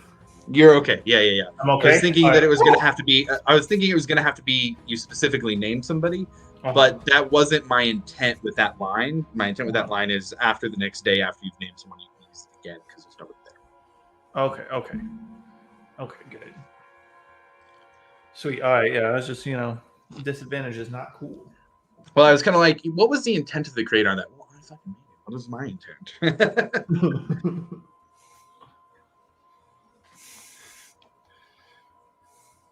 Okay, what are you doing? All right. Well, if if I don't have disadvantage, I'm just gonna try and pop the old boy that everyone's been firing at with my Okay. crossbow. Go for it. Yeah, for sure. Dirty 20. Yeah, that'll hit. You said he's looking pretty rough. Real rough, yeah. All right, well, You see blood in the water. Oh, yeah. So that's going to be 9 points of piercing damage. Flavor it. Yeah, we're gonna stick with old Grimm's thing right for the neck, just whoop, straight through.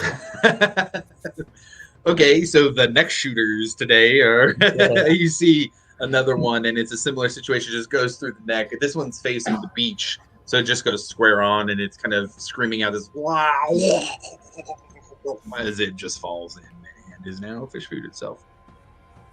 Perfect. Anything else? I'm gonna move my max distance towards Varric and Breck, staying off the sand. 30 is your max? Yep, 30 feet. Gets you 10 feet away from Breck. Yep, that's what I want. Okay. Oh man, these guys are gonna have a turn finally. So they are going to both swim up. Oh, this guy's dead. This one's going to swim up. And let's see.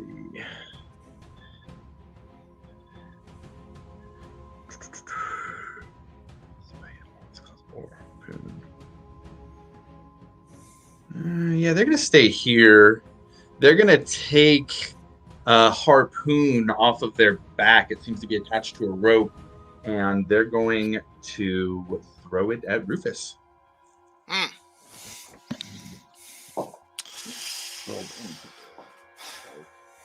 That is going to be a 17 to hit. Damn, that's my armor class. That is your armor class. Okay, got it. So you are going to take 14 points of piercing damage, and I need you to make a it's gonna be a strength contest. So just make a strength check. All right. Uh, 13. 13. So what is their strength? Pretty good. They've got pretty good strength, but they rolled super shitty, so it's an 8. So they throw this harpoon at you, and it hits your shoulder, and you feel them pull on it, trying to pull you, but the harpoon doesn't have enough grip, and so it's just ripped out of your shoulder. Not today, baby. The next one's going to go. Uh, They're going to go 5, 10, 15, 20, 25, 30, 35, 40 up here, and then do the same.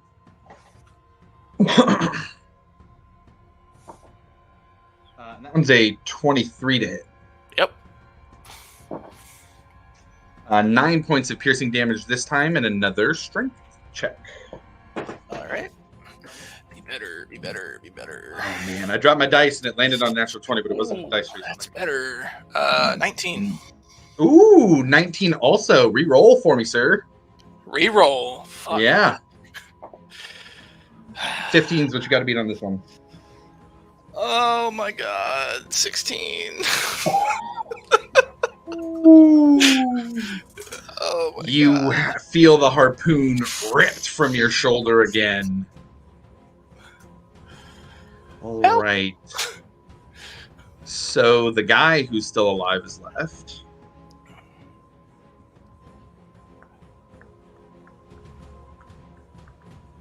I thought he was dead. No, there's a guy left. Oh. The other two are dead. He's pretty hurt. Super fucked up from the explosion. I think given that, he's going to stay back in Eldritch Blast. God, natural 1. Yes. So he is going to miss on that. So you see him gather a blue kind of, or not blue, but a purple-green energy, crackles across his fingers and throws it at you. But you see it in time and are able to dodge the attack. You've dodged plenty in practice with Ekamos and are able to deftly jump aside. I got a question about the harpoon. I didn't even think about it until just now, but is that something that I can deflect missiles with? That's a good question. Considering they're still holding it. Catch the missile when you're hit by a ranged weapon attack. It is a ranged weapon attack. Okay, I'll keep that in mind. Yeah, so keep that in mind for the next one, but it is a ranged weapon attack. Okay. I guess is the way to interpret that. Okay, so that guy with the Eldritch Blast went next. Behind the others, you see a finned bluehead appear out of the water and start to rise up, also bearing a large roped harpoon. This one standing 5 to 10 feet out of the water as it moves in on the group. Breck, I thought these were pirates that took your ship. Yo, what's going on? I told y'all they were doing shady shit. I also did mention the otherworldly deity. Yeah, they're doing shady shit, dude. Y'all don't want to believe me. They just meant like they worshipped it. Yeah, I thought they were just They worked people, with you it. know? Shady pirates, They get that away from me.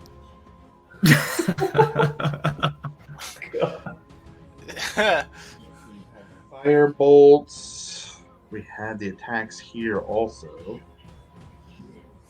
No, away from me. Where they're going to go, I need the Rufus and Grim to make dexterity saving How throws, please. far away is it? That's good. From you? Yes. That's really good. That's lightning bolt. That's 100, right? So I'm way out of that. 18. 60. 18. Okay, that is a save. How about you, Grim? It is a saving throw. Saving throw, dexterity saving throw. 24. Oh, very much so. Okay, so let's do it this way.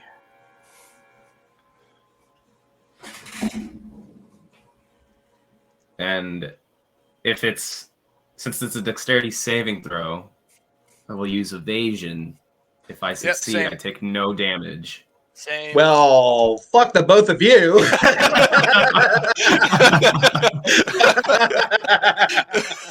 I'll just stop rolling dice. Do a quick hula dance and be like, nope, not today. Thank you for that Hell reminder. yeah, that is hilarious. Okay, well, they're going to come up, shoot a lightning bolt out. Rufus and Grim are going to very adeptly dodge away from the lightning bolt, and it is going to be Breck's turn next.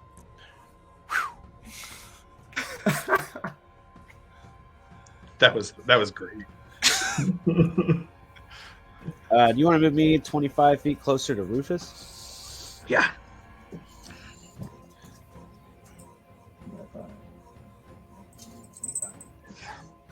Oh man, just out of range. I can't put my hands on him.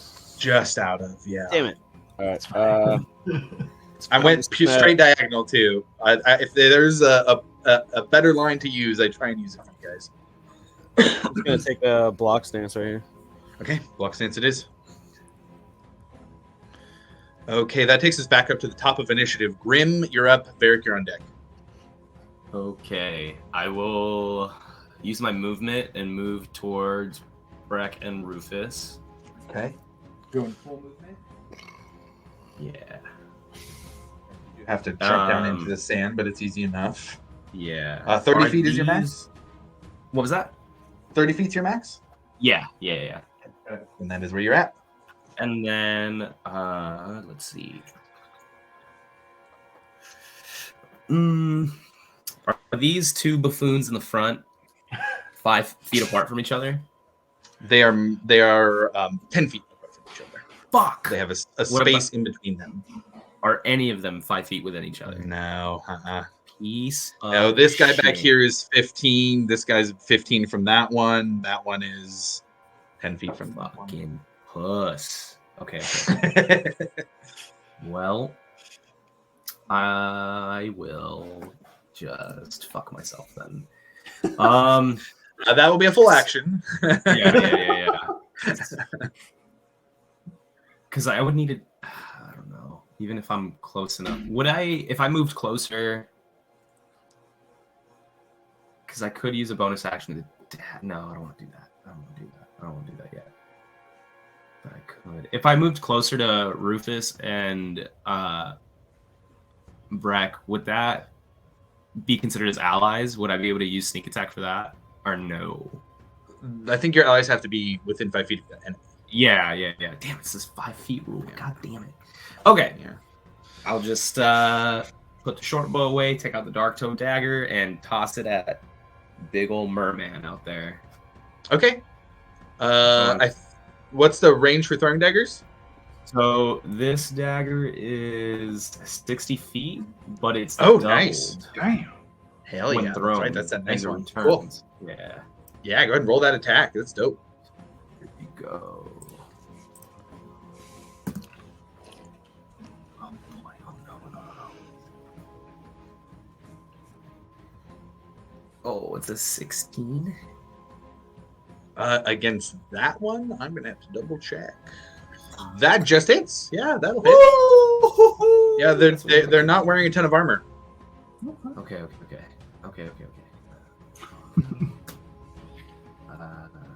Fuck. Okay, so that's 5 points of damage for that. Okay. And then, because I have another dagger, I can just do one more throw, but that's it. But how far is he? He is.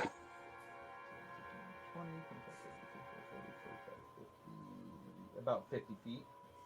50? Yeah. That is just the cutoff. That's what I like to hear. Okay, and I'll just throw another regular Joe Schmo dagger at him. Okay. Roll the attack.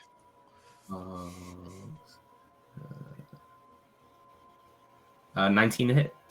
Yeah, definitely hits. Okay. Damn. 6 points of piercing damage. Okay. As the dagger hits, you hear kind of this hissing scream come from this creature. Anything else? Bitch. And then I will use, let's see. I'll just do cunning actions, so a bonus action. I will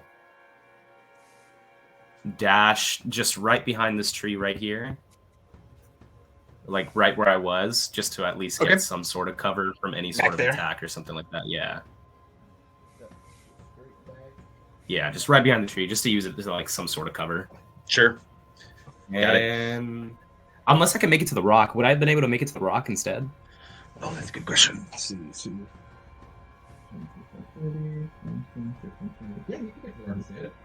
Yeah, I'll just go to the rock. I take a little flank. Sure. Perfect. Got it. Okay. Varric, you're up. Ekmos, you're on deck. All right. How far am I from that one right in front of Breck? The one right in front of Breck, you are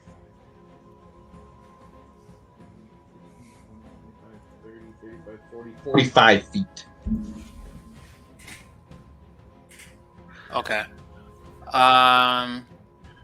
If I was standing next to Breck, how far would I be from it? If you're sitting next to Breck, you would be 20 feet. Okay. Sometimes players from the questions are like SAT questions. If this is so I'm gonna move max distance, which is 30. Okay. Yeah, as like direct line towards the one in front of Breck. 5, 10, 15, 20, 30. That gets you 5, 10, 15 feet away. Damn it. Am I able to be like one to the right, like closer to Breck? Yeah, you can be one to the right instead for sure. Yeah. And it's still 15 feet or no? It is. It's still 15. Perfect. Also, Nara, I know this is coming up after my turn, but Nara would also come out there with me. Okay. Yeah. That's fine. I am going to use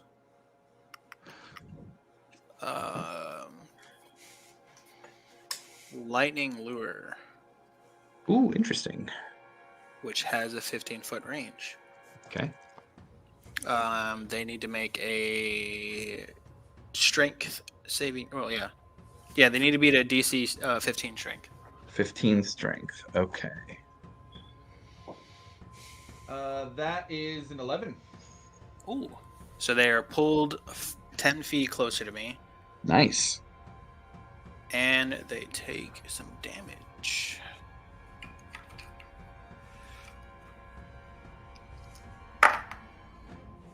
That is 15 points of lightning damage. Oh, very nice.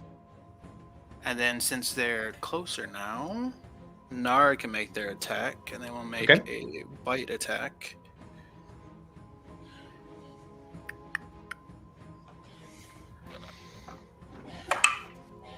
16.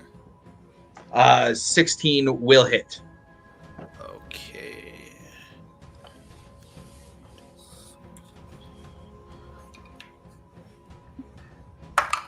So that is 5 points of piercing damage. Okay. And they need to make a DC 11 strength saving throw. Yeah, that was 23. Okay. Let's see. My action.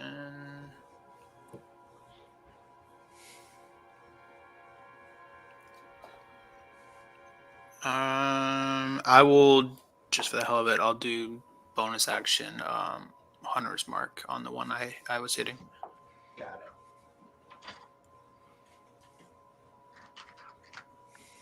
it. Hunter's Mark it is. Okay, and there. Anything else? Nope, that is it. Okay, Ekamos, you're up. Milo is on deck.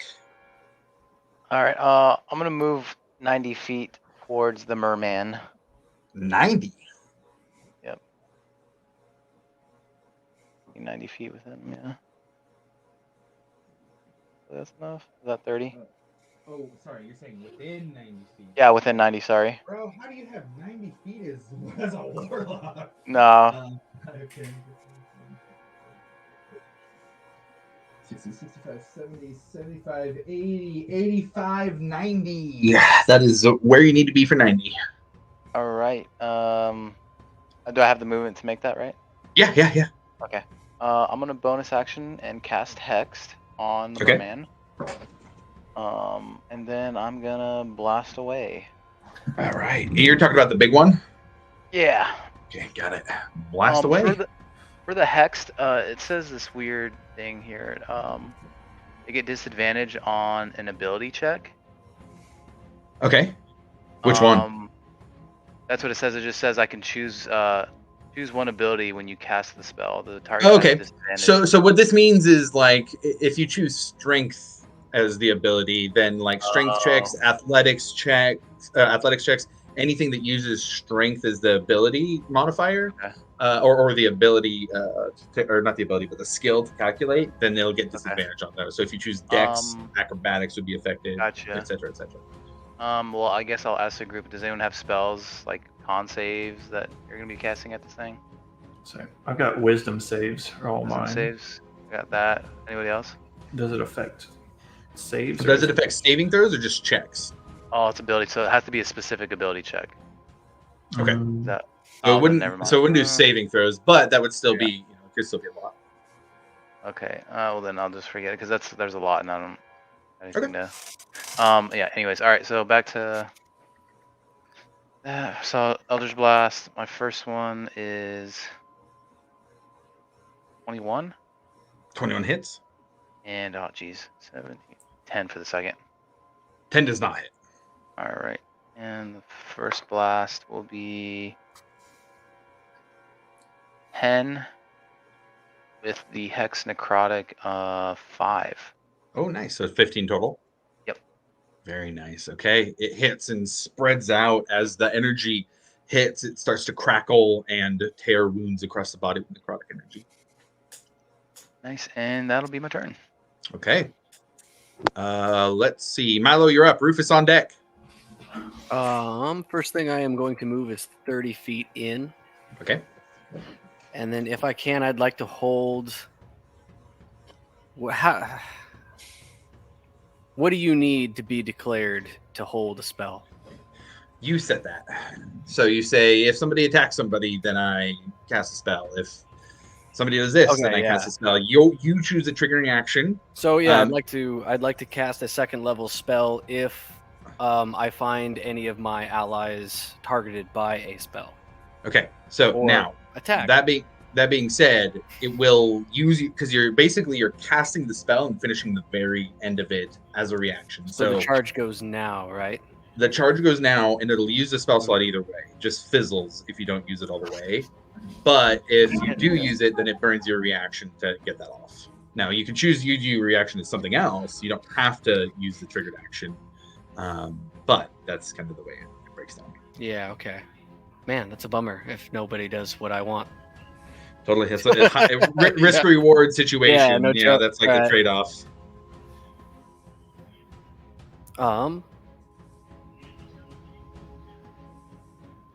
You know what? I'm gonna move in. So this guy right down here in front of, is that Varric? Varric's right here. Yeah. What's this guy looking like? There, yeah. That one's looking. He's looking pretty hurt. He took some hits. He's not looking, death's door or anything though. All right, sorry. And one more question: are they far enough out of the water that you can maybe determine who might be a caster and who might be a melee guy? Well, this one's a caster for sure. Yeah. The other two have thrown harpoons. Then this one is cast Eldritch Blast. So the two front ones have only used harpoons. The two back ones have been casting. Okay, and then how far away is that caster, the off caster in the back top right, or top left? Sorry, it's hard to understand where your perspective is. No, totally. No, you're good. I've been looking at, like I said, I've been looking at the screen to get your guys' perspective when you say something. Very so I back know. left then. Yeah, 70 feet. 70 feet. Okay, so I would like to move another 30 feet towards that person, and then I'm going to fire off an Eldritch Blast, but a magic missile. I was like, oh wow, that's a cool upgrade. Okay. Yeah, go ahead. No, that's Freudian slip. It's what I want, not what I have. Yeah, right. There you go. Yeah. Go ahead and roll that magic missile. Apparently, the official way to do magic missiles is 1d4 and then multiply it. But if you'd like to do more, that's fine. I am just going to do the first level one charge. Okay. Got it. So that'll be 3 darts.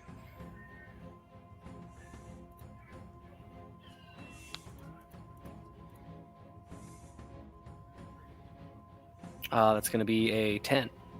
A 10. Nice.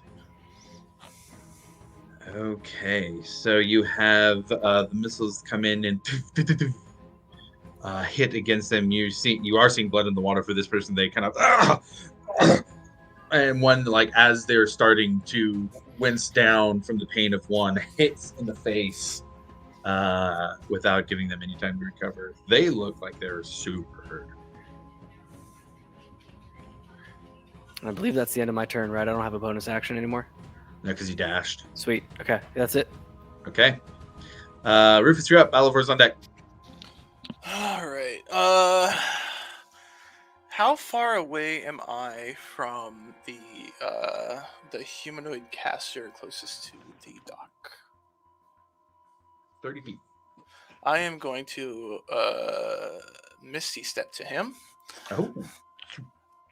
And then attack him with my new Misty Quarterstaff. Yeah, go ahead and roll that attack. Oh, please hit. Please hit. Oh, here we go. 14 plus 7, was that 20? Yeah, that definitely hits. So that's going to be... where are you at? There you are. Oh. 7, 10, 11 points of bludgeoning, and then 2 points of cold. Flavor that fatality for sure. When I Misty Step towards him, I take my staff and smack him in the side of the head, causing his skull to start to kind of cave in and then freeze nice. In that kind of caved in area, and he just kind of falls into the floor or into the water. Yeah, and you see Milo's magic missiles going towards them, and you think, "Oh, I want to get there and do an attack at the same time." It's too far, but you remember your new ability from that staff. Hit it down, and as Milo gets that last dart in that hits him in the face that they weren't expecting, you just come in and crack on the side of the head, getting that cold damage and freezing him, shattering like liquid nitrogen. Yes, sir. And then I am going to move and get closer to the large merman. I'm assuming that's what he is. Got it. And then make my second quarterstaff attack at him. Okay. Go ahead and roll that. It's going to be 18. An 18 will hit, yeah. Sweet. That's going to be another. Why did I put that away? Ooh. That's going to be 12. 12 points. Nice. Okay. You see its harpoon and you come in for an attack with the quarterstaff. It tries to block it, but is unable to as you crack it across the side of the head. And then I am going to use Patient Defense for a bonus action for the dodge action. Nice. However, use bonus action Misty Step.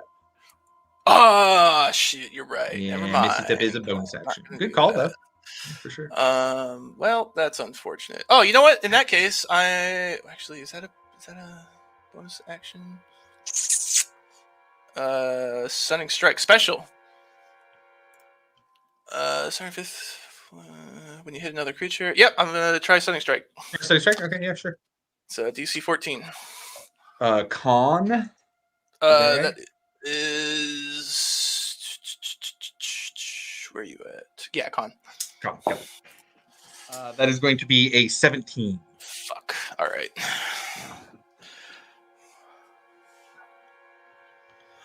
Well, that's my turn. Okay. All right, Alivar, you are up. What are you doing? All right. Well, I had a plan, but then everyone started moving in, and it ruined my plan. So, how far away is Big Boy from me? Big Boy from you. Is he 80? 70 from you. Oh, Okay. no. Fuck. Oof. All right. Well, he's getting an EO crossbow bolt lobbed at him. Okay. From Yeah, go ahead and back shoot that here. crossbow bolt. Ooh, 25. 25 hits. And we are going to expend a Bardic Inspiration to cast Psychic Blades on this hit. Okay. As well, so 3d, 4, 28. So he's going to take 6 points of piercing and only 8 points of psychic damage. Okay. All right. So 14 total. You hear the hissing Rufus as it takes another hit. And then I am going to move behind the rock and use it as cover. Okay, got it. You do so. And that's it. Okay. So we have the Marrow next. And the one that is being attacked by Varric is going to attack back with a bite attack. And it's going to be a 16 hit. That does not hit. That does not hit. Okay. After the bite attack, it will take out its harpoon and stab upwards. And that's a natural 1. I don't think a natural 1 hits. I think that's an auto miss. Let me check. Yeah, I think so. Okay. Got it. So this one's going to move up. And this one is going to throw the harpoon at Breck. Disadvantage with block stance. So disadvantage is a 13. No. Okay. So that was its harpoon attack. Is it going to go? Yeah, I think it is in kind of an angry frustrated attempt. It's going to come at you with a claw attack as well.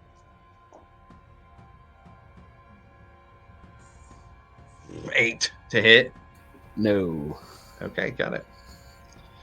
All right, so the other human is dead, so we just got Big Boy Priest here. Let's see. Let me get one of these guys here. Actually, I think these are all too small.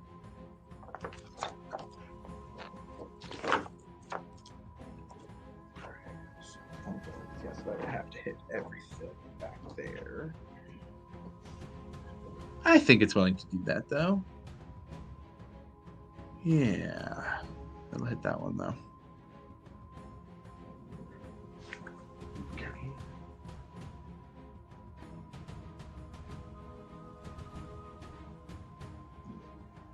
All right. The large marrow shallow priest is going to raise its hands and start speaking in a language. I shouldn't say nobody understands. Does anybody understand Aquan?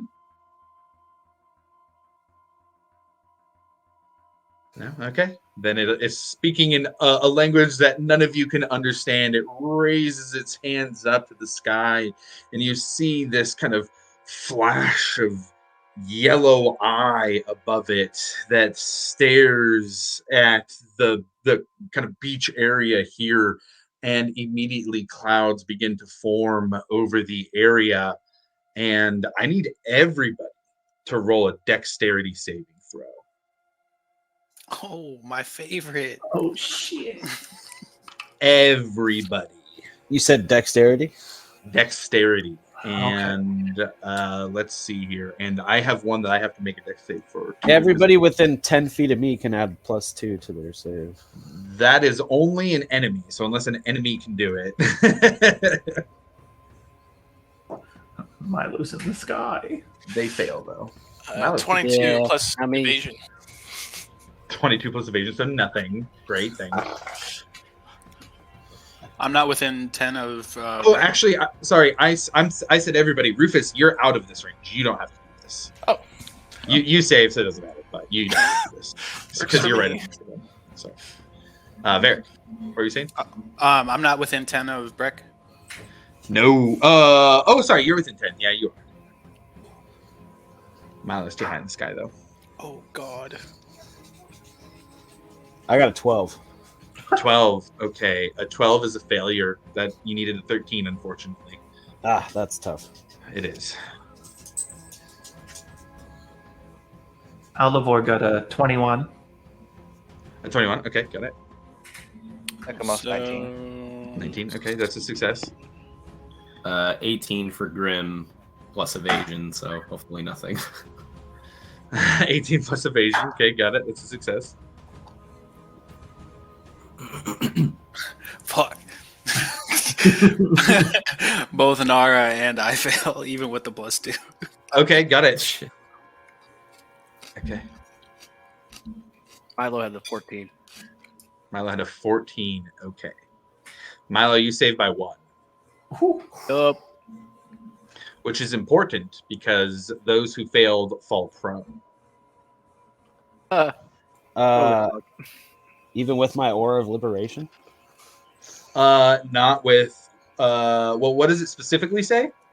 All right, let me pull it back up.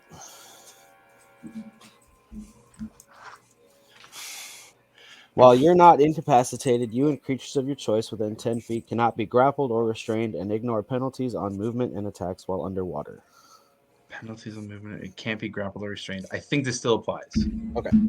So what happens here is these clouds appear and sleet starts falling from the sky as ice covers this beach on the grass, on the sand everywhere. Everywhere on the map from Varric back is difficult terrain. It is heavily obscured. And when you start your turn, you must make a dexterity saving throw or fall prone. Oh. Oh no! Greg, you failed, I believe, by one. And I think Ekamos, Alivor, Grim, and Milo, you guys all succeeded. Mm-hmm. Okay, got it. Hey, Josh, I'm going to use Favored by the Gods.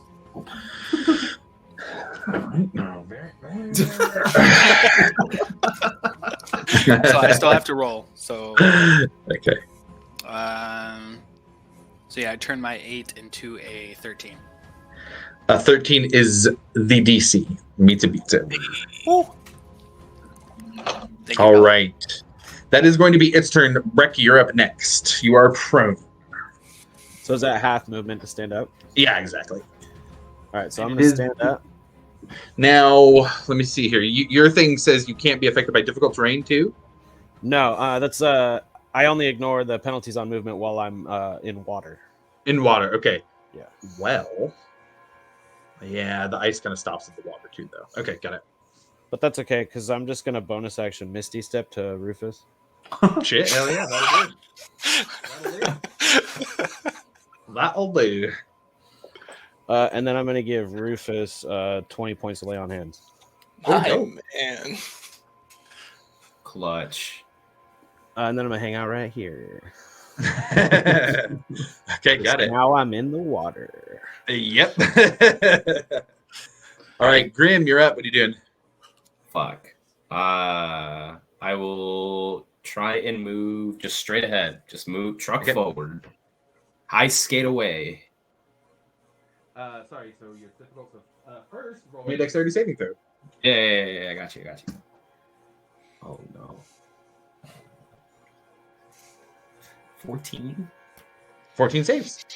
You can move 5, 10, 15 feet. Great. What is the range of my short bow? Let me see. 320 feet? Does that sound right? Or is it 80 feet? 80 for flat roll, 320 for disadvantage. If there's two numbers. If it's 80/320, that's the big Yeah. You're right. Is he 80? He's within 80 feet, right? The big merman? Well, okay. within. Yeah. I'm just going to use... And because Rufus and Breck are 5 feet within him, would be sneak attack, right? Correct. Yeah, you got two allies there. Ooh, I'm going to shoot this dude right in his throat neck. Oh, throat shooters today. Natural 1. No, it's not that bad. It's not that bad. 22 to hit. Oh yeah, definitely hits. Perfection. Okay, so we got 6 plus 1, 5, 6, 9, plus sneak attack. Okay, so 9, 12, 13, 14, 15, 16, 17, 18, 19, 20, 21, 22, 23 points of piercing damage. 23. Where are we at? Ooh, it had 23 left. That is exactly what you needed. Let's go! Give me some of right in that- the throat neck, baby! Give me some of that throw shooting flavor. I'm gonna notch another arrow in there, pull it back, and then I'm gonna look right him in the eye. I'm gonna be like, "I fucking hate sleep, bitch!" And I let it go right in his stupid little throat neck. And it goes. And Rufus and Breck are showered with the green blood of the Marrow Priest as it dies. My favorite. Wouldn't be combat if I didn't get showered in something, dude. Oh my lord. All right. Anything else for your turn? There's still 2 other people, right? There are 2 more. That need to be deaded. Yes, there is one next to Varric and one over here. I'll just use. Let's see.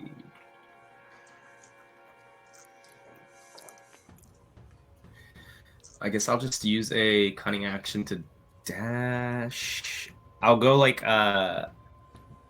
maybe just a little bit to the left, just so I could kind of get right past Varric. A little bit, just like directly to the left, not moving forward, just like a little to the left. Yep. Perf. Yep, that's perfect. Okay. And that's my turn. All right. Varric, you're up. Ekamos on deck.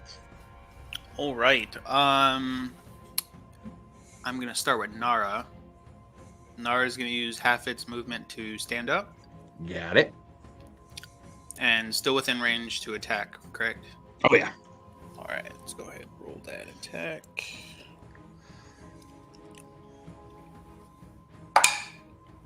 Oof. Does a 12 hit? A 12 just misses these guys. Fantastic. Well, then I'm just gonna hit, and I believe I used Hunter's Mark on this one already. You did, yes. Oh, lovely. Bump. So we just got a bunch of bad rolls over here today. Well, it's making up for all the fucking stellar rolls you guys have had the rest of the session. All right, guys. I'll take care of them. Well, I know at least one of them hits with a 13 on the dot. That will just hit you. Yep. So.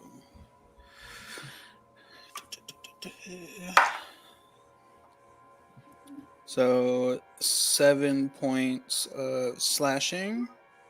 Okay. I mean, we'll just throw a cold hand in there. That is 8 points of cold damage. 15 total. And then bonus action, Polearm Master. Is that one? There we go. Jesus Christ. 16 to hit. Yeah, that hits. And then 8 points of slashing. Ooh, got it. Got it as in it's dead.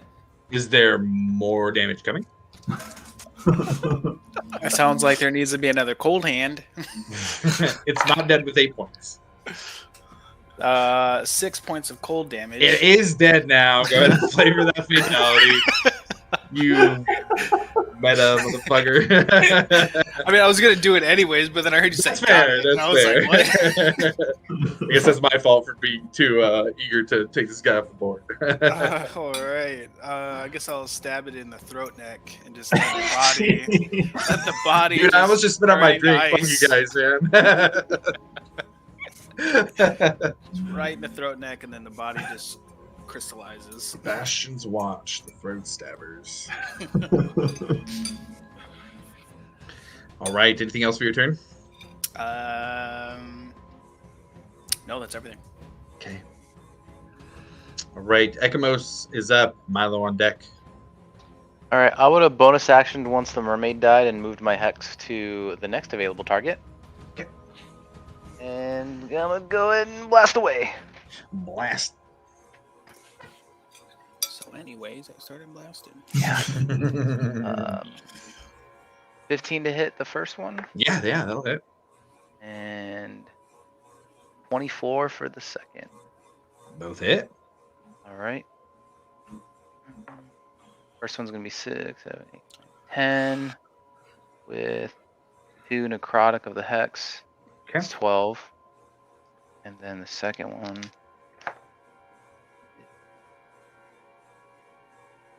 15. Nice. The second. So 27 total. Yep. Not bad for a cantrip. Yeah. It comes down and Hell you yeah. see sand fly up. Oh, I didn't do anything my else? dex. I didn't do my dex save if I was prone. I would have moved anyway. Oh, okay. Um, Got it. Yeah, I rolled 16, so I think I saved it. Yes, you did it. And that'll be my turn. Okay, got it. Milo, you're in the air, so I'm not going to make you roll the deck save because the sleet is on the ground. Oh, wait. No. Sorry. This guy's dead. You guys don't need to be rolling anymore. Oh, okay, cool. What was the damage on the sleet? There was storm, no by the way? damage. Oh, wow. It was to make the air, to make everybody slower, basically, Okay. and to knock them down. Easier to hit for the other guys. What other guys? In theory. Contemplated saying that, but I think I'm going to go with the long loser, but I'm going to do at the very end, just go loser. Yard. And if he beats 15, then he doesn't take 8 points of psychic damage. He fails. That is a 12 total. Yeah. You said 8? Oh, yeah. You start to see like this green blood pouring in from its ears as it looks up to you in an angry snarl and kind of hisses at you. And that, you know what? I'm going to move 30 feet back towards where Blot is. Anything else? Nah, that's it for me, man. All right, Rufus, you're up. All right. Well, I'm just gonna say appreciate it, Breck, and then turn around and head on over to Last Man Standing, and make some attacks with my quarterstaff. Yeah, before you do, can you roll me a wisdom saving throw, please? I sure can. Thank you. Oh boy. 7. A 7. As you do, your arms start to grow and your feathers fluff out. You don't feel a full transformation, but your talons feel like they could tear through. Having been close to death, having been hit so many times while bathed in the moonlight here, you feel the strength and anger rising. Go ahead and make your attack. Just kidding. Not quarterstaff. Talons attacks.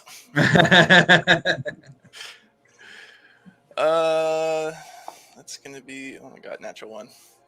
A natural 1. You go, and in your kind of fierce nature, you are unable to actually make the attack as you make just wide, angry swings without the focus you're used to.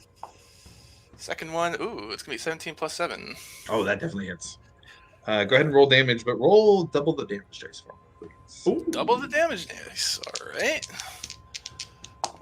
That's gonna be 6, 7, 8, 12 damage. 12. That's enough. Flavor that fatality for me as you rip this thing to shreds with your talons. All right. Well, I'm gonna, as I run up to it and start feeling that strength run through me, I'm gonna just kind of lunge at it with the talons and not necessarily tackling it, but putting all my weight into it and just start shredding at it, and then just from the momentum taking it down onto the ground and just keep on going. Yeah, and in 10, 15, 20 seconds, you all realize this thing has been dead plenty of time as Rufus still attacks it. Guys, do we just let him go?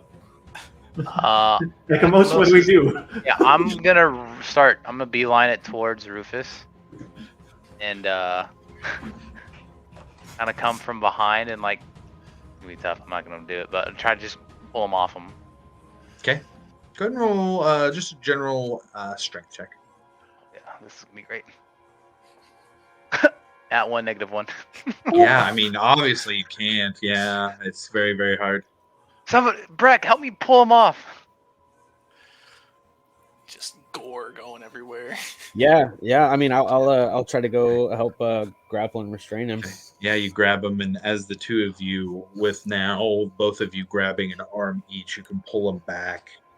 Rufus, roll me one more wisdom saving throw. Oh god. All right. Damn it, Rufus. All right. 16. You resist the urge to attack your friends. Just gonna look at my hands and the rest of me and the completely mangled corpse, just like, Oh, it's ground beef, but green. There's green blood Ground beef. everywhere. just You slice his throat Go. back. go, calm and. Okay. And as you do, you settle back into normal size, normal thoughts. Here on the shores of Icehaven, Rufus returning to his form, and in the with the Alcantara and the last song in the distance. That's where we're at in the session for today. Oh, Damn. All right, Bye. so I think we're back to a normal schedule. So we will be back here in 2 weeks from today with the next session of Monsters of Madness, while these crazy players try and infiltrate the Alcantara and see what they are up against on it. So we will catch you then. Bye.